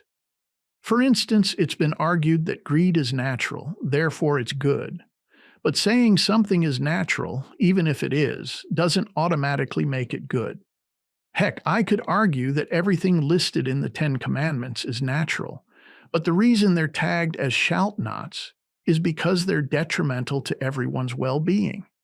When people unduly lean on naturalism, it's oftentimes to justify bad behavior. Even if something like greed is natural, that doesn't mean we should promote it, nurture it, institutionalize it. It never ends well. It always leads to a misery-fueled, frantic race to the bottom. Eventually, everybody loses. The greedy just never realize it until it's too late, until both the scorpion and frog are sinking to the river bottom. Greed is definitely one of those so-called good natural things we need to potty train ourselves away from. I think some people just can't help themselves. As the allegory implies. But again, we're so much more than scorpions. So why do so many people default to their natures? Newbie players, maybe just lazy, who knows? But over time, all the patterns begin to repeat. Same behaviors, same outcomes. That's when the player has no choice but to emerge. That's why I say evil is an ego trip. Egos are of the avatar, and the avatar is rudimentary. So when people believe themselves to be strong by suppressing their goodness, whether that suppression lands them in a prison cell or an ivory tower, they're just deferring to their avatars, which is weakness, not strength. What about psychopathic criminals, serial killers, and so on? They're not evil? By our mortal worldly standards, they can sure fit that bill. But no matter what the reason is for their existence, genetic predispositions, horrific upbringing, societal influences, all of the above and more, their so-called evil natures are avatar-based. There's no external evil force pulling their strings. As players, they've simply abdicated to the coding of their avatars. Now, granted, that coding may be extremely potent, making their player's task very challenging, but it still comes down to a matter of involved gameplay versus lazy gameplay. And even if you want to believe that some otherworldly demon has control of such a person, how did it happen? Were they playing the best game they could play, or were they asleep at the wheel? If love is your North Star, you cannot lose, not at the hands of a perceived outside force, or your own avatar's coding. It's not always easy, but the game is not unwinnable. But nature and nurture do play a role. Of course they do. That's the point of physicality. That's the point of our avatars, of the entire simulation, to challenge us. We all choose our avatars for the challenges they'll bring us. If we choose an avatar prone to psychopathy or violence, our challenge will be to counteract those coded tendencies. The reason we have examples of serial killers and the like is because their challenges were extremely difficult, and their players fell short of measuring up. At the same time, though, there are people suffering from psychopathy who endeavor to be value-added, productive human beings. People who've acknowledged their limited ability to feel and empathize, but who've still chosen to conduct themselves morally. They've employed their reason to determine the greater logic of love. The golden rule is just as much a practicality as a moral tenet. When you treat people well, you increase the chances of being treated well in return. Practical. And even if a person doesn't get to experience joy while inhabiting their avatar, it's still occurring at the player level, so whatever points they're scoring are huge. That'd probably be the most extreme epic win of all, to become love without actually feeling its effects. Getting no personal benefits out of it, but doing it anyway because it's the right thing to do. That'd make you a top-ranked gamer. What do you say to people who are certain they've encountered evil entities, people who believe in possessions, and so on? Follow your intuition. Whatever I say is just supposition. I don't have a full grasp of the complexity of the mystery, nor does anyone. If something seems off to you, steer clear. Personally, I've never dabbled with Ouija boards. Why? Makes no sense to tempt fate. On top of which, such contrivances have nothing at all to do with becoming love, so why bother with them? If you understand that love is incorruptible, and that love is what consciousness, time, God, your player, Christ, Buddha, Krishna, etc. are all about, you cannot go wrong. Love will never mislead you. When I tell people to connect with their player, all I'm saying is to look within. Connect with your soul, with who you truly are. Don't resort to the machinations of your body, your avatar. That's the falsehood. And if in your explorations you feel a darkness lurking about, try to determine if it's your own psyche trying to scare you, even tempt you. If you honestly feel it's an external malevolent entity, reject it. Shut it down. Heck, shut it down either way, whether it's your own nature or an external entity. Get behind me, Satan. Yes, precisely. Do not welcome that darkness in. And understand, that statement was just as much about rejecting personal temptation as it was about rebuking evil. Ultimately, we're the only ones that can mislead ourselves. We were all built with full autonomy of choice. Free will is our superpower. So if something doesn't pass the smell test, reject it. Just know that fear, particularly irrational fear, leads more people down destructive paths than does seeking the truth. Any chance some of these evildoers are non-player characters? Very possibly. Just like in any video game, NPCs are sprinkled throughout the game to challenge us, bosses we have to do battle with, etc. They're also there to provide contrast, duality. Without darkness, you don't appreciate the light. In the case of an NPC, it'd be all the more evil-looking to us, because there'd be no player at the wheel, no one we could identify with or reason with, like a soulless, dead-eyed robot. And that stark contrast might just motivate us toward love all the quicker. So ultimately, you're implying that none of our value-based definitions of good and evil have any truth to them? Outside of the simulation, no. Just consider all the things you might want to label as evil. Murder, rape, deceit, greed, etc. What do they all have in common? They all stem from the material, bodily circumstances of the simulation. Just about any evil you can imagine is considered evil based on how it affects the mortal condition of our avatars, pain, suffering, and death, most specifically. If you remove that mortal constraint, then what? Would those things still be considered evil? No, they'd become inconsequential. So outside the simulation, where we presumably exist in some non-physical, immortal form, we cannot be hurt by these evil things by virtue of being non-physical?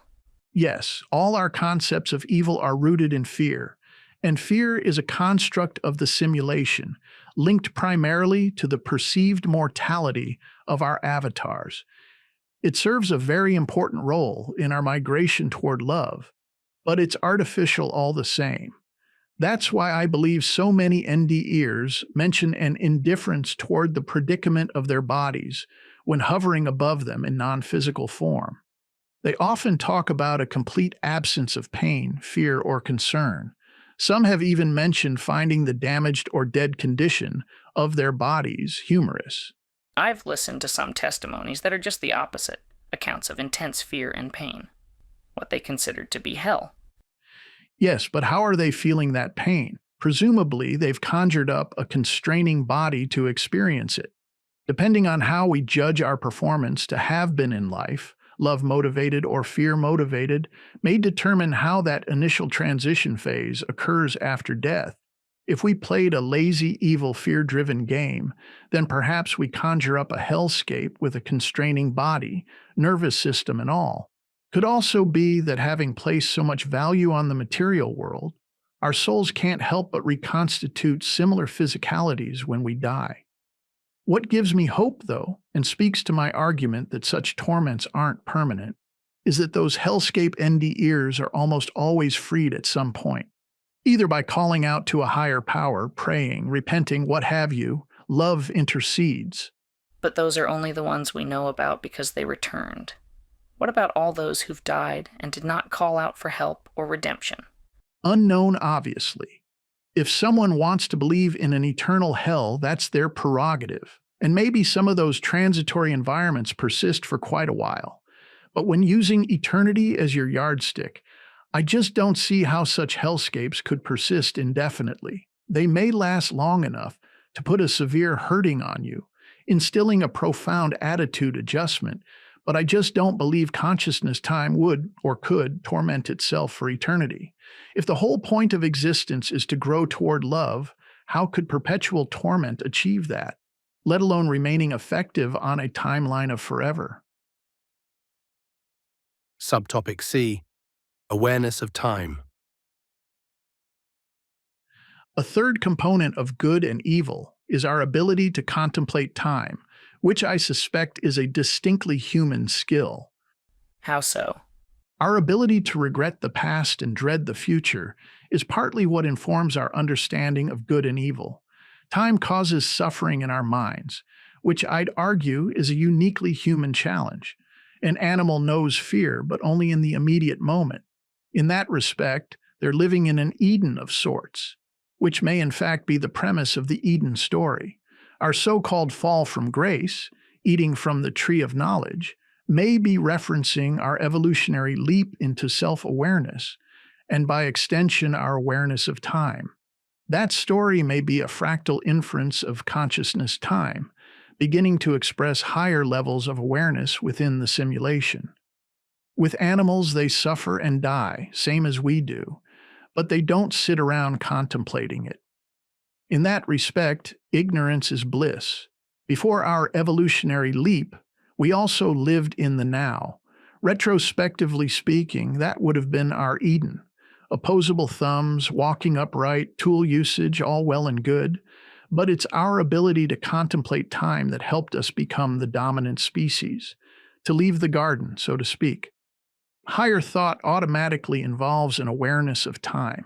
Being able to review the past and plan for the future gave us a great advantage. It's also what cemented our concept of fear. If you can't dwell on past pains and dread future ones, can you really suffer? Can you label a thing as good or evil? But aren't other animals also aware of time? For example, squirrels bury nuts to prepare for winter. True, but as far as I can tell, that's all instinctual. Squirrels definitely have an understanding of time, but so do plants for that matter. Yet I doubt squirrels sit around wringing their paws, worrying about previous winters, and growing anxious about upcoming ones. They just execute their coding for survival season after season. Well, how about your dogs? Don't they miss you if you're gone too long? I have a friend whose dog gets anxious when they're away. They've recorded how it behaves when they're not there. As more time passes, it definitely seems to grow more impatient. I have no doubt these meatheads are aware of time passing. For one, they definitely know when it's time to eat.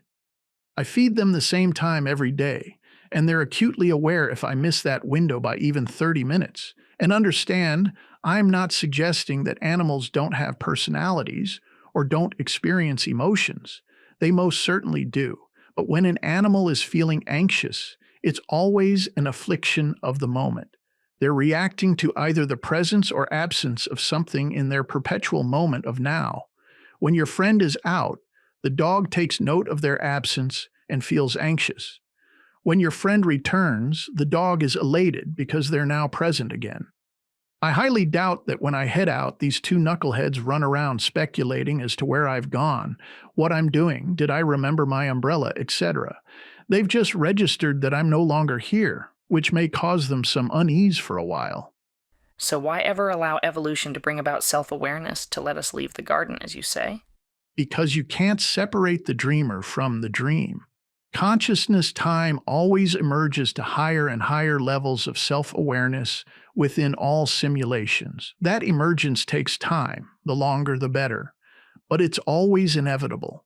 Millions of years of plant and animal life, dinosaurs and the like. For most of its history, Earth has been an Eden of the now. The simulation meting out horrendous violence and pain, true, but amongst a population of non-aware denizens, incapable of contemplating their own predicament. Eventually, though, self-awareness reared its curious head. Then came conscious suffering. Then came irrational fear. But there's always been suffering, even for animals. Pain, yes. Suffering, no. At least not contemplative suffering. If they're experiencing chronic pain, yes, they're suffering, but only because it's physically afflicting them in their moment of now.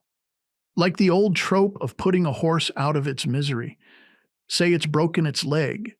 It's feeling pain and therefore suffering. Since it's a painful injury that the horse will likely never recover from, unmendable bones, weight distribution, etc., it's considered merciful to end its life, to remove the horse from its situation of chronic pain, of suffering.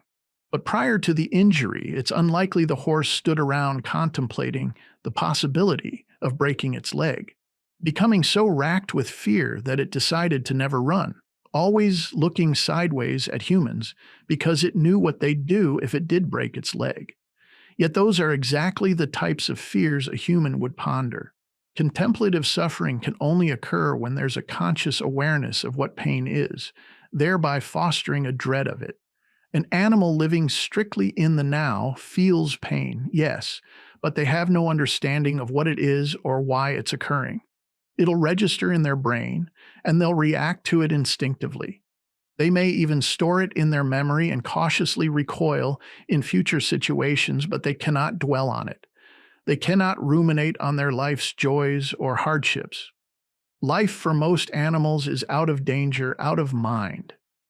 We cringe at the violence of the animal kingdom, the idea of ferocious predators ripping their prey to pieces. But that's all in our minds. The animals themselves are simply moving from one moment of now to the next. In one moment, they're peacefully foraging. In the next, their heart is racing, their adrenaline is flowing, and they're instinctively deciding whether to take flight or fight. But once the danger is gone, win, lose, or draw, they slip back into a state of peacefulness. They go right back to foraging, dwelling on none of it. Just watch one of those nature videos where a lion tries to take down a gazelle. If the gazelle gets away and the camera follows it, you'll see that within minutes it's right back to life as usual. That's the bliss of being in the now. It's not that bad things don't happen. It's just that they can't be considered. With us humans, if we're not actively guiding ourselves to stay in the now, as with meditation, we're more than likely in one state of fear or another.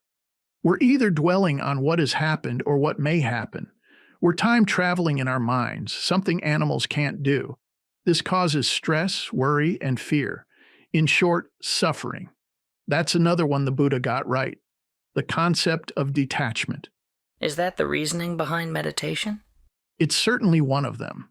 As we dwell on pain, we begin to replay how it arrived, how it made us feel, who or what delivered it, etc. These mental examinations can lead to dread of recurrence and obsession over future avoidance. We label the pain and those who delivered it as evil or negative. Conversely, we label things and people that bring pleasure and or alleviate pain as good or positive. That's a gross simplification of the human condition, but essentially true. Practicing meditation can help bring us back to a more peaceful state and quiet the mind, as the saying goes. By stepping into the now, we restrict our mind's latitude of time, past and future, which is where all our judgments occur. It's not that your troubles cease, but moving your mind into the present moment of now gives you a respite from obsessing over them. It's a bit of a paradox. In forcing your mind to become aware, by focusing on your breath, for instance, you become unaware. Both your identity and the passage of time seem to evaporate. You've assumed an Eden-esque state of non-awareness within the timeless moment of now. By putting your avatar on hold, you're able to experience your player state. I believe that's why so many people have insights and breakthroughs while meditating. They're existing in their raw, unvarnished player state, which has access to all sorts of data beyond the simulation. Any way to achieve that state permanently? Completely and permanently, no. Certainly not in sim. And you probably wouldn't want to, considering how vulnerable it can make you. But who knows? There may be some types of brain injuries or hereditary conditions that block a person's awareness of past and future. On the one hand, it might be blissful, but on the other, it'd be pretty disadvantageous, functionally speaking. For the majority of us, as long as we're self-aware, we're also aware of time, and that's what helps manifest fear. But the more we train ourselves toward love, diminishing the fear, the more we're able to enjoy a near-constant Eden-esque state of bliss, similar to meditation. It's not that the main quest drops you into a static moment of now. That would be impractical and dangerous, but it does give you the proper perspective on fear, which allows you to override it. It allows you to face the things you fear, be it poverty, pain, death, what have you, and obliterate them from your mind. When I'm anxious, fearful, insecure, etc., I just remind myself that none of that matters. I remove myself from the equation. I reaffirm that love is the fundamental driver of all existence, that love is all that matters. If you're someone who prefers to believe God is love, then tell yourself God is all that matters. Nothing else. Not your body, not anything you own, not the universe itself. All that's an illusion designed to help you recognize love. And once you recognize love, the illusion becomes wondrously unthreatening. Now, admittedly, if you're in immediate danger or your body's in pain, that's a harder mindset to maintain. But even when your fears are legitimate, the mind still tends to unnecessarily overclock things. It can become a runaway train. So while things like dread and obsession may be part of our ancestral toolkit, it doesn't mean we need to let them run us. You see dread and obsession as natural? From an evolutionary perspective, I'd say so. Our ability to imagine is tied to our self-awareness. I've never fully bought into the idea that our imagination was a divine gift for purposes of creating art, etc. I believe we developed imagination as a means of determining outcomes beneficial to our survival, and part of that process involves obsession. Obsessing over what we've imagined, particularly if it's something painful, drives us to find solutions. If we hadn't started living outside of the now, we likely wouldn't have become the dominant species. What would be an example of that? Well, imagine prehistoric times. A group of our very distant ancestors are out foraging, like gazelles. One member is attacked by a predator. Everyone present experiences the fear of the moment instinctively, just as all animals do. But they were also starting to gain self-awareness, so they started holding on to such events, consciously remembering them, recalling them, probably as dreams at first, like most animals. But eventually they became daydreams. They started gaining the ability to map their thoughts backward and forward through time. Their ability to navigate time in their minds became a kind of blessing and curse. It caused them to begin obsessing over what had happened, emotionally re-experiencing it over and over and over again. This newly forming imagination also allowed them to play out alternative scenarios. This further allowed them to devise methods, and eventually tools and weapons, to avoid similar attacks in the future. It became the first virtual reality system.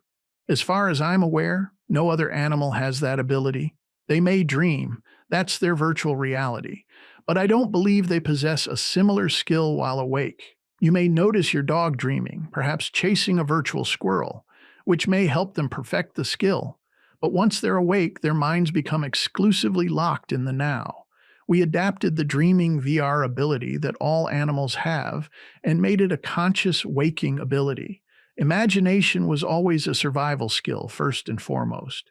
Using it to create art was just a bonus perk. But isn't obsessing over fear a bad thing? I thought you said we should be moving away from fear and toward love. Yes, but it helps to understand the evolutionary mechanics of fear and our obsessive tendencies related to it. Most of what's natural are things the player should be circumventing. I believe that consciousness time creates simulations to remain as hidden from itself for as long as possible. But the minute its consciousness breaks through and becomes self-aware, the incongruity between player and avatar emerges. At that point, it becomes the player's job to take the reins and get down to the business of becoming love, like the different stages of dreaming. Once we reach the stage of rapid eye movement, REM, we get lost in the fantastical unconscious creation of the brain. We're always aware of being an I in the dream, but our me can be any number of things or characters, disjointed avatars cascading through the dreamscape. We're not in control, just along for the ride. But even within that fantastical environment, we can choose to become lucid. We can become aware that we're dreaming. The I consciously becomes the me. If you've ever had a lucid dream, you'll know that once you become lucid, it's very hard to remain asleep because that I-me linkage is also how we navigate our waking lives. The moment it occurs, the reflex is to wake up. But if you practice, you can continue dreaming. Adept lucid dreamers use that time to tackle problems, discover things about themselves, enrich their sense of well-being, or just play around in the amusement park of their mind. But one of the first things they have to do before gaining proficiency and keep the dream going is to overcome their natural fears, such as the fear of gravity. First few times you consciously decide to fly in a lucid dream, you almost always fail, falling back to the ground and waking up. This is because your fear of gravity, which makes complete sense in the waking world, prohibits you in the dream world. So in that sense, what millions of years of dinosaurs represent unconscious dreaming, and humans with our self-awareness represent lucid dreaming? Using just this planet as the sample group, yes. But if you take into account the entire cosmos, consciousness time probably entered lucid dreaming mode billions of years ago and is just now rippling into our little corner of the dream. So if there are alien races out there, the very first one of them to have gained self-awareness would have been the moment consciousness time first became lucid? That would be the theory. And it's trying to keep the dream going for as long as it can, and use its lucidity to generate as much love as it can, in order to cope with the awareness of eternity once it fully wakes. I gotta ask again, though, if staying hidden was the goal, why create any simulation that allowed for higher consciousness to arrive? Because no matter the design of a simulation, consciousness time cannot escape itself. Just like no matter what we dream, we're still always the ones doing the dreaming. What about someone in a coma? If they're not actively dreaming in the coma, they'll still eventually die. That'd be the same as waking up for consciousness time, only it'd be waking up without having had a chance to generate any love. Like us having a restless night of sleep, not being able to replenish our body's energy reserves. Consciousness time waking up without a replenishment of love would be like us waking up with the worst hangover or flu we've ever had. Like having a massive deficit of endorphins, consciousness time knows the hardship of full-on fundamental awareness. It knows what it'll have to deal with once it wakes up. It uses as much lucid time within a simulation to generate love so it can deal with the harsh reality of eternity. Got it. No matter what it tries to do, it can't escape itself forever. Right. Consciousness time cannot exist in any simulation without having an active expression of itself present, any more than we can subtract ourselves from our dreams. In this simulation, consciousness time's active expression is represented by Lifeforce. That's where it's hidden itself. And to keep that expression of itself in a dreamlike state for as long as possible, it created loads of rules to slow down the process of waking up, things like evolution and entropy. But why not strike evolution from the rules? Then consciousness time could remain unaware indefinitely. Probably because in its absence, the entire simulation would be off-kilter. Its inauthenticity would set off alarm bells, causing consciousness time to wake prematurely. It's like the difference between a controlled crash and an uncontrolled one. The plane's going down, no matter what. Is it better to just throw up your hands as it nosedives toward the ground, or take the yoke and attempt gliding in for a hard landing? At the very least, a controlled crash will extend your time in the air, since consciousness time knows it'll always gain full awareness at some point. Its only option is to create an intricate maze of distractions for itself. One that's so well balanced it'll keep consciousness time bedazzled for eons. Anything too simple or too lopsided would cause it to gain full awareness too soon. A well-constructed ruse, a dream that keeps you rapt, a story that holds your attention is the only way to manage eternity. Like a great magician, it's all about misdirection and distraction. That's the very essence of how this simulation works. So what you consider our darker natural tendencies, fear, hate, greed, and the like, are artifacts of our animal selves, our avatars, which we were okay with before gaining self-awareness because we were cluelessly living in the now. We were blissfully lost in the dream. But now that we're self-aware, making consciousness time lucid within our little corner of the dream, it's incumbent upon us to constructively generate love for the sake of everyone's well-being. In a nutshell, yes, and that incumbency isn't easy. That's why I never downplay our avatars' hold on us. They represent the most formidable challenges we face in becoming love, but understanding how they're coded will help us overcome their fears. The battle between good and evil is really just a duality occurring within us. Some people like to externalize good and evil in order to study them, which is fine, but more often than not, they externalize them in order to excuse themselves from responsibility. The devil made me do it, and all that.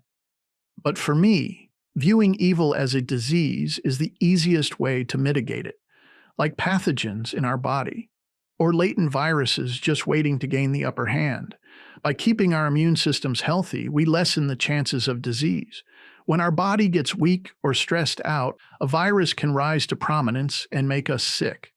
Our darker, avataristic natures are no different.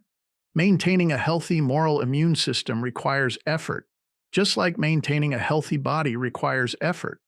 If we're lazy, our immune system will weaken, allowing our darker natures to rise to prominence. If this occurs on a societal level, you end up with an epidemic of evil. Subtopic D. Intelligence versus ignorance. The fourth component of good and evil is the difference between intelligence and ignorance. If you really consider it, rationally and wisely, All choices between good and evil boil down to the difference between smart and foolish. Even if you tend to think selfishly, if you employ reason, you'll realize that making the selfless choice, the good or smart choice, ultimately benefits you. You may not see it in the moment, you may not even see it for the entirety of your life, but choices made for good instead of evil always generate a net positive in the cosmos. What about the saying, the road to hell is paved with good intentions? It can be. But if you could really dissect such intentions, generally speaking, most were probably all made from a selfish place, not from a place of the good of the most. You mean the good of the many? Same idea. It's just that the word many can imply a select few. Like saying, there are many people over here who disagree. Okay, that's fine. But is everyone on all sides being accounted for? The word most implies to the greatest possible extent. Say you have a line of cars clearing a green light. One driver decides to stop and let someone out of a driveway. Seems like a good intention. But in helping that one person, they've adversely affected several people behind them who'll now miss the green light. No great loss, admittedly. This is a benign example, but one that illustrates ignorance just the same. If you were able to do a deep dive into the motivation of the person who stopped, you generally find that their reasoning, either conscious or unconscious, was to feel good about themselves, to pat themselves on the back for being a decent person. Not an awful motivation necessarily, but in that instance, what they presumably viewed as an inclusive, good for the many act, letting the one driver join the group, was in reality only beneficial to those two people. The driver who stopped, and the driver exiting the driveway. One got to feel good about themselves. The other got a place in line. They ostensibly became a microcosmic many of two. In that regard, it wasn't a truly selfless act for the benefit of the most, which would have accounted for all the drivers. So what? Don't help the person trying to get out of the driveway. No, of course you do. Just do it wisely. Wait until the light turns red. Everyone has to stop anyway. Then allow for a space to open in front of your car so the person can enter traffic. Everybody wins. The good of the most. What about good intentions that come from a wise, selfless place but still cause problems? It definitely happens. No one can predict the full implications of any choice, especially in the long run. Sometimes there's just not enough data to make an informed decision. That's life. But if you're making the most judicious choice you can with the available data of the moment, your karmic record will be clean. Since we all have to choose, it's generally best to make the most fair, impersonal choice we can to benefit the greatest number of people. What other strategy is there? Making purposely evil choices and telling yourself it doesn't matter because it's all a crapshoot, that we can never truly know the final outcome of any choice? That never works out well. Even making choices from a place of indifference rarely leads to good outcomes. When it comes to decision-making, if you make the good of the most your North Star, you'll be main quest adjacent, even if you haven't fully committed yourself yet. And that mindset is the smart path? Yes, since evil choices invariably lead to negative outcomes like destruction, hate, etc., they're inherently ignorant choices for all concerned. Things like cooperation are tools of love. Things like divisiveness are tools of fear. All choices made to the negative, choices which do not benefit the most, lead to ruin. Choices made to the positive, which benefit the most, lead to sustainability. So anyone who makes evil choices is ultimately committing suicide, and it'll be a long, drawn-out journey of misery toward that ultimate ruin. It's plainly the more ignorant way to proceed. Even if they think they're being smart in the moment, it's their lack of perspective, their inability to see the bigger picture, that makes the choice an ignorant one. That selfish, evil choice, which may lead to destruction, hate, more fear, etc., will inevitably circle back around and land on them, or people they care about. Since self-destruction is foolish, making decisions that lead to self-destruction is ignorant, not smart. The intelligent choice is always the one that gets things as near to an everybody wins outcome. Or, for simpler reference, the golden rule. But there are plenty of smart people who do bad things. Clever, yes. Smart, no. What's the difference? As someone once told me, clever is knowing how to get out of a jam. Smart is never getting into one. Most problems people face are due to their own ignorance. If you were to research most so-called accidents, you'd find they weren't really accidents at all. You'd find at some point in the chain of events, someone did something they shouldn't have, or neglected to do something they should have. Either way, if everyone had been smartly doing what they should have, the accident wouldn't have occurred. Say a tire blows out on the highway, causing a pileup. Accident? When was the last time the owner checked the tires? Did they hit some debris that another driver failed to tie down properly? Did they have both hands on the steering wheel? Were they looking at their phone? Was it because they hit a pothole? If so, did the pothole develop due to the negligence of the municipality in charge of maintaining the road? It may generate a long list, but most accidents can be traced back to a series of foolish choices. Fair point. But a lot of people purposely make evil choices for personal gain and never seem to suffer any consequences. It only appears that way in the short term. Oftentimes, they don't even know they're experiencing a cause and effect consequence, which is yet another example of ignorance, not being able to connect your own actions to the negative effects you are suffering. Again, like a dog wrapping itself around a tree with its own leash. So many people lead their lives that way. This won't be the best example, but consider the pothole scenario I just mentioned. Maybe the road crew is working with substandard materials purchased by the municipality just to save a few bucks. Or maybe they just decide not to fill the pothole properly. It's a Friday, they're tired, they want to start their weekend. They throw some dirt in and cover it with a thin layer of cheap asphalt. Job looks fine, but it's not. And they know it. Still, they think they're being smart, being clever. When the accident finally occurs, though, one of the workers' relatives is injured in the pileup. So no, they weren't smart in their deception. Cutting corners didn't turn out to be so clever after all. And they're even less smart if they never make the connection between the accident and their role in bringing it about. This is moral ignorance, and it's scalable. Say a huge corporation, spurred on by the board of directors, and indirectly by all the shareholders, makes bad decisions for the sake of profits. All those decisions will have short and long-term negative effects, perhaps worldwide. You could argue that the planet's current condition is due to a decades-long chain of so-called smart corporate choices, in conjunction with the so-called savvy consumer choices of the people who purchase their products. But how smart were any of those choices, really, on either side of the equation? Because when the ecosystem collapses, you can be darn sure it'll affect everyone. The just and the unjust alike. Another good one. You weren't kidding about your upbringing.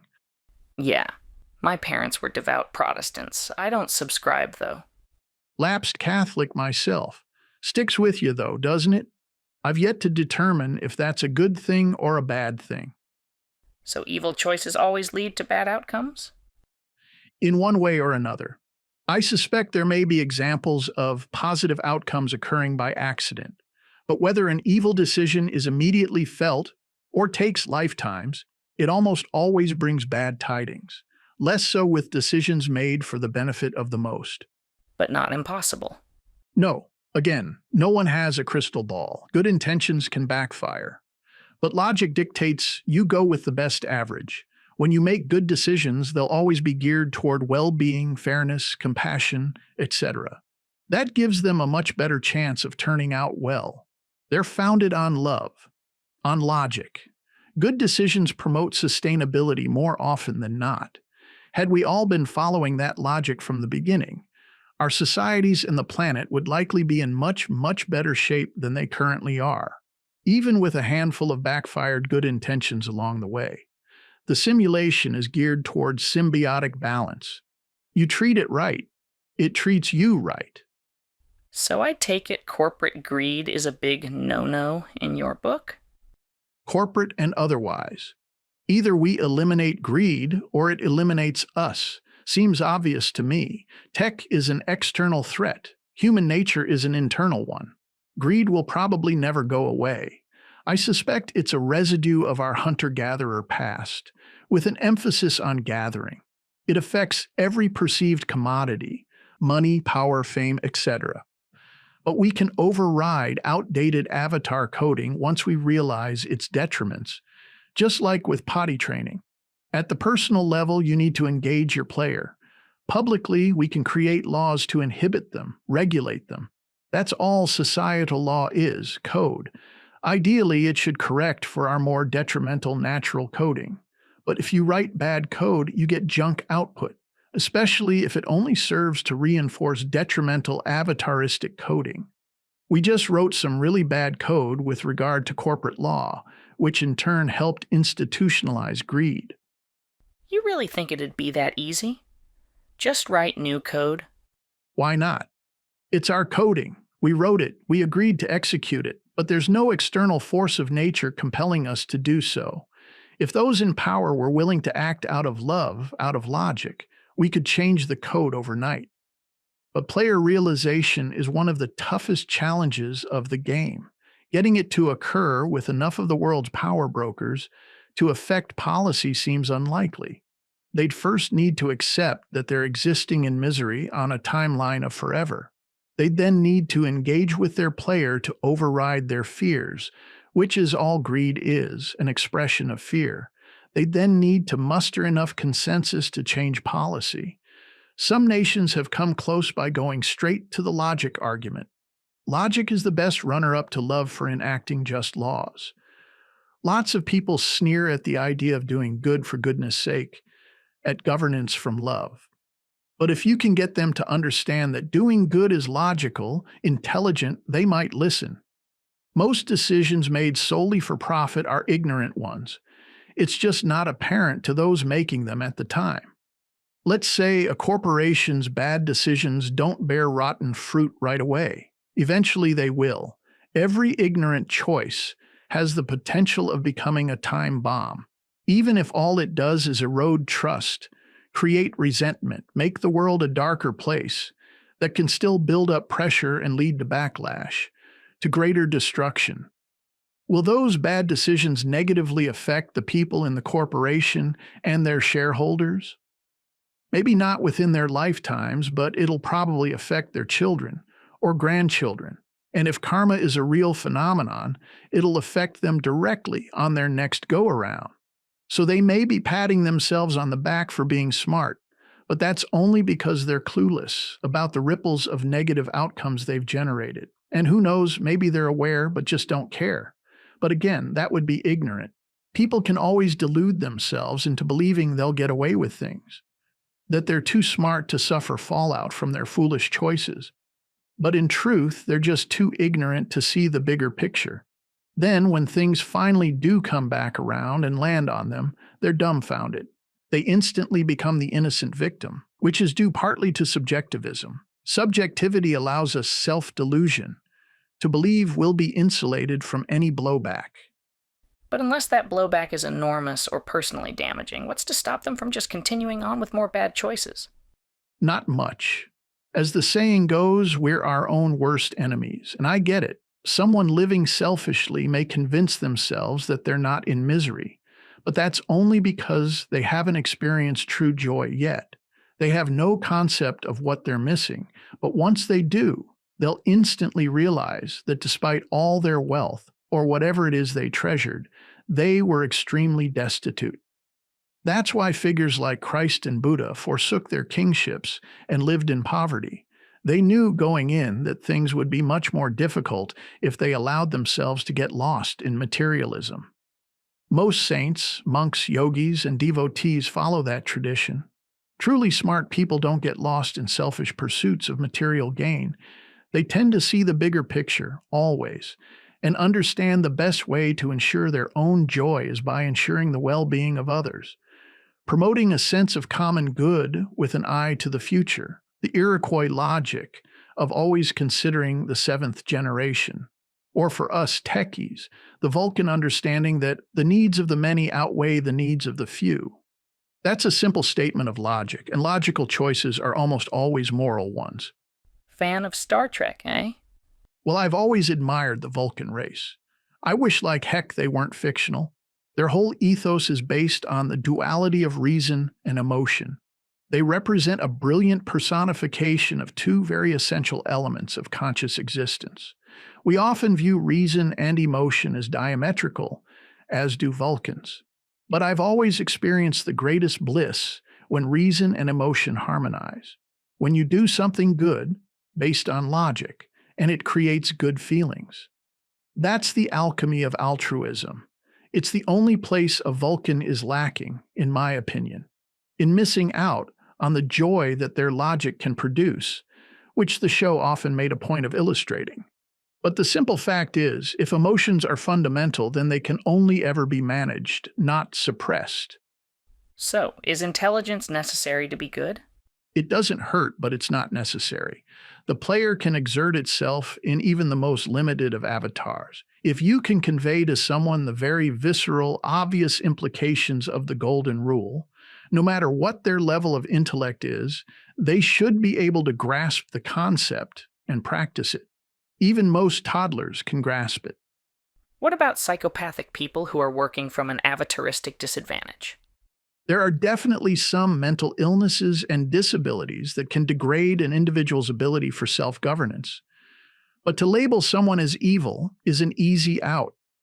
Each of us has the entirety of creation within us. Within that boundless spectrum, if we should meander into darkness, we can then become dark.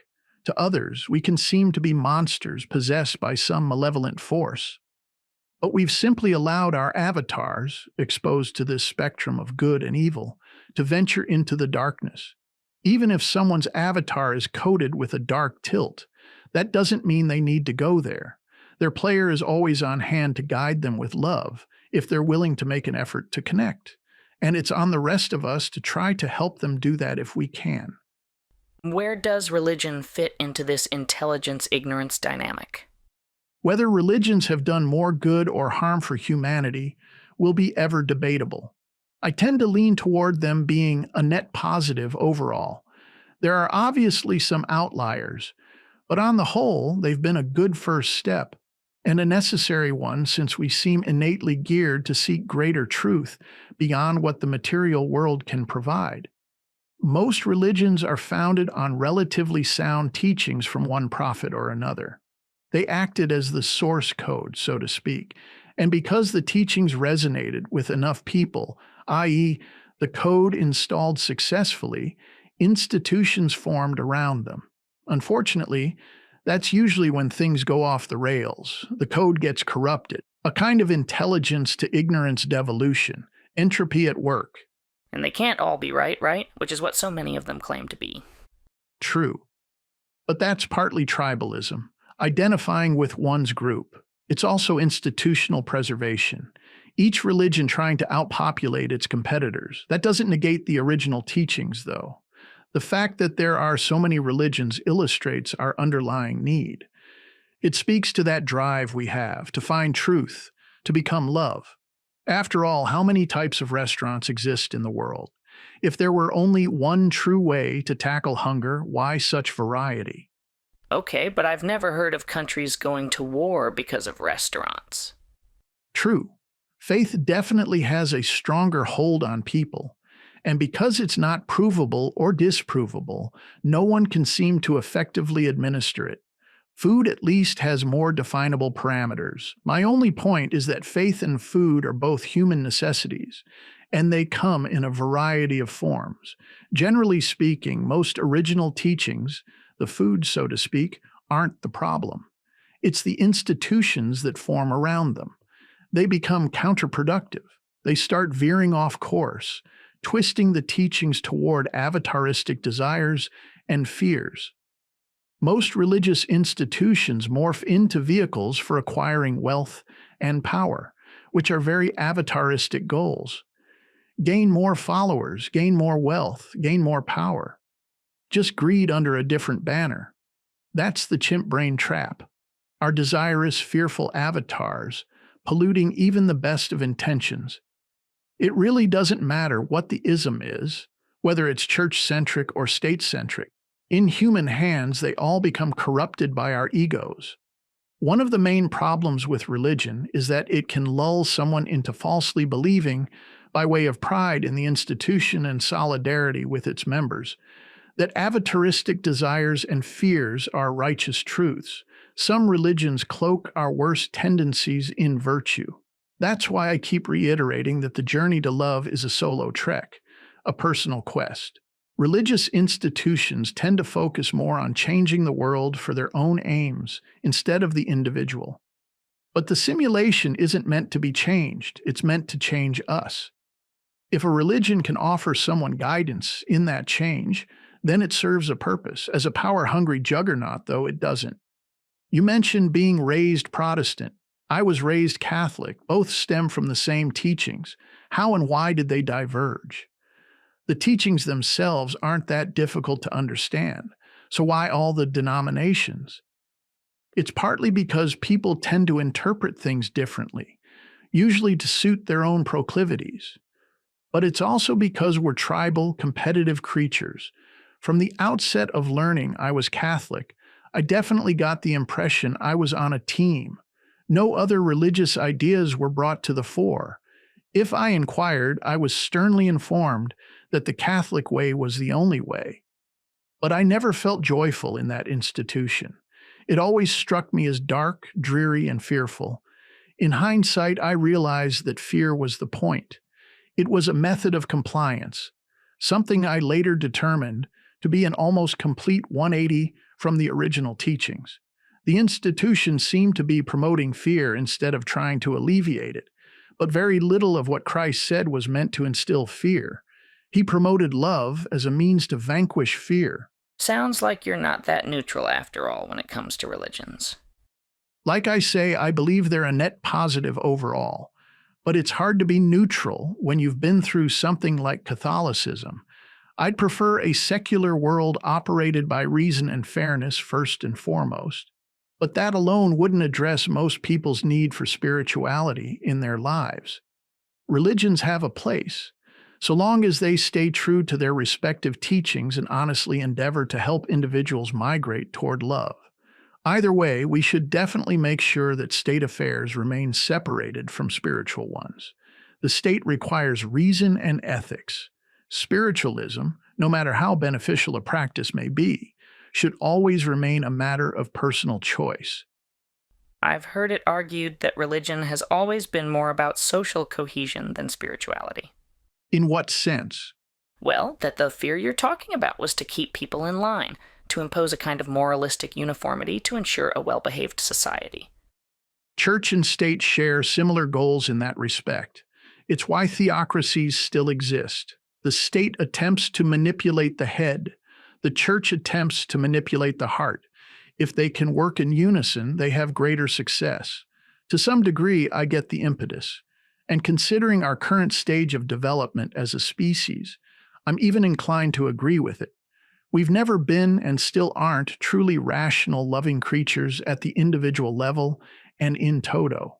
We still default to fear and subscribe to herd mentality. The reason the Golden Rule hasn't created a utopia thus far is because it requires every individual to grasp the concept and willingly adhere to it, thereby affecting the group as a whole. But how many people have you met that default to that principle? That's why the idea of absolute personal freedom is a bit of a boondoggle. To some degree, mass indoctrination has been the surest way of forming functional societies, of getting everyone on the same page.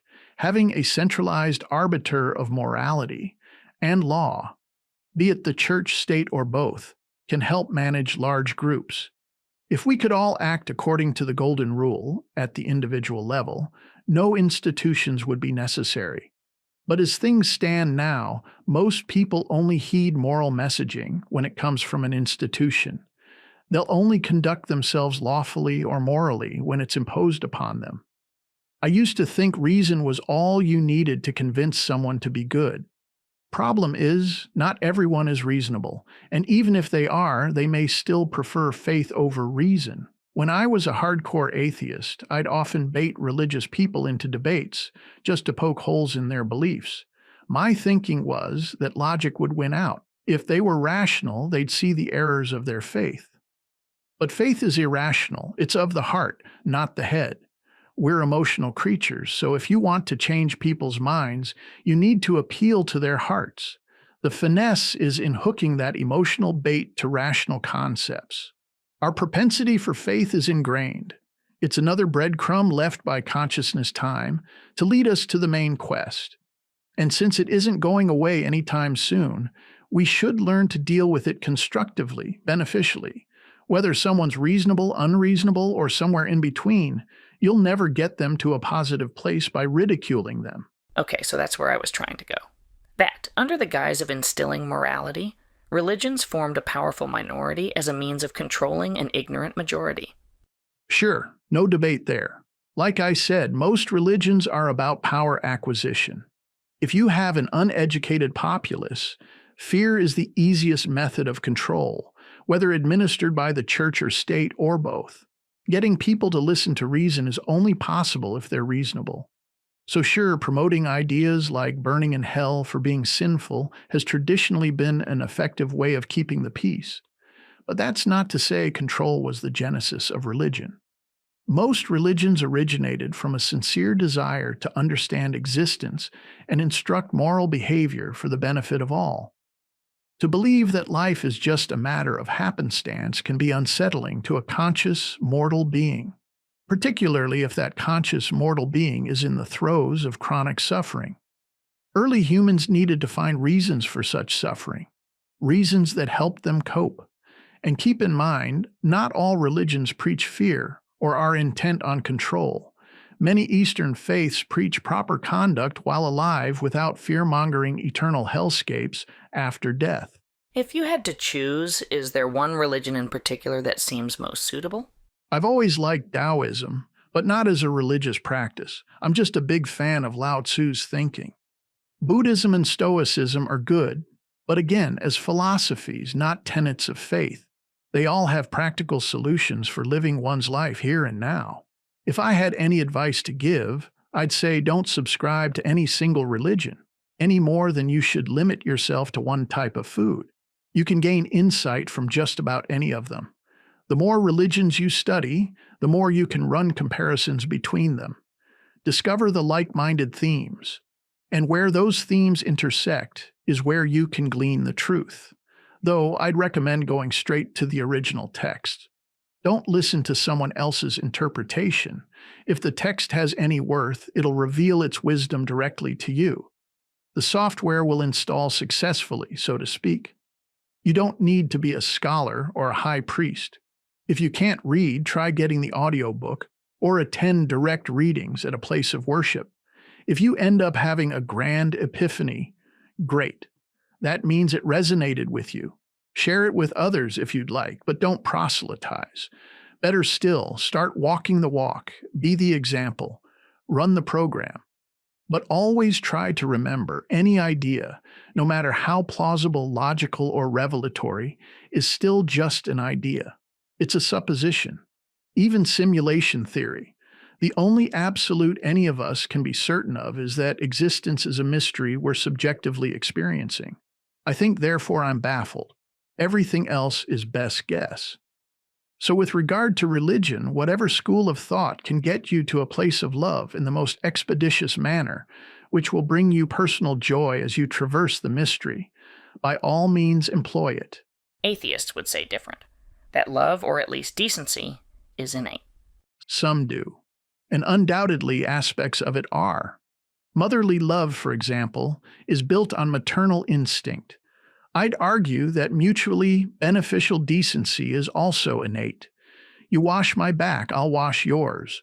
That's why primates groom each other for insects. But are they truly being decent or just mutually selfish? From my perspective, true decency or selfless love can only come from the player. Our avatars are too hung up on self-preservation. Any low-grade, innate decency that may exist can easily be compromised. But isn't that all decency is? Mutually beneficial selfishness?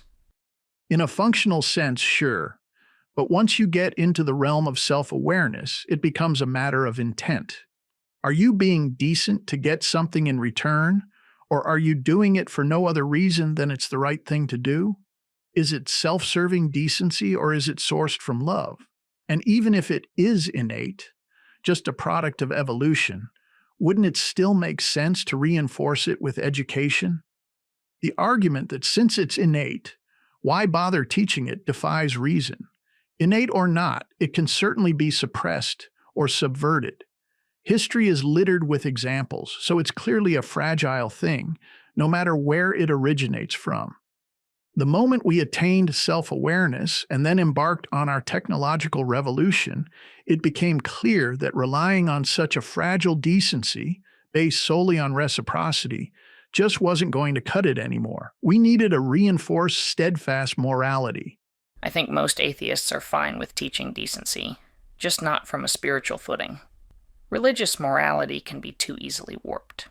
I think that's why they lean toward ethics as the teachable thing. Concepts that are subject to human scrutiny instead of mandated by divine decree. Call it morality or ethics. The results need to be the same. And yes, whatever label you use, subjectivity always gets in the way. Whose morals, whose ethics, whose interpretation of either, and for what purpose? There will always need to be a majority consensus with love at the center. The main problem I have with the ethics-only approach is that human scrutiny morphs from generation to generation, and with it, so do their ethics. I believe ethics are subject to more warping than spiritual morality. Out-of-sim ideals remain steadfast exactly because they are out of sim. They're beyond reproach. Ethics, not so much. I don't even know how many universities teach ethics anymore. That's how malleable they are. But loving our fellow beings shouldn't be malleable. Morality shouldn't change every time the wind blows. I think one of the reasons the idea of innate decency gained traction is because so many of us, particularly in the West, have been living in decent societies for so long, we started taking it for granted. That's my biggest criticism of atheism. Having been one, I tend to think it's a luxury of the affluent. What? That atheists are spoiled because they've never been in the proverbial foxhole? To a certain degree, yes. In retrospect, I realized that many of my atheistic stances were rooted in privilege. That is, I embraced atheism from a place of comfort and safety. I was certain that my life had been wholly my own doing. Therefore, no higher power needed to be considered. Since it had been a comfortable life with very little trauma or hardship, it was easier to adopt that mindset. I simply had no need for faith. And since I didn't need faith, I couldn't fathom why anyone else did. Most atheists, if they're honest with themselves, aren't so much interested in disproving the existence of a higher power, but are more interested in proving they don't personally need one, that they're stronger of will, more intellectually adept. Obviously, I can't speak for every atheist, but that's what I discovered about myself at any rate. I harbored an acute disdain for the faithful because I was so sure they were just being weak and foolish. It struck me as an absurd non-necessity for all of society, particularly since it could be so easily misused. That was another mistake I made. Having been raised Catholic, I associated religion with everything and anything spiritual. Since I knew religions were greatly flawed, I projected that awareness onto all spiritual concerns. No in-between, no nuance. Only religion on one side and physicalism on the other. I was never willing to see religions by themselves as the problem, as human-made institutions seeking to capitalize on a very real phenomenon. Yet personal spiritual experience and religion are very distant cousins. I also had refused to understand that many people need faith, religious or otherwise, just to continue living. That their hardships and suffering cannot be willed away, reasoned away, or medicated away. They need access to truthful solutions, and they need them in the present moment. Having made the transition to a platform of faith myself, I can assure you it has truthful merit. But don't you think religious dogma becomes the dark underbelly of moralistic education? Absolutely. It's painfully outdated and easily misinterpreted. But that's on the institutions and their ministers. The morality of love is absolute. It's as undeniable as electricity. Electricity has always been around. It's only recently that we've been able to harness it. And for as long as we continue to use it, we'll need to teach each other how to use it properly and safely. We're all relatively new at wielding love as well. So of course we need to educate each other on its use. If atheists could get on board with that, it'd be great. But I know I never offered up any alternatives to religious dogma back in the day. I just attacked it. And don't get me wrong, the dogma should be attacked. Most of it's archaic nonsense, but my reasons at the time were entirely personal. I was in my bubble of comfort, bragging about not needing a god, like a wealthy person telling poor people that money isn't everything. Easy to say when you've got plenty of it. If you have a natural spring in your backyard, how can you ever empathize with someone dying of thirst? And as a basic matter of practicality, you'll never get anyone on board with your way of thinking simply by attacking their way of thinking. You have to present a better product. You have to provide viable alternatives. So atheists are dropping the ball? From a societal perspective, I think so. To try and meet someone of faith on a playing field where all you're willing to offer them is brute fact materialism, you're going to be playing by yourself. And these days, the stakes are too high to be playing alone. To argue for innate decency is to set yourself up for disappointment. At the very least, you'd have to admit that it can ebb and flow with the times, so reinforcement is necessary. Whatever decency most of us, but certainly not all of us, have been privileged enough to benefit from over the centuries has been due to a concerted effort from those in the past. They understood the darkness of human nature. They lived through much of it. That's why so many of them made the choice to move toward decency, to promote it, to teach it. Now, after having benefited from the fruits of those efforts over such a long stretch of time, we've forgotten how they came about. It's like someone who needs a neurotropic drug to help them stay grounded and remain functional. What can often happen, because the drug is so effective, after using it for a while, they can mistakenly believe themselves to be cured and stop taking it. Then in short order, they become ungrounded again. Our reliance on decency isn't much different. All of us have been living under a moral canopy built by our ancestors, both via church and state. We're so many generations deep now that very few of us can fathom a world in which decency wasn't the norm. But a cursory glance through history proves different. Decency, just like a nation's original infrastructure built decades in the past, requires upkeep and revitalization to ensure it doesn't come crashing down. Entropy chips away at everything, even human decency, innate or not. That's what I mean by a luxury of affluence. We've been separated from nature's brutal rule for so long, coasting on the moral legacy of our predecessors, that a person can go from cradle to grave, never requiring spiritual reassurance, even to the extent of scoffing at moralistic education. So by your thinking, not engaging with faith is delusional instead of the other way around? Yes. Faith is part of who we are. It's not going to go away. It can't go away. It's our only in-sim to out-of-sim portal, our only method of achieving player realization. Obviously, for someone who's living large in the material sense, that's a very hard sell, I get that. But everyone has a breaking point. Eventually, their spring will run dry, and they'll finally know thirst. If not this lifetime, then the next or the next after that. Eventually, they'll break. We all do. People without faith just haven't hit that insurmountable wall yet.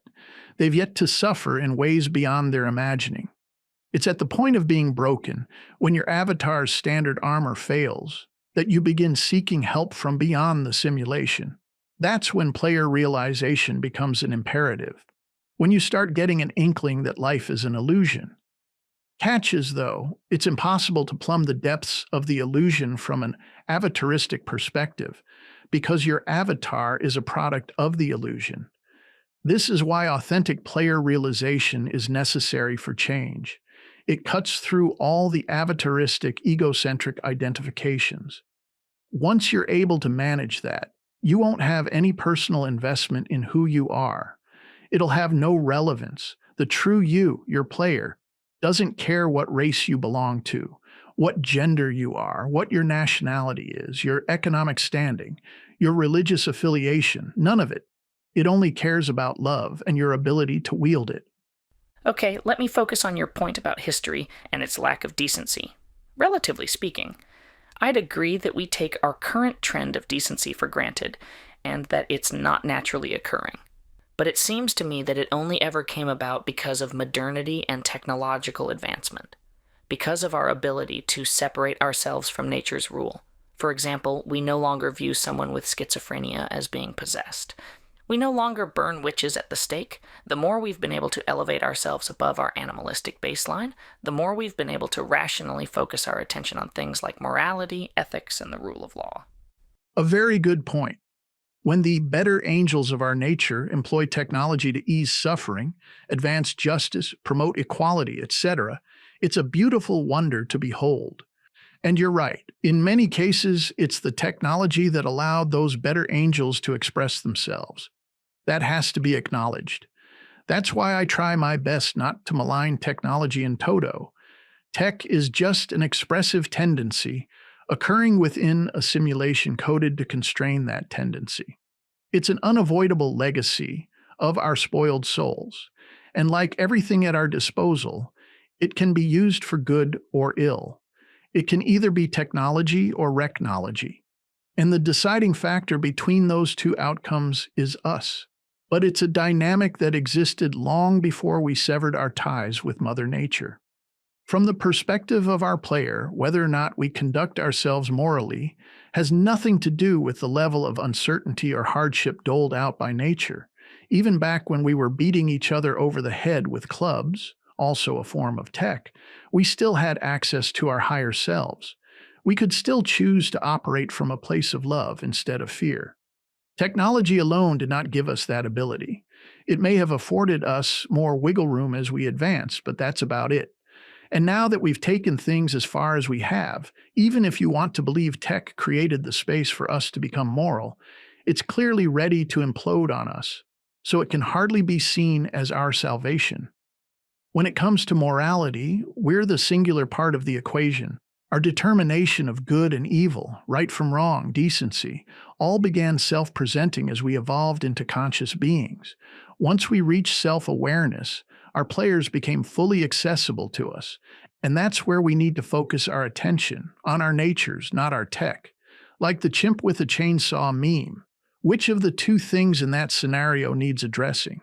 The chainsaw was always inevitable, so then it's the chimp wielding it that needs our attention. Endlessly trying to build a better chimp-proof chainsaw is never going to do the trick. As long as the chainsaw exists, it'll always be dangerous. It can only be made safe by altering the demeanor of the chimp. Fear and tech have always been incongruous. Coupled with our animalistic natures, in the absence of a push toward player realization, tech has put us on a doomsday trajectory. And since we all know the tech isn't going away, then it's our animalistic natures that must. What if that's the point, though? To observe how the game plays out. What if we're some kind of alien experiment or an ancestor simulation? Sure, it's possible. Our existence could be nothing more than scientific study. Give a chimp a chainsaw, see what happens. But that'd be one very callous alien race. To subject another self-aware entity to such suffering, even virtually, and all for what? To just watch the show? Most of us don't even like to see animals suffer, and they're theoretically not even self-aware yet. Unless suffering is the point, like you say. You mean if suffering facilitates love, then any alien race that created a situation in which suffering was ubiquitous would be doing the Lord's work, so to speak? Fair point. Most ancient alien theories don't follow that tack, though. They're usually along the lines of us being created to serve the gods. Our best interests were never part of their concerns. Our attainment of love was not a factor. So in that scenario, such an alien race would prove to be grossly negligent for allowing us to continue after we'd served our purpose. Letting a self-aware hybrid species, capable of brutality and technology, sprawl into the future unsupervised would be unconscionable. A sterilization of the subject, us humans, would have been the more humane thing to do, like putting down a horse that's broken its leg. But what if they get something out of the suffering, the fear? Again, not impossible. But it would mean they're causing suffering to another conscious entity for personal gain. That would make them not so advanced, in my opinion, and therefore incapable of reaching a high enough level to pull something like this off. But isn't consciousness time purposely causing us to suffer? Yes, but we are consciousness time. We're purposely causing ourselves to suffer for our own benefit. There's a difference. When you go to the gym to exercise, it's a form of suffering, but you're doing it for your own betterment. You're the one causing your own suffering. The converse analogy would be forcing someone else to do your exercises for you while you gained all the benefits. It would be a form of indentured servitude, of slavery. And again, any advanced race that would be willing to engage in such practices would not be advanced at all. But what makes you so sure that's not what's happening? Because if it were, love wouldn't be in the design. If we were just beasts of burden, or as some wild theories purport, just cattle for some race that feeds on fear, they'd have no need to include love anywhere in the equation. Fear is necessary for love, but love is not necessary for fear. In fact, love would only slow things down, thwart their so-thought diabolical plans. And yet love is undeniably a part of our existence, indicating to me that even if such groups did exist, they wouldn't have been the ones to create the simulation. But let's say, for the sake of argument, they do exist. Whether there's some kind of nefarious human cabal, alien cabal, demonic cabal, or all of the above, why give them the satisfaction of your fear? In our simulation, at least at the personal level, love always has the power to conquer fear, so why not employ it? You may not be able to eradicate fear from the world, but you most certainly can eradicate it from your own heart, which is the whole point of the simulation. And what if it's love that they're after? Because love, by its very essence, cannot be bartered. It's a force, an element, a distillate, yes, but it can only come into existence through the practice of it. You can only create love by being love, as paradoxical as that seems. And the only way to achieve that is by personally involving yourself in your own suffering. You can't get anything or anyone else to do the suffering for you.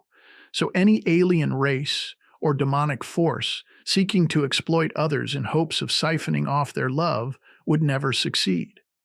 If it's love they were after, they'd need to become love by way of personal involvement. And if they became love, they'd never be willing to subject another entity to suffering for personal gain. What if they're just not aware of what they're doing? Then still they wouldn't be that advanced, not unlike ourselves. We used to engage in slavery until we wised up and realized the immorality of it. That's moral evolution, something any advanced race would need to undergo before reaching a technological pinnacle. With regard to us, we still do loads of things that are immoral, things we know are harmful but continue doing anyway. For example, we still use animals for scientific experimentation. We may offer ourselves all sorts of excuses for doing so, but we all know we're causing degrees of suffering. And as long as we remain a species that's willing to benefit from the suffering of others, we won't advance very far. It comes back to the great filter argument. If a race were advanced enough to play God, then they'd need to be fully aware of what they were doing, at least according to the definition of godlikeness. And if that awareness included the wanton suffering of another entity, then they'd never have been allowed to pass through the great filter to begin with. It's another if-then statement. And what if they were doing it just for yucks? Then they'd be an alien race I'd never want to meet. It'd mean they're psychopathic, same way some people with psychopathy torture animals for a thrill. Even if it were a scientific experiment, it'd still be indifferently cruel. No less cruel than us using animals as test subjects. But again, the reason I reject that hypothesis is because I don't believe a psychopathic race could persist in the cosmos, at least not at the level necessary to travel through space or engineer a new race of beings. In such a psychopathic society, there'd be no cohesion. Self-destruction would have been assured long before they managed to build spaceships, manipulate DNA, or code sentient life in a virtual environment. Unless they were already here. I mean, if you think about it, we may end up creating some type of hybrid species ourselves before too long, or even an ancestor simulation. Good point. I suppose if an ancient race were already living on this planet, they wouldn't need spaceships. Or even if they evolved within our solar system, say on Mars or Venus, then they wouldn't need outstanding tech. Just passable tech similar to our own. Just advanced enough to meddle with things before reaching the Great Filter. I suppose an immature race like that could create a few time bombs before disappearing. But I still maintain that since we have access to love, it implies that the origin point of this entire fractal merry-go-round is one of benevolence. Otherwise, love wouldn't have propagated through any of the fractal iterations, including our own. You can't add or subtract anything from a fractal system once it's operational. Everything within it is reiterative. As above, so below, for as long as the fractal runs. So if love is present, as it most certainly is, it's always been present, no matter how many twists and turns we go through. So, I take it you're a proponent of the Great Filter theory? I am. It makes fractal sense to me, even natural sense. Benevolence before greatness. A kind of cosmic litmus test for any and all species that dare dream of leaving their homeworld. I'd venture to say that every solar system in the universe is its own little petri dish. And whatever might spring up from those dishes must mature toward love before ever gaining egress from their solar system. And I don't mean that in some new agey, peaches and cream sort of way, but to the contrary, as a matter of hard, cold realism. Any planet that can support complex life would likely have to be big enough to support a variety of life. Even if there's a dominant species, it's still going to evolve differently across the expanse of that planet. Different climates, different food sources, different landscapes, etc. Just like us. Humans are genetically the same, but our geographical locations have mutated us just enough to make us appear different from one another. That's the first friction point of the Great Filter, otherness of appearance and behavior, which in a subjective creature fosters suspicion. A second friction point would be self-awareness. Once any creature gains higher consciousness, all manner of thought and behavior becomes available to them. The concept of good and evil enters their lexicon. Every emotion, positive and negative, becomes something they can consciously experience and scrutinize. Instinct morphs into intent. I believe every self-aware species in the universe would have to contend with these friction points. We call it the human condition. They'd prefix it with whatever they call their species. On that front, we'd all have something in common. If you then add advanced technology into the mix, the ability to pass the Great Filter becomes that much more unlikely. Deceit, greed, envy, fear, etc. would all become tripwires on the path to their advancement. Even if you started from a species naturally inclined toward benevolence, like a highly evolved elephant race, for instance, or even an efficiently hive-minded species like bees, it wouldn't matter. Once you open the Pandora's box of self-awareness, it would expose the species to concepts of good and evil, right and wrong, etc., which they'd then have to wrestle with as they continued to develop. Any race that's figured out interstellar travel will have had to safely move past those tripwires first, evolving to a place of relative benevolence, or at the very least, neutrality, an ethos of live and let live. Anything less would ensure self-destruction long before they could reach the stars. And you said that part of moving past those tripwires involves telepathy? Can you explain that? It would be an emergent certainty, I think. In order to overcome any of these tripwires, telepathy would be a must. The only way to avoid the inevitable traps of subjectivism, self-awareness, distrust of others, etc., would be for a species to have full personal transparency. I don't believe being hive-minded alone would cut it. You'd need to be a species that immediately understood the intentionality of every individual in real time, without the use of tech. Telepathy as a natural evolutionary advancement would be imperative. That's the only way a functional trust could be maintained to stave off self-annihilation. To know thy enemy so thoroughly that neither of you could traffic in lies or treachery. Sounds neat and tidy, but I'm not so certain. What about accidents? Imagine a benevolent, interstellar race comes to a planet like ours. Some mishap or another occurs. They end up dead or captured along with their tech, giving us the potential to use that tech to access other solar systems, all while still being very immature. The proverbial monkey with a gun, or chimp with a chainsaw, as you say. Our ignorance could begin to pollute the universe, like a virus of stupidity spreading from system to system. Not impossible, I suppose, but I suspect at a certain point we'd be reined in by more advanced races, quarantined to our own little solar system, made to sit at the kids' table, so to speak, and rightfully so. We'd have no business trying to venture into the cosmos until we got our own house in order, until love became the foundation of our species.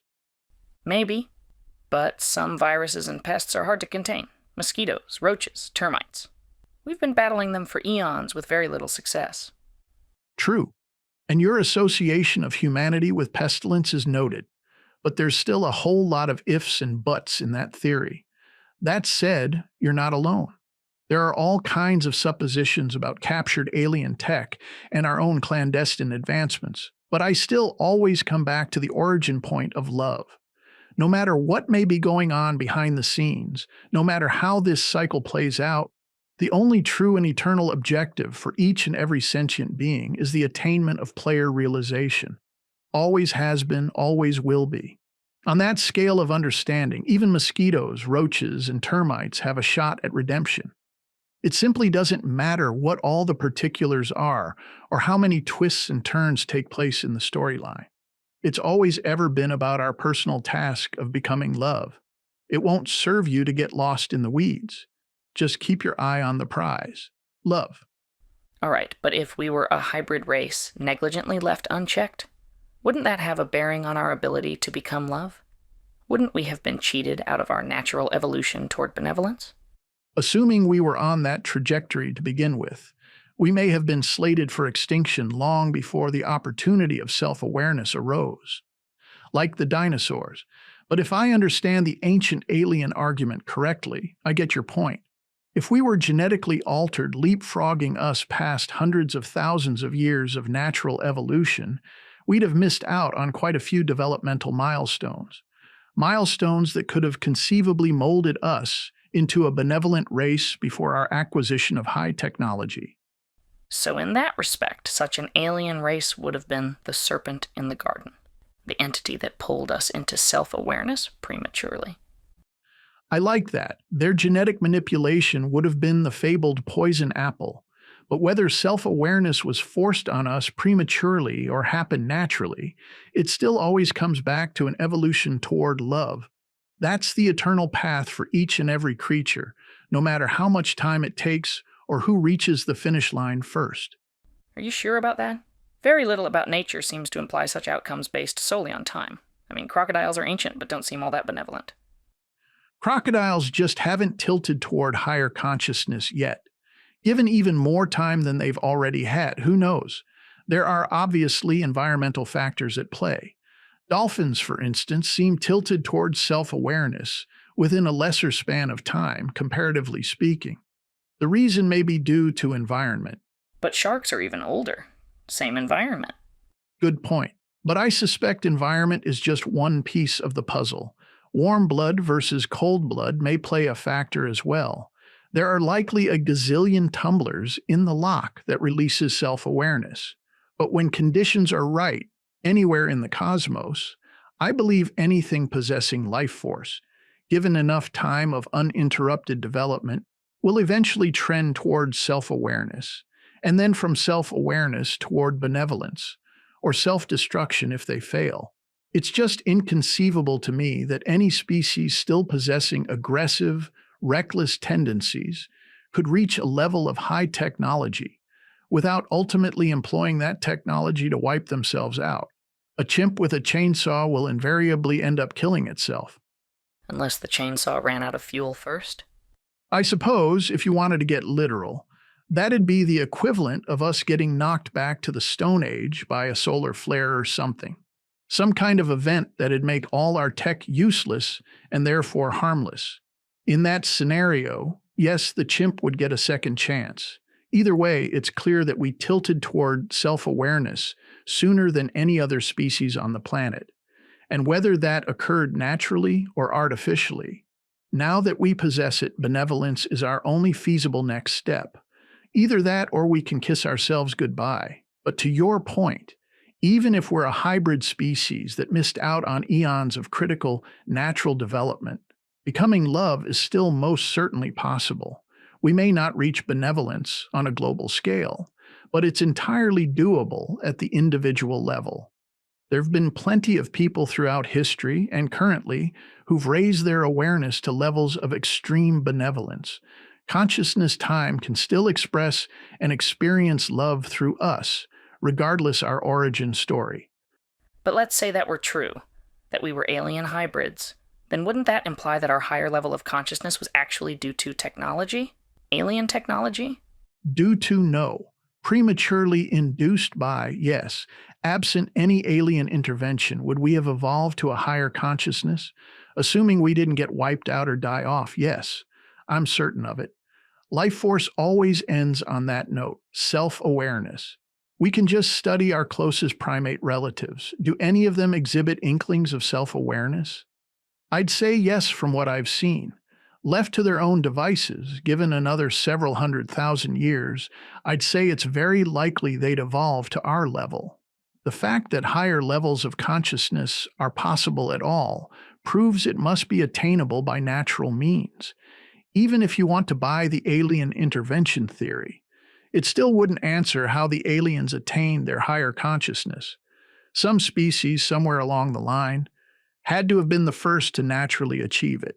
Well, since we can't ultimately know where our morality comes from, and it seems clear we've had it in some form or another from the beginning, why not just trust that it's innate? That's the atheistic argument, that our decentness is nothing more than self-concern expressed as reciprocity, mutual benefit rooted in selfishness. And as I've admitted, there's some truth to that, yes. Most primates exhibit similar traits, but arguing that just because something's natural, be it beneficial or detrimental, then we shouldn't concern ourselves with regulating it is a recipe for disaster in either direction. If it's a detrimental proclivity, like greed or crapping where we stand, the disastrous outcomes become obvious if we neglect to regulate. But the same is also true for beneficial proclivities that we neglect to nurture, like decency and morality. It's like saying that since wheat has always grown naturally in the wild, why bother cultivating it? The answer is to improve its quality and abundance, to make sure there's enough of it to get us through the difficult times, to ensure our ability to thrive, not just survive. Even if decency grows in the wild, so to speak, without cultivating it, without sowing it, it's always going to remain in short supply. Well, ideally, in a secular society, I suppose it could be cultivated by teaching ethics. Ideally, yes. But even then, ethics are of the simulation. They're devised by our avatars to influence the conduct of our avatars. That's like trying to lift ourselves into the air by grabbing our own shirt collars. As long as we're trying to do that from a place of love, it might work for a time. And yes, we should be teaching ethics to every child as soon as they can grasp the concepts. At the very least, we should be driving home the idea of the golden rule. The problem is, anything you merely teach can be untaught. It'll always be at risk of modification as society changes. Eventually, ethical love may get pushed aside out of convenience. In order for us to survive as a species, we need to make love sacrosanct. We need to understand that it's the immutable force of all that is. It's not just the pleasantry on a greeting card. It's not just the lyric of a song. It's not just an emotional whirlwind. We need to make it the foundation of all we do for as long as we exist. It cannot ebb and flow with the times. Since it and we are eternal, the only way to perpetuate our joy is to embrace that truth. And player realization is our only means of doing that. When you engage with your player, you move into a different mode of existence. For lack of better words, you become saintly, enlightened, transcendent. Once that occurs, love becomes something you simply know, like the air you breathe. And once you know it, you can't unknow it. It can't be untaught. It reaches beyond the simulation and influences your every thought and action. It ties you directly to consciousness time, which is love, fundamentally so. In placing love out of sim as a platonic eternal form, it cannot be dismantled or diluted. If we rely solely on ethics, and ethics are of this world, then we can just as easily discard them whenever it suits us. Having faith in love as an eternal constant, while admittedly irrational from an in-sim perspective, presents it as a kind of hermetically sealed absolute. How's that any different than having faith in ethics? As a soundbite, ethics are of the head, our avatar. Morality is of the heart, our player. So you're conflating love with morality? Not so much conflating as associating. Actually, that's another reason love has gained its deserved reverence. If you can bring yourself to operate from a place of love, morality in all its flavors simply falls into place. You won't have to pick and choose when or how to apply it. Love will make the moral choice intuitively apparent every time. Ethics, being of the head, will always require measurement, evaluation, context, etc. Anything derived by the head can be flipped on its head. It can be reversed, ignored, reconfigured, etc. If it's from the heart, it's tied to who you are, your very being. It's non-negotiable and incorruptible. But that seems even more dangerous. History is full of people acting from the heart irrationally. Reason gets us closer to a common, objectively understandable truth. You're right. I'm misexplaining myself. What I'm trying to say is that until a person becomes player realized, until they become love, all attempts to do the right thing will be subject to alteration for no other reason than fear, greed, envy, etc. Even if that alteration occurs at the subconscious level. But without question, without debate, without misunderstanding, rational discourse is always the best approach to problem solving. I'd never want to misrepresent that in any way, shape, or form. One of the main components of love is compromise and cooperation. People who stubbornly or blindly hold on to some personal truth or another, or worse, attempt to impose it on others, are neither rational nor loving. My only point is, when people are engaged in rational discourse, whether considering a personal choice or debating with a group about societal laws, for instance, no matter how intelligent they are or how dutifully schooled in ethics they are, if they aren't personally grounded by love, their rationales can be swayed by all manner of negative influences. If they're loving people, though, their decisions will always intuitively align with benevolence. Have you ever heard of the Duality of Ecuador? No. There are a few documentaries about them. They developed in such a way that almost every dispute was resolved by spearing their adversary to death. Before intervention from missionaries, there was some speculation that they were on course to spear themselves into extinction. So now, if a society like that can develop naturally, where's our so-called innate decency? How can we argue that ethics have genetic underpinnings? And if such destructive behavior can happen as organically as it did with the Duality, then anything we take for granted as being innate decency can just as easily be scuttled. After all, it wasn't so long ago that slavery was commonplace. It wasn't only accepted as ethical, it was often regarded as respectable. More recently, we've managed to promote selfishness, greed, and consumerism as good things, but there's never been anything good or ethical about them. They're destructive, negative motivators, but we've twisted our ethical framework to accommodate them. Seems like an implausible outcome for creatures with innate decency. In fact, my main concern with the concept of innate decency is that by allowing societal trends to dictate our ethics Over time, they may actually become epigenetically imprinted in our DNA, compromising any innate decency that may have existed. By positively reinforcing bad behavior, we encode it at the genetic level, creating whole new generations of selfish, consumeristic money lovers. The sins of the father? Yes, another good association. I like that. Wouldn't it be interesting if that's what they meant intuitively anyway? Epigenetics makes me think of my mother. As a kid, I'd ask her why there were bad people in the world. She'd say, because Satan saves the bad seeds. She'd grown up on a farm where saving the seeds was a common practice. Obviously, though, if you saved bad seeds, they'd yield bad crops. Who knows? It's fun to consider. Maybe sins are genetic. A single lifetime of bad behavior gets epigenetically coded into our DNA and passed on to our offspring. That would answer a lot. So, for example, we reinforce selfishness and greed because they're considered beneficial in our modern materialistic society. Then, over decades, this way of thinking and behaving gets dispersed through our gene pool. Now, babies right out of the womb are predisposed to selfishness and greed. If that's true, it makes player realization even more critical. And even if the epigenetic scenario isn't valid, at the very least, we've created an atmosphere of selective breeding. Those who adopt a money-first mindset find themselves elevated in society, and in turn undoubtedly raise their children to think in a similar fashion. Without continually teaching ethics and morality, or more importantly, encouraging a faithful practice of eternal love, it's conceivable we could reverse any virtuous, ethical tendencies within a few generations, if we haven't already.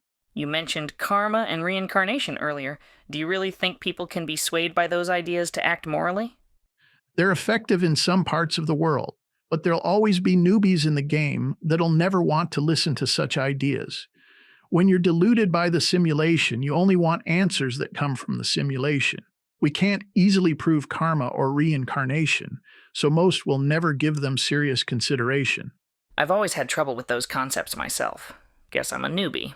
I have trouble with most metaphysical ideas. In what sense? Well, if we accept the idea of reincarnation, or that this life we're living is just a facsimile, then why even try? Particularly if we might be having a rough go of it. Furthermore, why should I view others or myself as real if we're all just disposable avatars? These concepts seem to degrade the importance of life. There is that danger. As I understand it, the Khmer Rouge in Cambodia promoted the idea that killing their perceived enemy wasn't that bad since they'd reincarnate anyway. Many suicide bombers believe they'll be greeted with a superlative afterlife reward. Any good idea can be repurposed to a bad end. Luckily, our self-imposed amnesia makes those viewpoints untenable for most people. Faith is only meant to be a hint, not a cheat. Doubt and mystery will always be imposed in sim, so most people will gravitate toward what they're sure of, their physical life, and most will cherish it enough to carry on. Very few of us are willing to bet the entirety of our existence on metaphysical concepts. That's one of the reasons for the amnesia. To make us believe in this reality so that we're compelled to deal with it directly as is. Metaphysical concepts are tools to help us cope with the simulation, that's all. The simulation is the main point. Otherwise, none of us would be here. So yes, we must focus on the game as it's meant to be played. Strive, struggle, attempt to make things better. But if it's all an endless distraction, why bother? It doesn't matter how you want to consider existence. As an endless spin on a hamster wheel, a gauntlet you run that leads to heaven or hell, or as a one-and-done proposition, then you're worm food. Each of us still has to deal with our lives here and now. So the most relevant question to ask, even with respect to why bother, is a selfishly practical one. Am I currently living a life of joy or misery? No matter what your beliefs are regarding existence, it makes zero sense to traverse it in misery, not for eternity nor a single lifetime. So by that logic, being joyful will ensure we care about our lives and the lives of others? Absolutely. You can't have one without the other. It's impossible to be a loving, joyful person without also treating yourself and others well. You never even have to concern yourself with the meaning of life. Just live it with the selfish intent of being joyful, then everything else will fall into place. And by your understanding, you can only achieve true joy through player realization? Yes, that's the rub. You can bash yourself over the head with all sorts of material attempts, but in the end, it can only be attained by becoming love, by way of player realization. Our avatars can't fake it. There's no way to create an artificial state of grace. How does that square with the idea of karma? You mean canceling out bad karma? Pretty certain if you genuinely become love, your karmic debt will be cleared. That was the idea behind Milarepa's life. Right, I get that. But I mean about dealing with other people and their karma. That's one of the things that's always bugged me about the concept. So for example, someone's starving. A person may see that and tell themselves, they're learning a karmic lesson, don't interfere. Seems way too cold to me. Me too. And it is. Whether or not they're atoning for a past life isn't relevant. Never concern yourself with anyone else's karma. Just worry about your own. If you purposely avoid helping someone within your means of the moment, you'll be logging a deficit in your own karmic ledger. It doesn't matter what they're going through. You're not the referee of their game or their savior. You could help someone for the entirety of their lives, and it wouldn't put a single dent in their karmic debt. If they've chosen starvation for their karmic atonement, and you interfere, then their debt will simply find a new path of expression. No matter how much you help them, they'll always be the only ones who can address their own karmic predicament. Same goes for us all. Your gesture of compassion might serve as an example of right action, which in turn may help them address their own bad karma, but it won't clear the debt for them. So the only thing you need to concern yourself with is your own karmic journey. If you callously choose not to help someone, that's going to ding your balance sheet. So for purely selfish reasons, it makes sense to help people wherever and whenever you can. Subtopic E. Subjectivity. You mentioned subjectivity a few times. How does that play a role in good versus evil? Regardless the situation, it's hard to break free of the us versus them mentality. That's the bane of subjectivity. Since we cannot fully experience or understand what others are experiencing, we're prone to doubt and suspicion, as well as speculative determinations about their intentions. We're all black boxes. To each other, yes, even to ourselves to some degree. I suspect organisms that operate with a hive mind may be less hampered by subjectivism. And who knows, if we ever evolve to become hive-minded or telepathic, we may see our prospects improve. Point is, every fear we can experience is amplified by our subjectivity. And not just us, but all creatures. Something like prejudice, for example, exists throughout the animal kingdom. If you need proof, just try to pet a wild deer. It'll see you as other and run off for fear of being harmed. It has no way to remove itself from that subjective view. If it shared your consciousness and knew you meant it no harm, it might respond differently. But it needs to fear the unknown for its own survival. Those are the rules of the game. Since a deer is instinctual, it'll always be subject to subjectivity, so to speak. With us, though, it's different. Because of our frontal lobes, we can outflank prejudice by choosing to override our subjectivity, although we're still not very good at it. Just like the deer, we have our own mortality to worry about, so efforts to override our subjectivity are still hamstrung by our fear of the unknown. It's only a truly accomplished yogi or saint that can move beyond subjectivity to any substantial degree. Is that why you list empathy as an essential tool in the main quest? Yes, until we can see ourselves in others and see consciousness time in all of us, we won't be able to fully love each other. That's why I remain ever hopeful about telepathy. It would allow us to put ourselves in another person's shoes, and not just imaginatively. If we gained that ability, we'd be far less likely to fear each other. More importantly, we'd be far less likely to harm each other, because we'd literally feel each other's pain. Absent that evolutionary leap, though, developing and practicing empathy is the next best approach. Reminds me of your Ghost Rider reference. It's along those lines, yes. We'd all feel each other's pain directly and do all we could to minimize it. No more subjectivity, at least in that respect. Near-death experiencers have relayed something similar. Thoughts and feelings being communicated instantly, directly. Life reviews in which they experience how someone else felt as a result of their actions. And who knows, if the actions are heinous enough, perhaps we force ourselves to suffer that emotional exchange for long stretches of time in some repetitive hellscape or another. It'd make for a powerful learning experience. The great thing about taking up the main quest is you don't need to wait for a near-death life review. You can start it now. Take a few moments every so often to think back on all the people you've hurt. Similar to Step 8 of the 12-step program in Alcoholics Anonymous. Put yourself in their shoes. Try to imagine how they felt. Compare it to how you've felt when suffering similar wrongs levied against you. Subject yourself to your own penance stare, so to speak. You may find yourself in tears at a certain point, but keep at it. Becoming empathetic requires effort, discipline, and a fair amount of pain. The tears often arrive because you finally realize that the pain you're feeling was caused by you. You hurt someone else, and you needn't have done so. From your player's perspective, it was entirely unnecessary. As a result, once you begin practicing these self-reviews, you'll find yourself less apt to hurt others moving forward. You'll move into the radial field of love, as I like to think of it. You'll start feeling joyful, and that's a high like none other. What about tech aiding us in that?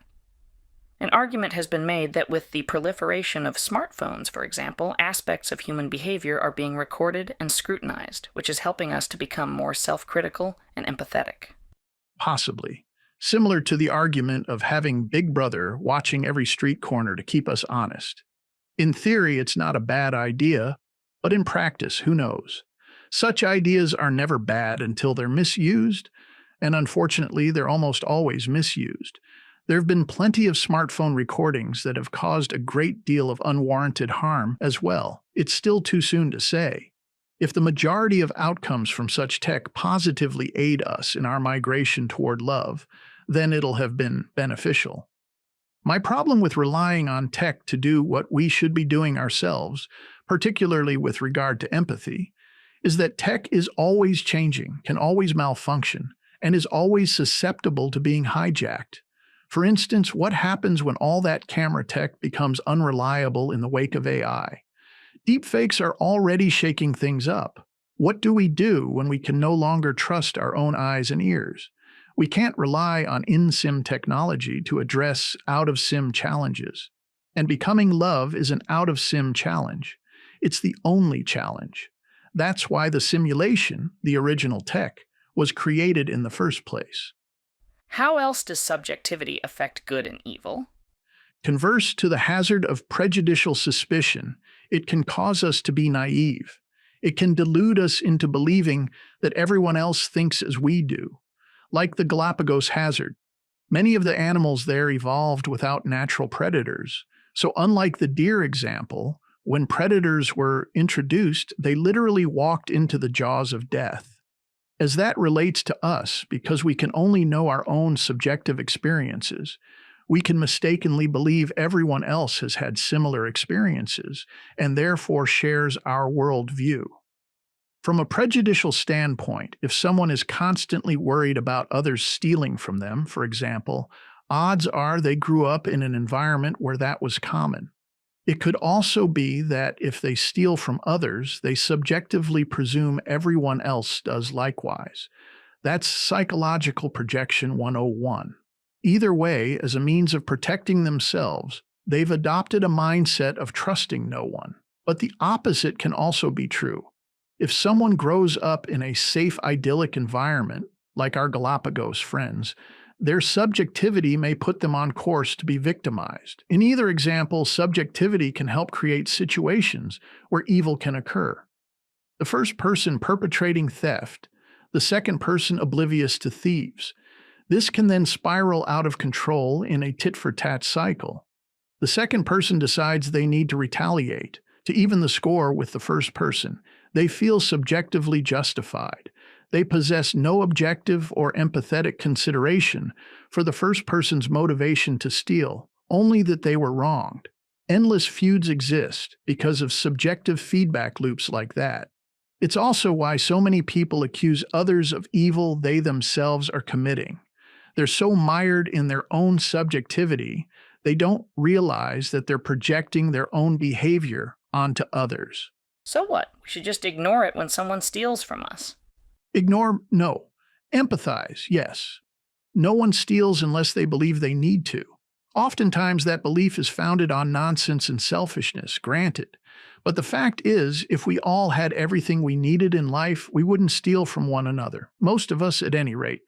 Point is, a good deal of theft occurs because the victims are clueless, not only to their own predicament, but also to the suffering of others.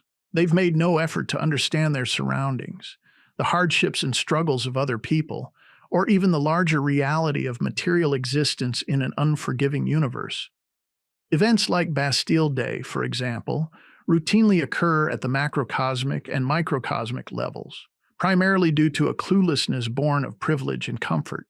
If you go strolling through an impoverished area while displaying all sorts of gold jewelry, some of the blame will fall on you if you get robbed.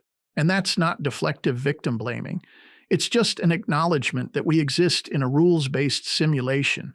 You cannot ignore its design. You cannot ignore cause and effect.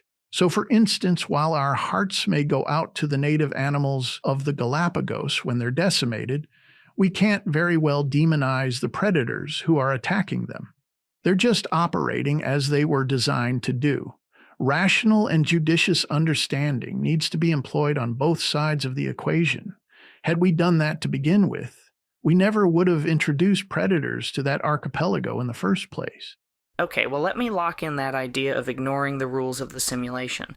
You've stated that our understanding of good and evil is essentially an illusion formed by the simulation, that they're not real. Practically speaking, isn't that a bit dangerous? To promote the idea that good and evil are illusions and that there's no eternal punishment for bad behavior? For some of the weaker players among us, maybe. But like I say, that doesn't mean we can ignore the rules of the simulation.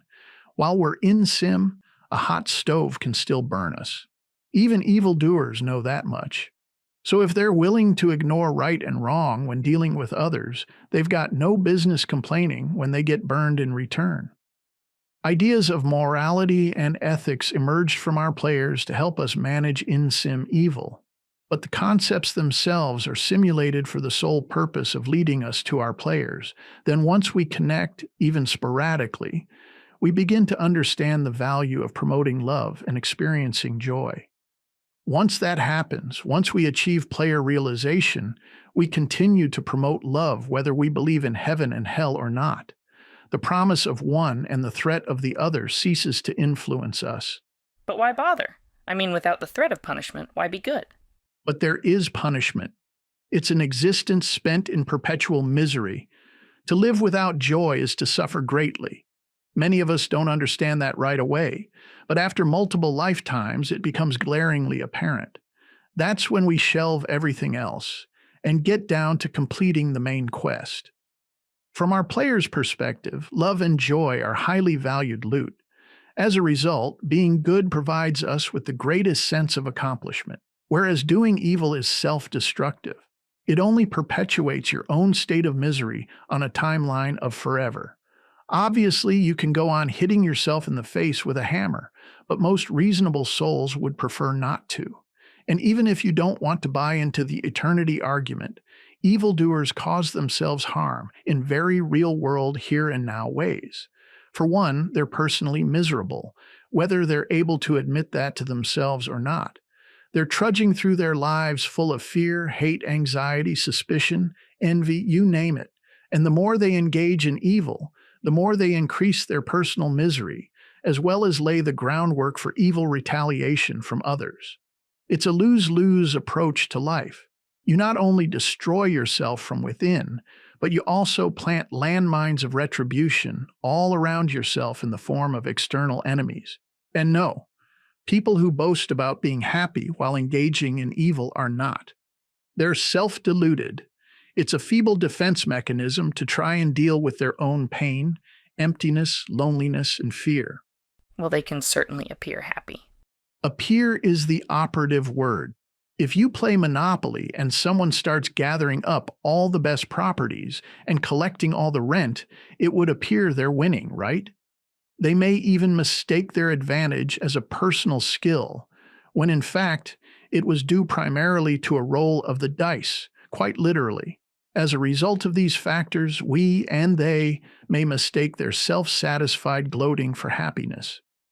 But as always with Monopoly, once the game becomes that imbalanced, everyone decides to quit. No one is having fun anymore, not even the so-called winner. So in truth, everybody loses, and no one is happy. Now granted, this simulation isn't Monopoly, but it's a game nonetheless. And the only way to win is by ensuring that everybody wins. Love is the currency, and the bank never runs out. So all we need to do as players is keep things in balance so the game can continue for the enjoyment of all. Lots of players con themselves into believing money, power, fame, etc. will bring them happiness. But those things are nothing more than Monopoly money, none of which can be exchanged for real joy. And no one who's ever experienced real joy would ever mistake it for mere contentment or satiation. People who get stuck playing at that level, satisfying all their avataristic desires and fears, are not joyful. They've never experienced true joy. If they had, it would have become their new gold, their new sought-after treasure. That's a hard sell for someone with money and power. It definitely is. Heck, I was one of those someones. A camel through the eye of a needle. But no game worth playing, worth winning, is ever going to be easy. Also, you're relying on people accepting your argument for eternity and reincarnation. For the greater lesson, sure. But the single lifetime argument should be compelling enough. Why live in misery? Besides, from a practical standpoint, hedging your bets makes sense, like Pascal's wager. Why not at least consider the metaphysical propositions? If you can accept, or at least entertain the concept of reincarnation, wouldn't it make sense to leave the world in a better place since you're bound to come back around again? It's like a lot of these newer open-world survival games. Gamers definitely grasp the logic of incremental achievement. Respawn after respawn, they add more and more features to their shelter, fortress, what have you. Tackle the mess hall in one go-round, the armory in a follow-up respawn, then a reinforced roof in the next, and on and on and on. In fact, it's impossible to make any great strides in those survival sims without playing the long game. Just view our simulation in a similar light. And if doing good for the benefit of others doesn't inspire you, then don't make that your reason. Do it for yourself, your soon-to-be reincarnated self. Devote yourself to building a better world for you to respawn into. If you help shape a world where fairness and compassion are the norms, you'll increase your chances of landing in a family that can properly raise you, educate you, love you, etc. It'll be a world with minimal peril and chaos, thanks in part to the endeavors of your previously incarnated self. It's the pay-it-forward concept applied to reincarnation. I'd love to see you pitch that at the WEF in Davos. So are there any other subjectivity traps? The demonization of others is a big one. In every war ever fought, each side seeks to dehumanize their enemy. This makes killing them easier, and it wouldn't be possible if we weren't subjective creatures. It's easier to engage in evil when you don't personally have to feel the consequences. That's why empathy is such a powerful tool in the main quest. You mentioned serial killers earlier. How are they able to do what they do? In part, it's because they feel none of the pain they're inflicting, not even tangentially. They're subjective to a psychopathic fault. It insulates them from their actions. They see their victims as things, not people, and certainly not as themselves. But no serial killer, in the history of serial killers, would ever want to suffer what they doled out to their victims. If they were forced to actually feel all the pain, fear, and suffering they caused, they'd never do it. It wouldn't matter how demented their minds were. As an organism, they'd simply avoid the pain, like an aggressive dog fitted with a shock collar. They have no choice but to react to the correlative pain, even if they're unaware of its relationship to their actions. That's why so many evildoers express shock when they get a taste of their own brew. Their subjectivity has kept them ignorant. But once someone does to them what they've been doing to others, they're forced to reevaluate. Once they become dehumanized by someone else, dehumanizing others becomes less tenable. They undergo a kind of reverse lesson in the Golden Rule. Problem is, the Golden Rule is a concept. If it's not viscerally experienced, it doesn't always stick, especially when psychopathy is involved. That's when reason needs to be employed. Intelligence over ignorance. Ideally, someone who's psychopathic would need to ask themselves honestly, would I like this done to me? How would it make me feel? If it entails pain, fear, betrayal, suffering, etc., the honest answer will always be no. Even for someone who engages in masochism. Sexual preferences aside, masochism as a life choice leads to self-destruction. The player can't elevate you to a place of joy if you insist on attacking and abusing your own avatar. You know, a lot of your concerns seem to fly in the face of your core argument that we're all on a personal, solo journey. I get the feeling you're more passionate about creating a utopia than you let on. I have my moments, true. None of us can avoid being a member of our species, of wanting to see us thrive as a group, same as it is for any life form. So I sometimes get lost in the particulars of the simulation, in the design of the obstacle course. But there's a clear distinction between the course and the one who's running it. We may find the design intriguing, even toy with ideas on how to modify it, improve it, but our main focus should always be on how best to run it. See the forest, not just the trees. Yes. Understand the difference between in-sim and out-of-sim objectives. While in-sim, vote when you should vote, protest when you should protest, boycott when you should boycott. Fight the good fight always. Just don't mistake those things for who you are as a whole. They're just obstacles on the course. Ultimately, the simulation is beyond your control. The only thing you do control is yourself. That's the correlative beauty of the solo run. The more you focus on your own personal growth, on taking up the main quest, the more you'll positively affect the simulation overall. But to make no effort at all means a failure on both counts, personal and communal. Indifference is an evil all its own, a passive form of it. What's the distinction? Passive evil would be sitting at a bar with the devil. Active evil would be buying the devil a drink.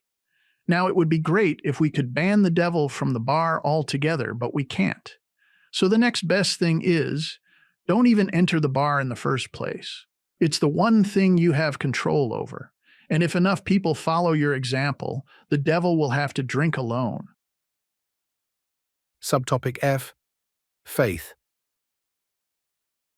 I know you touched on it earlier, but can you go into more detail about how faith in our player can promote goodness in this perceived battle of good and evil?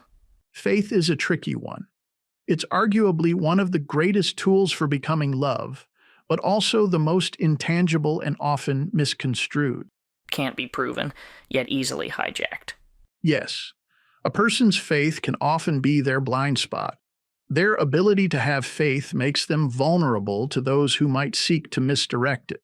That's why faith and reason always need to go hand in hand.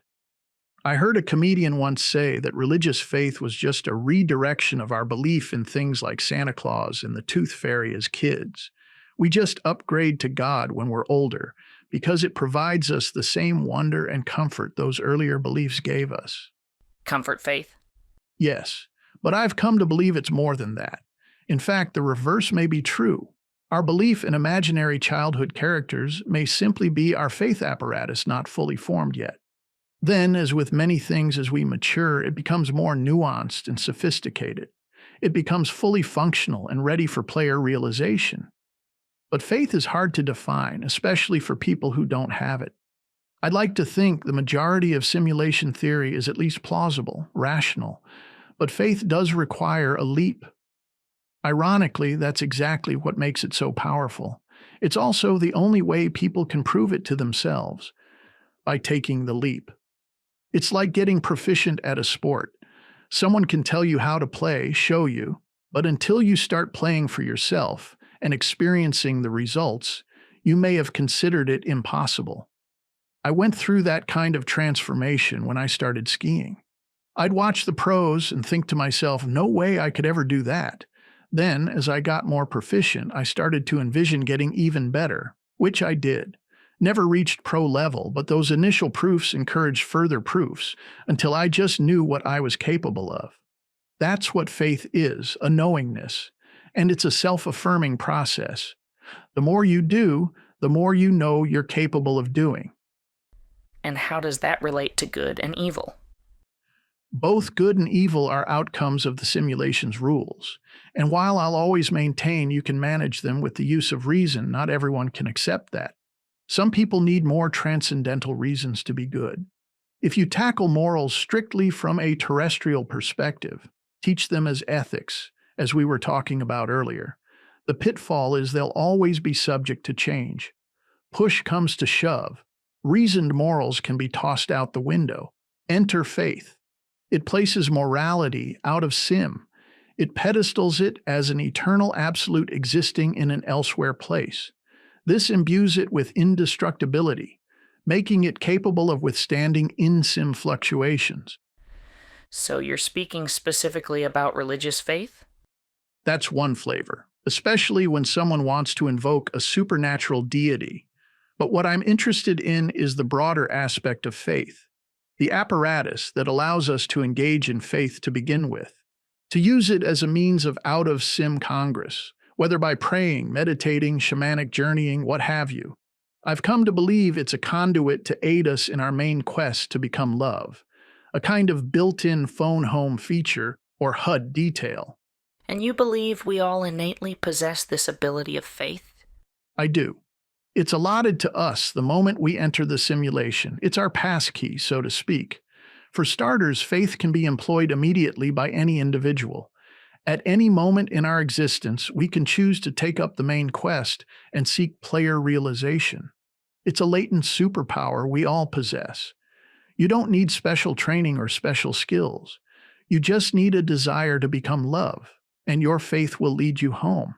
If you activate your faith, with no more than joy as your goal, love presents itself as a radial field of energy that you're welcomed into. Once entering it, you begin to amplify it. There's no ambiguity to it, any more than electricity is ambiguous. It is what it is. You'll begin treating yourself and others with genuine kindness. You'll begin looking at each new day as a thing of wonder instead of a thing of dread. It's nearly impossible to misconstrue or misinterpret, even when buried under dogma. Spiritual traditions can help you get there, but none are required. Ethics and morals can be referenced, but they're not the genesis of love. Love is an out-of-sim eternal fuel, and faith is your best method of accessing it. Once you begin experiencing joy, the fire from that fuel, you'll know you're on the right track. Joy is the in-sim, real-time reward for taking up the main quest. Once your faith leads you to love, you'll have little choice but to conduct yourself in a loving manner. Your player will now be driving. Your moral compass will self-present, fully intact and functional. And because of the joy you feel, you won't ever want to conduct yourself any differently. But what exactly is faith? A mind trick? Conceivably, but once you experience the results, you'll know it's more than that. It's a method of unlocking a critical power-up. It's like athletes or artists entering the flow. Mind trick or not, it works, so why not employ it? You're the one who'll benefit most from the joy you experience. So faith is not a thing, but a mode of communication. That's a good descriptor, yes, a kind of internal modem.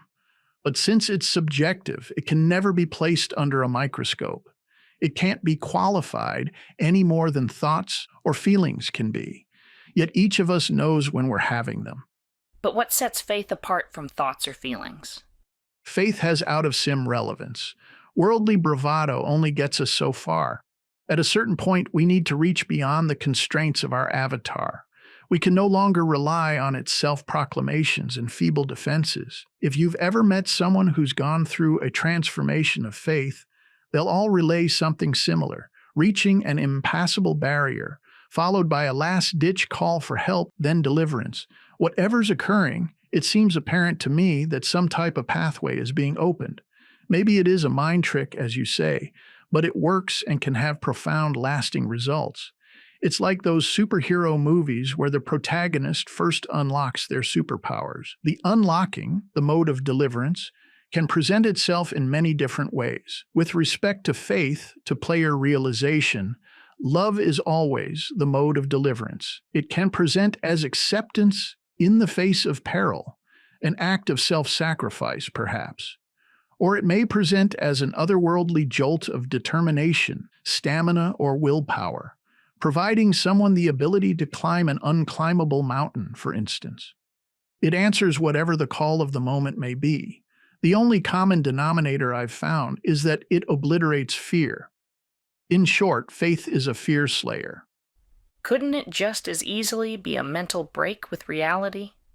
In some respects it is, but not in terms of psychosis. Prudence remains, functionality remains, clarity remains. Yet you've now gained a fresh perspective, a level of inexplicable knowingness. You've somehow stepped out of sim to get a backward glance at your in-sim situation, and that fresh viewpoint presents fear as an illusion. Whether faith is an out-of-sim passkey intentionally coded as such, or just another unavoidable fractal imprint of consciousness time, it works wonders all the same for navigating the game. And that helps us avoid evil? No, but it helps us face it, both in ourselves and others. It lets us know that fear has no true power. Evil is strongest when our fear amplifies it. A faithful connection to our player keeps us informed of the illusion. Without player realization, without a faith-linked out-of-sim perspective, we can start fearing evil so much that we begin proactively engaging in it. The strike-before-struck mentality. So no, you'll never be able to avoid evil, but once you learn that love is the only true reality, evil will lose the bulk of its mystique, power, and allure. I always reference ND ears. Most of them come back to the simulation with a new understanding of their existence, and in almost every instance, their fear has subsided. What about the ones where fear was the core of their experience? There are those accounts, but the fear, as extreme as it may be in some cases, ends up working as a contrasting agent. It usually scares them into love, so to speak. Like that line from Amazing Grace, it creates fear, then relieves it. That's all fear is.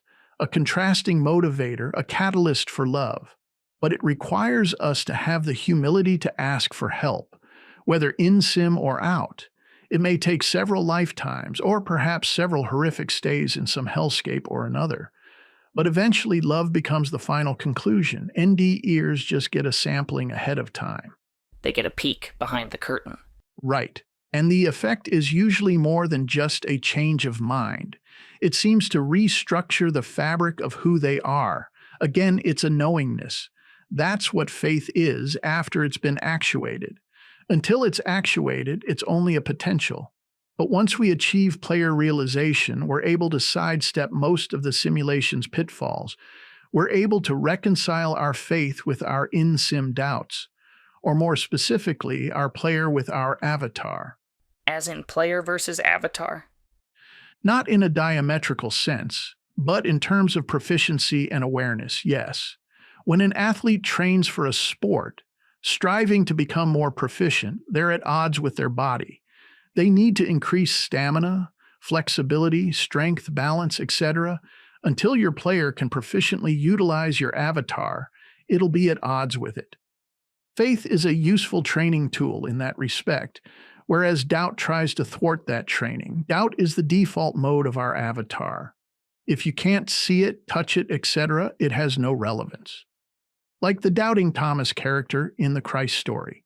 Faith, on the other hand, is the default mode of our player, and because it originates out of sim, it has no other proof than personal experience.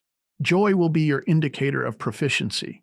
An atheist would argue that faith opens the door to magical thinking, which is harmful to society. There is that danger, yes. But even if you want to view faith as having evolutionary roots, that we developed some innate need to manufacture answers because of our many fears, it's hard to ignore that faith does deliver. Even a materialist would have to acknowledge that it can produce some pretty substantial placebo effects. It may not move mountains right away, but it can over time. I get the atheistic concern, though. Magical thinking doesn't do anyone any good. And yes, just as with anything, faith can be used for good or ill. But if your definition of faith is that it's a conduit to your player, which is love, then it's very difficult to distort it to ill ends. At the very least, faith can offer comfort, hope, and perseverance, which for some people may be all they have in any given moment. It's like buying a lottery ticket.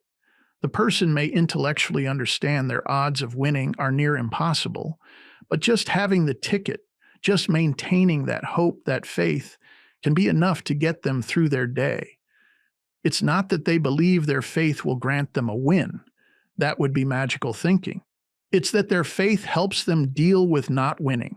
But doesn't that kind of thinking enslave the mind? Wouldn't it be better not to even buy a lottery ticket in the first place? Rely on statistical reasoning instead? Then no disappointment. If you promote the idea of accepting loss, it can be leveraged against you. That's been another argument made against religion, that it enshrines poverty, the meek shall inherit the earth, and all that. Seems like a ruling class tactic to dupe the impoverished, make them more pliant and easier to exploit. That's been one of the inevitable misuses of spiritual concepts like detachment and renunciation. The power elite telling the masses they should be happy with less, since the last shall be first in the long run. But such people acting out of fear always use whatever works to dominate others. If it wasn't religion, it'd be something else. Doesn't mean those religious concepts are bad. Something like the last shall be first and the first last is a reference to motivators, only in a topsy-turvy manner. It's an as above so below mirroring reference. A kind of converse fractal. In Sim, the trap is set for us to chase privilege through material gain. Entire class systems develop to support this delusion. At the top are those who believe themselves to be the firsts. And while in Sim, their delusion bears out. Material gain is the currency of the simulation. But out of Sim, in the non-material, love is the currency. Love is what constitutes privilege. It's the large bank accounts, the yachts, the sports cars and mansions, etc. And those who get the keys to that kingdom, the upper crust, the elite, the firsts, are those who become love. So by not endeavoring to become love now, in Sim, where the transformation must occur, you most certainly will be last, out of Sim. Whether that leads to some type of hell realm or reincarnation into a karmically deficient life, all of us will eventually learn just how rightly or wrongly we played our hands. The luckiest of us are NDEers who get a glimpse beforehand. They get a kind of mid-journey progress report. Most come back understanding the many ways in which they need to improve, to move away from being last and becoming first. So what, people should just go on buying useless lottery tickets to make themselves feel better? That was just an example of how faith operates. Besides, by its very design, life enters all of us in one lottery after another without our choosing, and we rarely come out the winners. Every day you wake up, Lady Luck spins the wheel for you, and the house wins almost every time. So it strikes me as prudent to learn how to gracefully deal with loss. Doesn't mean you should just throw up your hands and leave your life to fate. Always try, always work, always fight the good fight. But it makes sense to use faith to engage with your player so you won't go all to pieces when you do lose. If you delude yourself into believing that what happens in Sim is the be-all end-all, you'll become frantic about losing. This simulation is just a training ground, an obstacle course.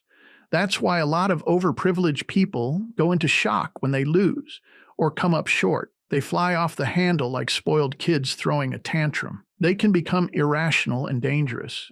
And why? Because they never developed any kind of psychological or spiritual safety net for themselves. They have no authentic faith to help them cope with loss. But not accepting defeat is what spurs some people on. It can lead them to great achievements. True. And by all means, you should strive to win. But if you refuse to lose, you'll only end up causing yourself and others a great deal of unnecessary grief. Loss is baked into the simulation. It's one of our greatest challenges. Even if someone sees themselves as Lord of the universe and has all the money and power to prove it, they're still going to lose in the end. The simulation is coded for impermanence. Everything ends. Everyone loses. That's why I'm certain transhumanists will be sorely disappointed in the long run. You can't beat the game of life. All you can effectively do is raise your consciousness, become player-realized, so that the ending, the loss, does not destroy you. Learn to lose gracefully. Win by realizing there's never been anything to lose. It's all been an illusion. And you can't lose something that's never existed. But you can lose love. It's the only real thing. Once you understand that, your only real choice becomes whether to spend your eternal existence in a state of joy or misery. That'll become your only metric for winning or losing. And faith is the best pathway to that higher level of awareness, to player realization. But faith can always be used to coerce and mislead people. It can, but so can just about anything. Are you saying we should try to eliminate faith and then hopefully close the door on all superstition? Yes, exactly. There are so many battling religions debating the minutiae of their doctrines, causing so much instability in the world. Why not teach people to stop believing in the supernatural, and then no more debates and no more faith-based conflicts? Well, as I said, I don't think faith can be chucked out.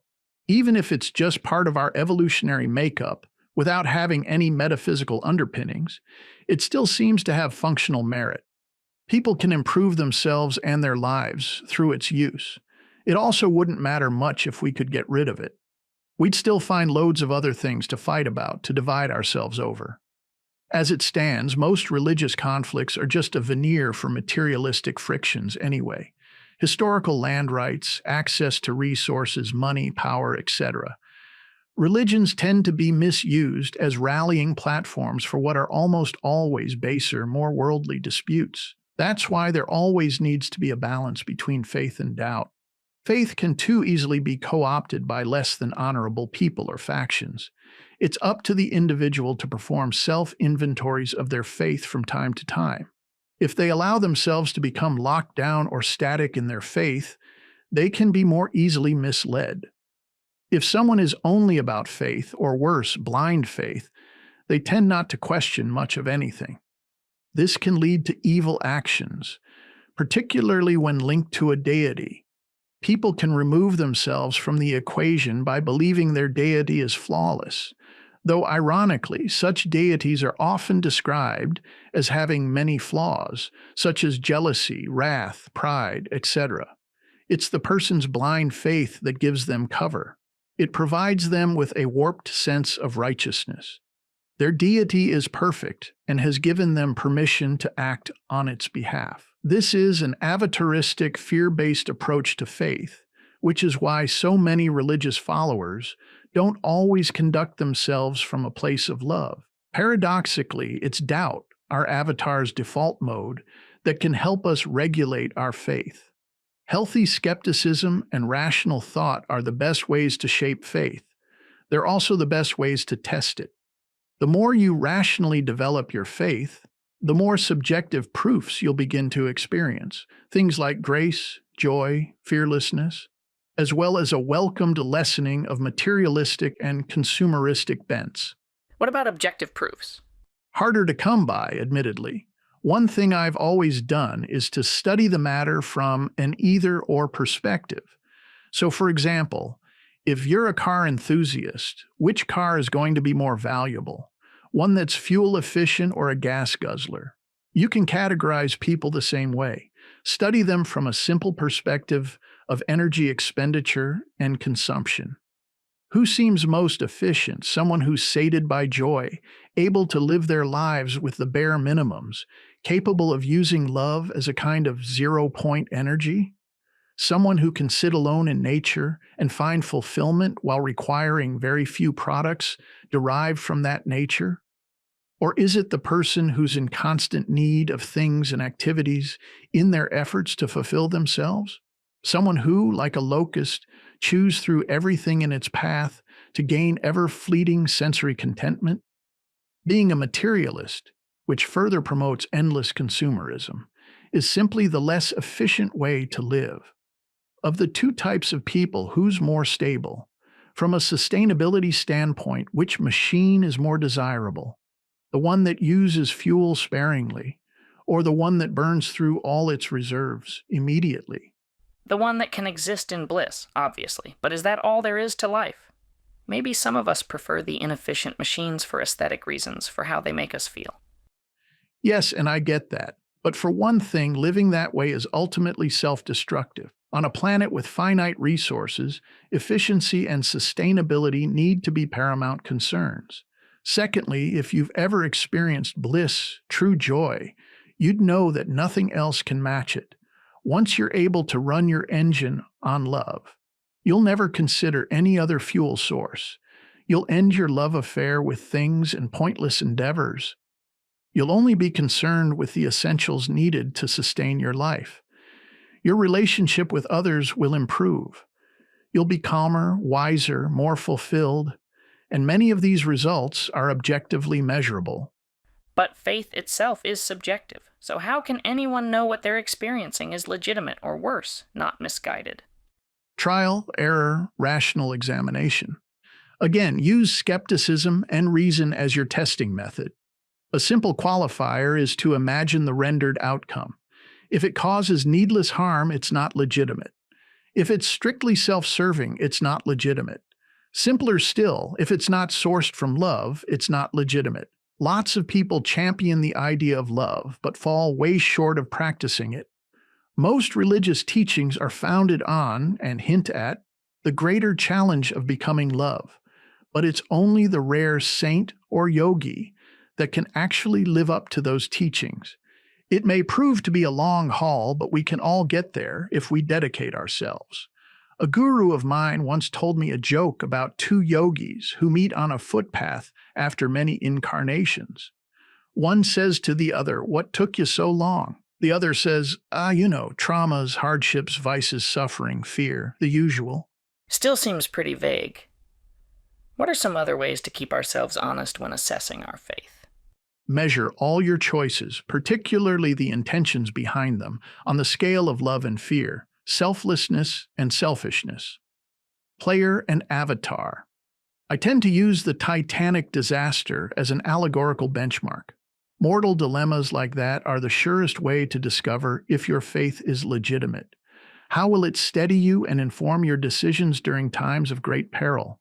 How many people on the Titanic, perhaps having believed themselves to be kind, virtuous, God-fearing, what have yous, opted for fear instead of love in their moment of panic? Pushed someone aside to get to a lifeboat, perhaps? Ignored someone's plea for help or consolation? You'll never see a true saint or yogi operate from a place of fear or selfishness, even when their own life is on the line. Fortunately, or perhaps unfortunately, most of us will never be tested to such a degree. The next best thing you can do, though, is meditate on it. Imagine it. Visualize it. Try to consider extreme, mortally threatening scenarios and how you'd hope to see yourself respond. Not for glory, not for martyrdom, but for love. If you feel your ego trying to edge in and take credit, shut it down. Ego has no seat at the table when you're acting out of love. If at some point in your life you are tested to such an extreme and come up lacking, use it as a learning experience. Don't ignore or bury your reaction due to shame, but don't needlessly berate yourself either. Just study it and try to understand why it happened. If you label yourself a coward, worthless, weak, etc., You'll be less likely to try and change. It helps to acknowledge that our avatars shock easily. They panic. They react solely from a place of self-preservation. Lifeforce is their engine, which makes them fearful and selfish. It takes a good deal of faithful practice to override such instincts. And what about people who believe self-preservation is the only way to respond? Worlds full of them, and gaining more converts by the day. But that speaks to the intelligence versus ignorance argument as well. The Titanic disaster isn't much different from the scorpion and frog allegory. Just imagine if everyone had selfishly piled into the available lifeboats, concerned only with themselves. Each and every lifeboat would have sunk. Then everyone would have died.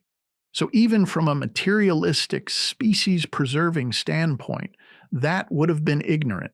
And what if there are otherworldly costs? What if there is some type of karmic debt? If eternal existence is true, then it'd be prudent to make all your decisions based on a timeline of forever, not just a single lifetime. It's a spin on Pascal's wager. The sooner you begin to make choices based on love, the sooner you'll begin to traverse your own eternal existence in a state of joy. The longer you wait, the longer you'll traverse it in a state of misery. Even if you believe we only live a single lifetime, apply a downward fractal to that. For example, with regard to your own physical and psychological well-being, does it make sense to eat healthily or unhealthily?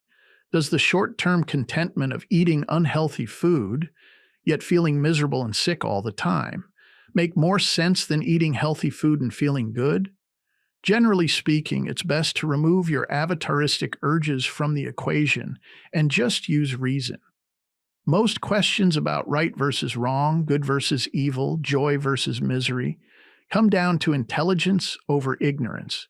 And in that simple equation, operating from a place of love is all you'll ever need to be considered smart. Conclusion of Part 1 of this two-part audiobook.